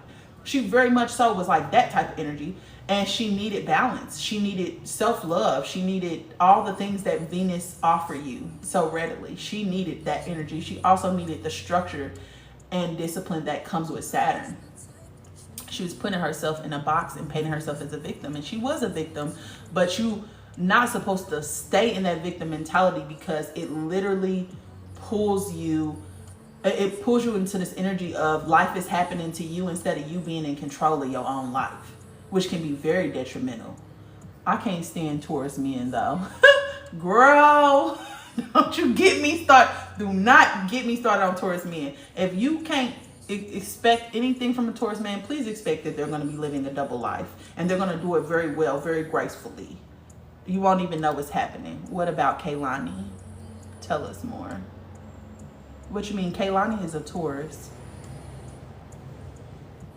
That's where that strong sense of justice comes from. And also, like, if y'all remember when we was first introduced to Kaylani, she went on America's Got Talent or The Voice or something like that, and she was a part of a group. They immediately try to say, well, you got the talent, they don't got the talent. And Kaylani stood on business. She was like, no, I'm with my group. She had a sense of loyalty to them. That is that Taurus energy.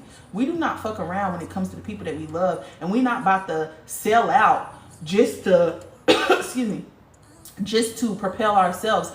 The Venus energy is very much so this energy of understanding the beauty of life, and being able to realize, because what Venus is trying to teach us is that life is best enjoyed with a sense of detachment.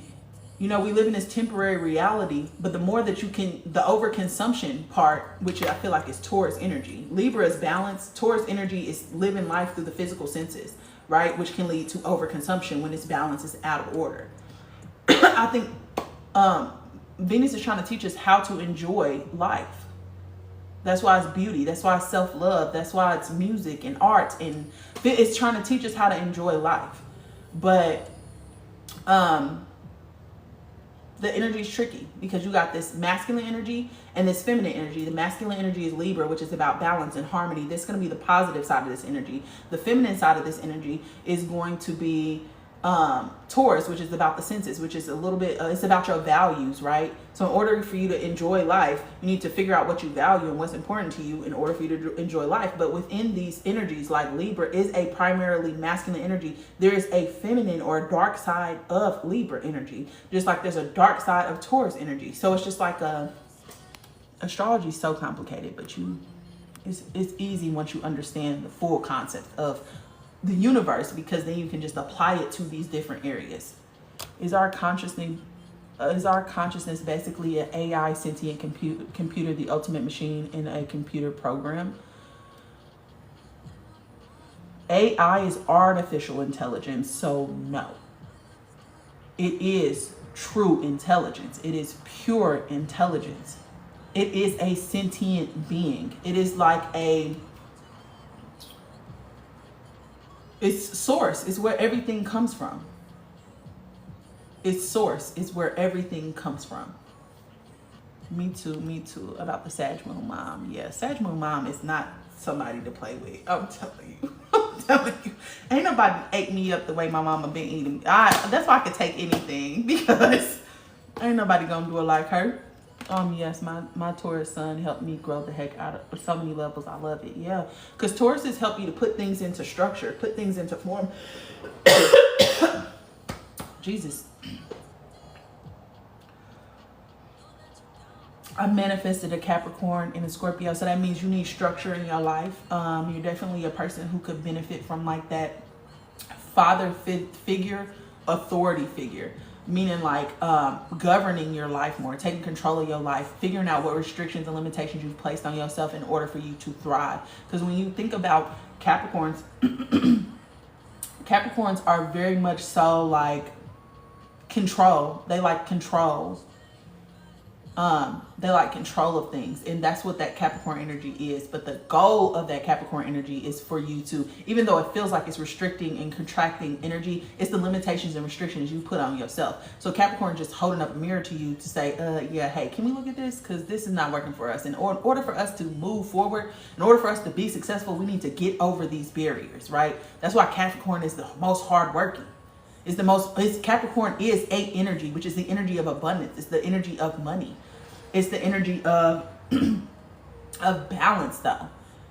Okay, so Capricorn is about balance, but it's also about structure, and it's also about making sure that you're not putting restrictions and limitations on yourself in order for you to move forward. And then the Scorpio component, Scorpio is the energy of 9. Scorpio is about transformation. So you might be a person who's a little bit resistant to change, a person who rejects new ideas, might be a little bit narrow focused, narrow minded. Scorpio is going to open you the fuck up when it comes to that.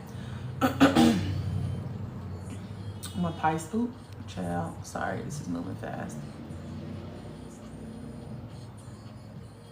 Do you have one-on-one consultations? No, but I am going to start. I think I'm going to start doing that, or I might start doing them on live where you guys can just come into the live and, you know, ask me what you want to ask me or whatever the case may be. I'm still figuring that out, guys, because I'm in this weird place where I'm just tired of doing things the way that I used to do them, because I realized that I'm showing up in the way that I showed up as a kid and it wasn't sustainable for me. I'm feeling really used up. I'm feeling really burnt out, and I'm just trying to shift things so that I can have ease in all areas of my life.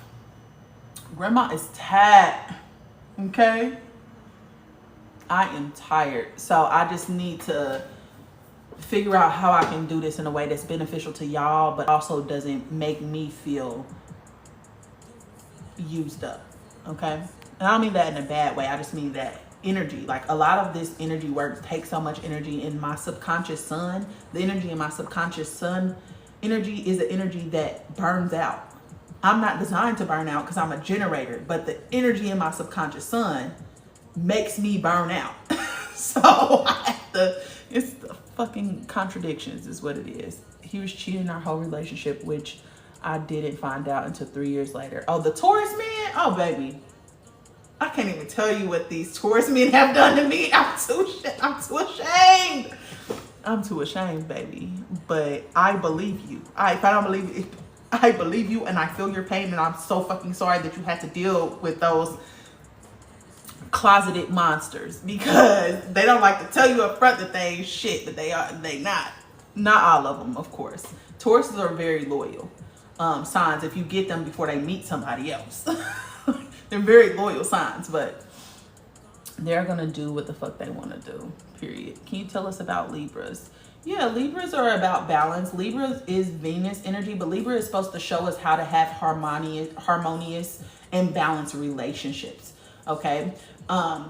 When you're looking at one side of the energy, Libra is the masculine positive energy in Venus, but you also need to look at Taurus. Because Taurus is going to help you to balance out that Libra energy, because Libra is about balance. It's about harmony, but specifically in relationships. In order for you to have balance and harmony in your relationship, you need to figure out Taurus. What do you value?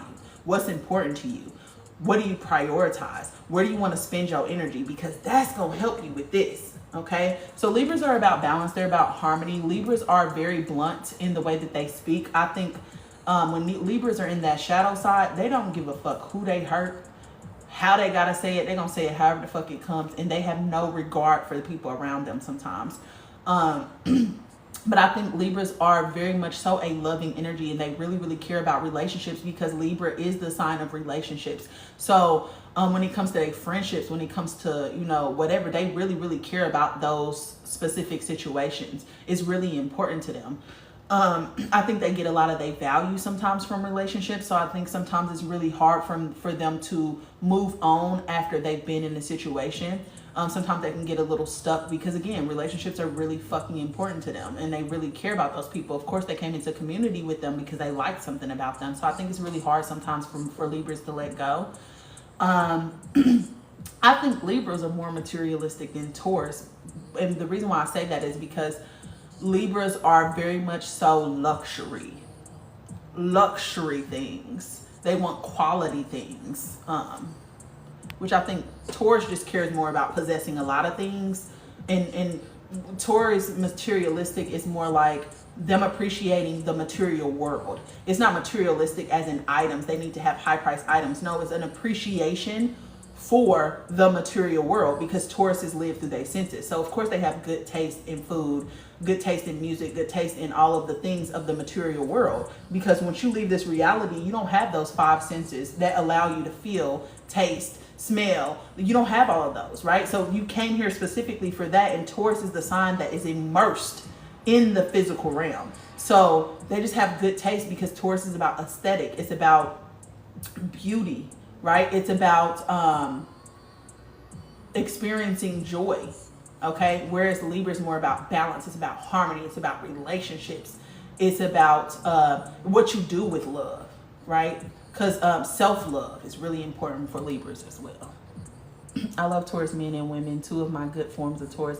And funny as hell, no, I love Tauruses. Like my best friends my whole life have been Taurus people. I don't know, Taurus and Aquarius, because I'm attracted to Aquarius. Unfortunately, I love Aquariuses. I think that's the sign that I probably understand the most. I know the most information about Aquariuses because I've constantly been surrounded around them.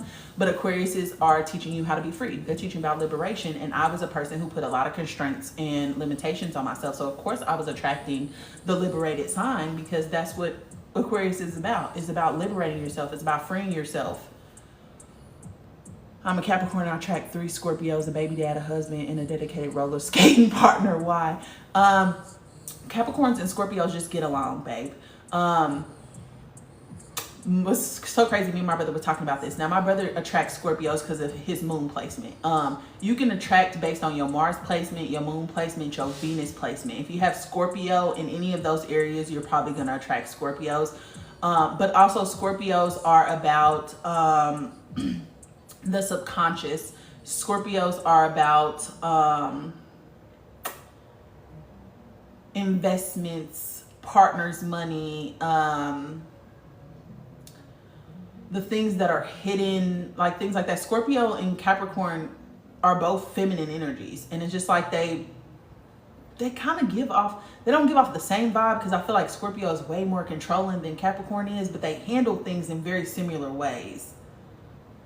What is the second moon that is coming? Child, that might be the first moon. We don't know that that's the second one. We don't know that. And I'm trying to figure out how y'all know when the moon is going to come and y'all don't know nothing else. Everything else is a shock, but y'all know when the moon is coming. I don't know, something don't seem right. Pisces sun, Capricorn moon. I love Pisces energy because y'all are so creative, but y'all can be a little bit dreamy. I think that's Capricorn moon really helps to keep you grounded in reality. My kids are Gemini, Taurus, Aries, and my twins are Scorpio, Sag. Okay, so Gemini, communication. You might have a problem with communicating yourself freely in a fun and charismatic way.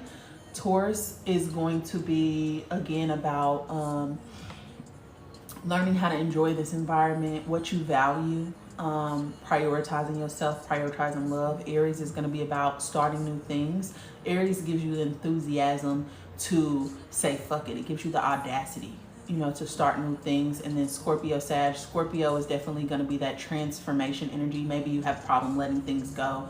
And Sag is going to be that expansive energy, that spontaneous energy, that energy that wants to explore the physical realm. It wants to explore and it learns through experiences. So I'm about to get off here, y'all, in a minute though, because I've been out here for a minute. Oh, I love me a Libra too. I just think Libras, you need Libras around because they don't give a fuck. And they fun. And you're going to have a good time. You're going to laugh. You're going to whatever. And I think you get the best relationships where you feel like you securing a friendship. It'd be like Libra, Taurus. Hey, how's your day going? Oh, thank you for asking me. My day is going pretty well. I actually felt really good when I woke up this morning. Yesterday, my friend had texted me and he wanted to go to the park and paint. So it was like a group of us that went to a park and we just painted, talk shit, you know. Some of them was drinking, playing games and stuff like that. It was a really interesting day. So I came home, I went to sleep, and I woke up this morning and I was just like, you know what? I came up here to record these 2 videos that I'm gonna edit tomorrow for my content for next week for YouTube. And I just needed to do that today. So I got up here and did that. And I was just like, you know what? Let me just go live, because I went live on Friday, I think, but I just was not in the mood. And I had just took an edible and I was floating in all different type of realms. And I was just like, baby, I can't do this today. But I was only live for like 10 minutes. And then I was just like, yeah, I'm gonna come back another day. So I just wanted to hop on here because I said I was gonna be more active with you guys through live. and just talk to y'all more. So I just want to be a woman of my word for real as I shift and trying to figure out what my content is going to look like. Oh, thank you, the friendly TikTok user. I'm a mom of 2 Aries, 1 Aquarius, and 1 Taurus. Yep, starting new things, being comfortable moving out into the unknown. Creative energy is Aries. Aquarius, you need to be free and liberated in some way. You need help being liberated and free. There might be restrictions you're placing on yourself. And a Taurus is definitely about love. It's about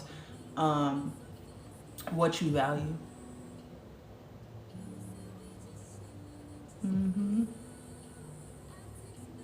Any recommendations for where to start teaching kids of this when they weren't born into it? Immediately.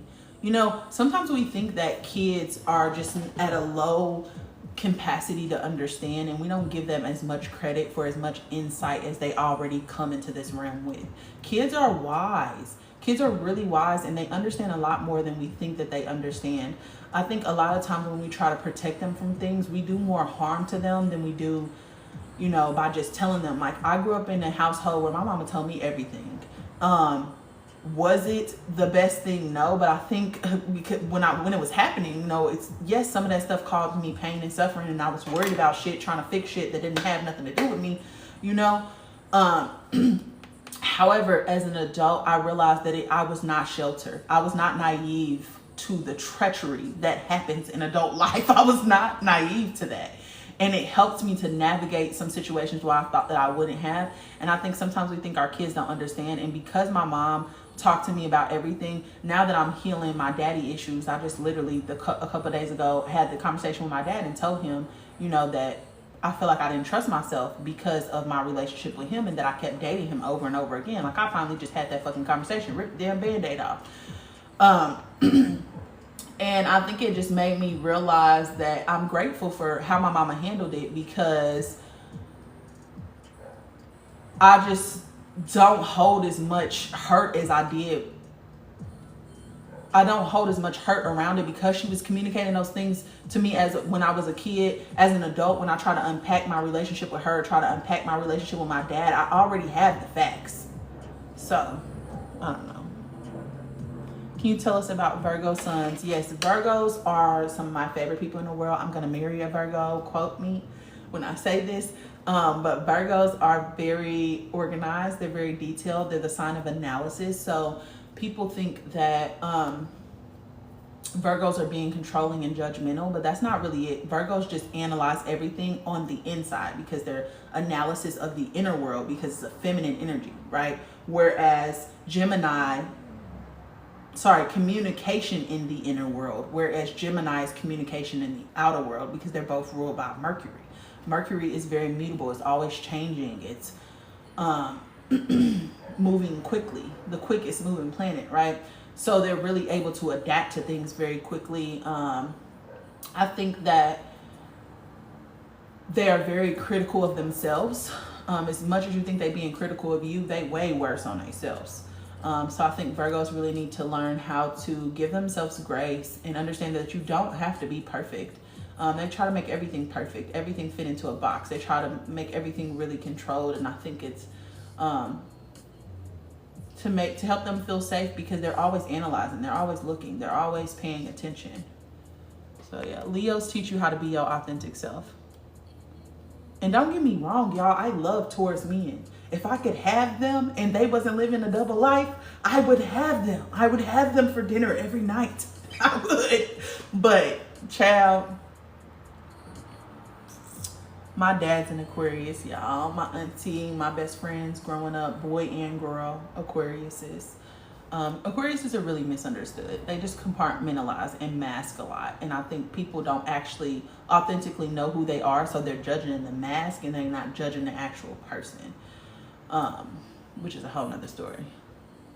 Finally, some love for us Tauruses. These people be hating, but love the fuck out of me. Not for real, they do. People always trying to act like Tauruses are just so this and that. Stubborn. That's what I get all the time. Stubborn. Yes, I am stubborn to a fault, but I'm not unreasonable. You need to bring me proof of what you're saying in order for me to change my mind. Like, you need to tell me, show me, and I'm going to listen to you. I'm not above changing my mind. You just don't make sense. I understand. But yeah, I love me a Taurus. Taurus are my favorite people to be around because we're fun. We're exuberant. Like, we loyal. Like, we gonna say what it is. Like, I've never been afraid to, like, if you my friend, I think I'm afraid of conflict when it comes to big issues with family because of the energy that I have to be in and all the energy that I'm about to feel because I'm a medium. But outside of that, if you my friend and you whatever, baby, I'm gonna tell you, I'm very balanced and fair in the way that I analyze things. Y'all be missing. If you ain't got no Taurus friend, I suggest that you run, don't walk. And if you need somebody to be your first, hey girl, I have to be present in my house, LOL. Can't wait for you to go live again. Yes, I'm about to leave, y'all. Live is awesome. Oh, thank you.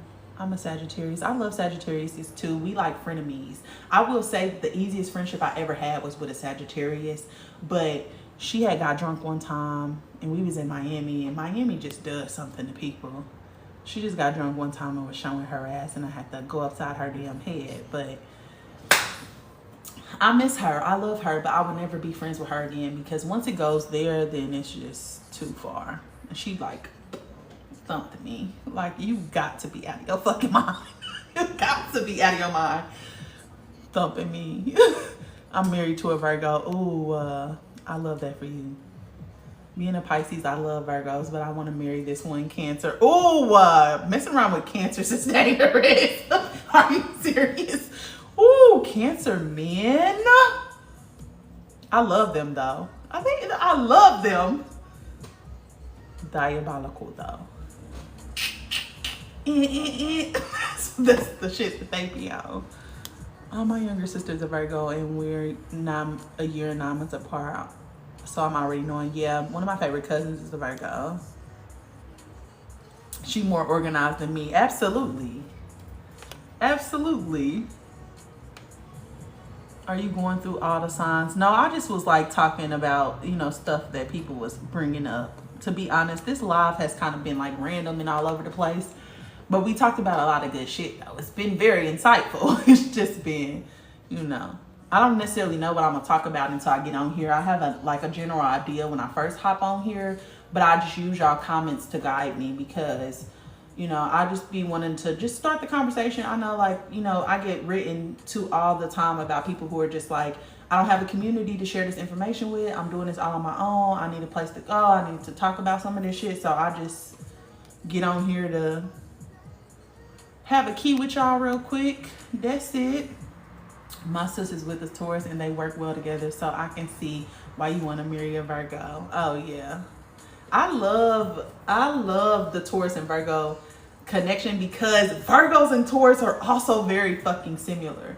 I would say the earth signs in general, just the signs of your group, those are like, y'all are three, the generator, the operator, and the destroyer. You're like all three of those energies. So y'all work as a system. Y'all work really fucking good together. Y'all work really fucking good together. Virgo's it's just the way that they walk in the room and just, it's like they walk in the room, Virgo men, like they're supposed to be there. They walk in the room like they're the fucking God's gift to earth. And I'll be right there with them. Yes, period. Walk over here. So what are your thoughts on Chiron? Chiron is the wounded healer. So Chiron is really important to focus on if you want to figure out kind of how to heal yourself. For example, my Chiron is in Leo. That means that I have an issue with showing up authentically because Leo tries to teach us how to express ourselves in the most authentic way. Okay, so if I want to heal myself, overall heal myself, I need to learn how to be more of myself. I need to learn how to be more authentic, right? So that's how I use Chiron. It's like whatever wound you need to heal in order for you to be the best version of yourself, in order for you to navigate this life as your highest version of yourself. And for me, it's Leo. It's authenticity. It's expressing myself. It's creativity. It's all the energies that is Leo. Leo is the only sign that's ruled by the sun. What happens when the sun is in the sky? It touches everything. It's not afraid or it's not worried about who cares about it touching it. It's not worried about who it reaches. It's reaching everybody. That's what that Leo energy is. So Chiron is like the asteroid that you want to look at to tell you how to heal the deeply ingrained issue. And for me, it's like I've hid myself my whole life. I feel like it's so much that people don't know about me because I'm a Scorpio moon. We very private. Like how we feel comfortable and safe is that we protect our motherfucking backside, left, right. And that's like by keeping things to ourselves. So I think I've had a really hard problem like being myself in front of people. Also because I was rejected for being myself. I'm very loving. I'm a very nurturing person. I'm goofy as hell. I'm still to this day trying to let my goofy side come back to the top. Like if you hang with me and you my friend, you know that I'm a key. I'm a key in itself. But it just like, if you don't know me, it takes me a second to like weed people out and to figure out how I'm going to show up. And so now I'm starting to realize that I don't necessarily care who I offend. I don't care who rejects me. Those are just not my people. And it's just as simple as that. I'm not going to be everybody's cup of tea. And I've learned from being a people pleaser that I don't want to be sipped by everybody any fucking way. That shit is draining. They are a fun couple. See, don't tell me that because I'm about to go find my Virgo husband right now. My mom and 2 younger sisters are Virgos. What about Capricorns? My brother is a Capricorn child. Listen, I love me Capricorns. I think Capricorns get such a bad rap.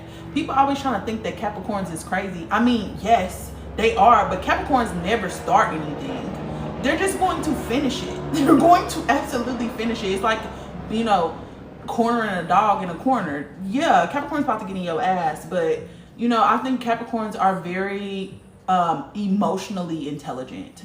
They always feel very wise, but it's like they don't know that they're wise. I think this is like a confidence issue sometimes when it comes to Capricorn. It's like they don't believe in their own capabilities. They don't believe in their ability to get through things, and I think sometimes that can be a fickle energy. But they're very structured. They like things to be controlled. They like things to be predictable. They like things to be grounded in reality. They're very, very realistic. Almost to a fault, though. I think sometimes that works as a disadvantage to them because then they don't see all the other possibilities in front of them. But I think it's because they're very calculated in their steps. They really do. How do I say this? They really are particular about where they put their energy. I think Capricorn is probably one of the most particular signs. They're not fucking with everybody.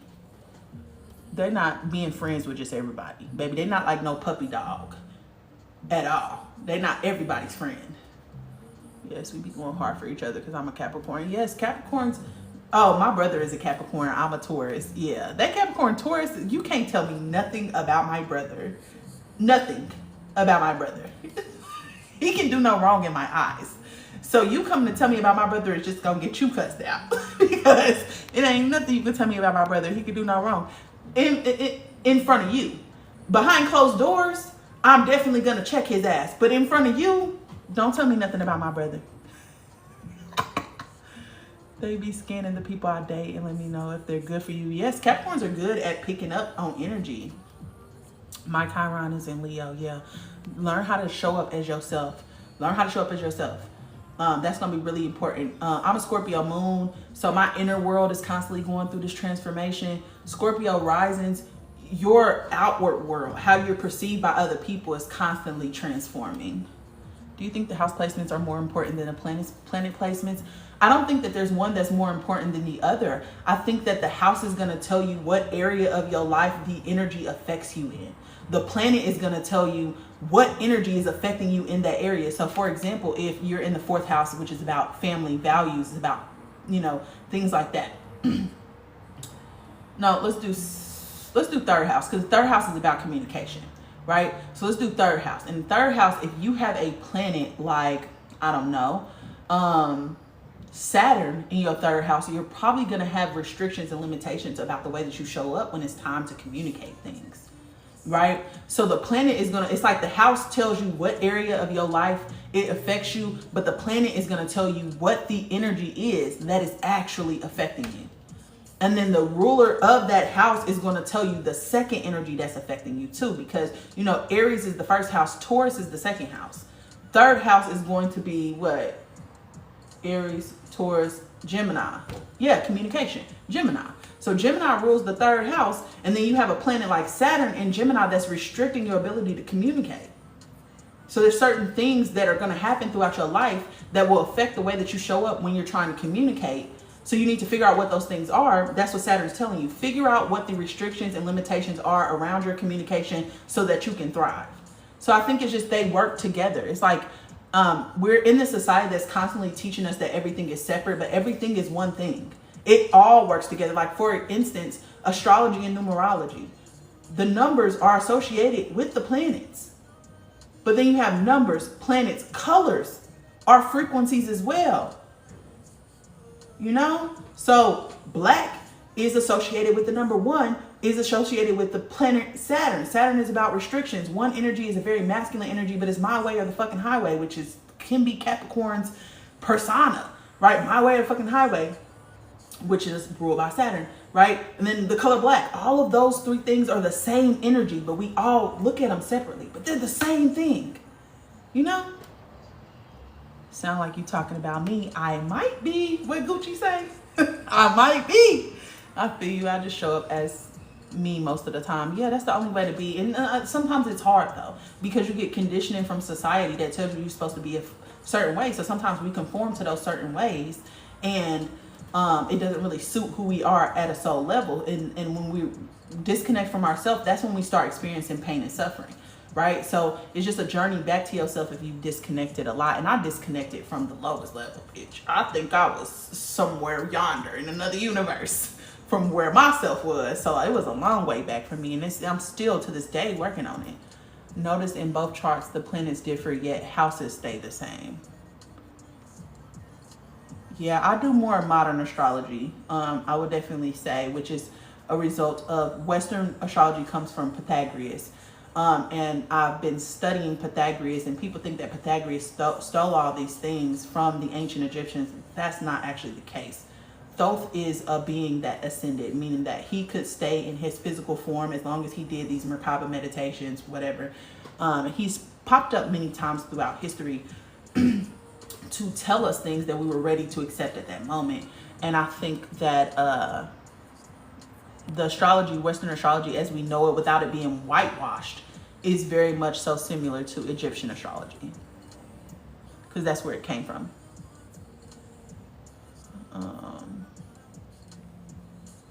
Most of my placements in Capricorn. Yeah, I have a shit ton of placements in Capricorn. I have a Capricorn stellium in my 3rd house. And then I'm a Capricorn Taurus, and my North Node is also in Capricorn. Capricorn has been haunting me my whole fucking life. But Capricorn, what was I about to say? There's a movement that is happening in Saturn. Saturn has been affecting Capricorns for like the last, I think it's 12 to 16 years, 16 years if I'm not mistaken. And it's about to shift. So I think Capricorns are about to finally get the break they've been looking for. I'm a Capricorn. Shift. So I think Capricorns are about to finally get the break they've been looking for. I'm a Capricorn. Let's see if you're right. Ooh.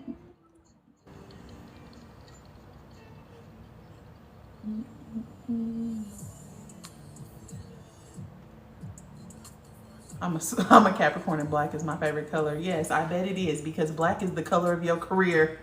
Black is absolutely about career. It's about success. It's about, you know.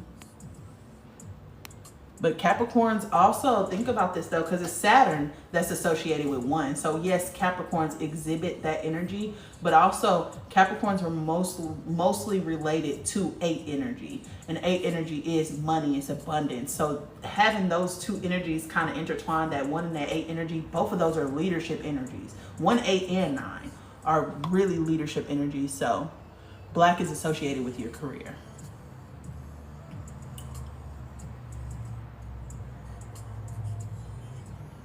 Pleased to meet you, Rory. How to find, oh, hold on. How to find out what my house is. If you want to know what your birth chart is, you need your time of birth, location of birth, and date of birth.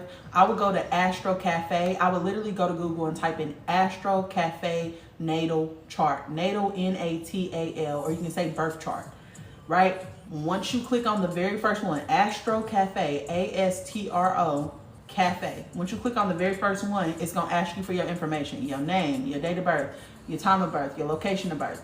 Once you put that in, it'll give you a whole synopsis of what your chart is and give you the placements of everything, the interpretations of everything. Oh girl, you might be my soul sister. Soul to chill. We got a lot in common. I'm a Capricorn North Node and a Leo midheaven. Yeah. See, I'm a Capricorn North Node and a Cancer midheaven. So what I'm moving away from is that energy of nurturing and prioritizing everybody, being like the motherly figure. So yeah. But yeah, I'm about to go, guys. I love y'all. This was a good conversation. I've been on here since like 12 o'clock. So I've been on here for like 4 hours. I love talking to y'all. I love, having these conversations with y'all, and I love y'all so much. So, yeah, I'll try to go live. Oh shit. I'm just gonna go live whenever I feel like going live. So y'all just gonna have to click on that little thing on my profile and set a reminder to remind y'all when I go live. Because miss you too, boo. Cause I'm like, she reminds me of myself. Yeah, no, I think that I don't know. I think I'm a very balanced energy. When you the 6 energy, you get along with every single energy. 6 is the only energy that is in harmony with all the other energies, because 6 is like the peacekeeper, so that's my energy. But turn your notifications on, and I'm just gonna do it randomly because that's the only way that I can do it without feeling constricted. That's the only way that I can do it and still feel free. So yeah. And I think part of it is like, every time I get on live, I'm on here for like 3 to 5 hours. I've never been on live for like an hour. It just doesn't work that way because so many people are writing me, asking questions and stuff like that. And I like to answer questions and stuff. So yeah, just catch me when y'all catch me. I love y'all. Happy Sunday. I hope y'all have a great Sunday. And yeah, I'll see y'all later.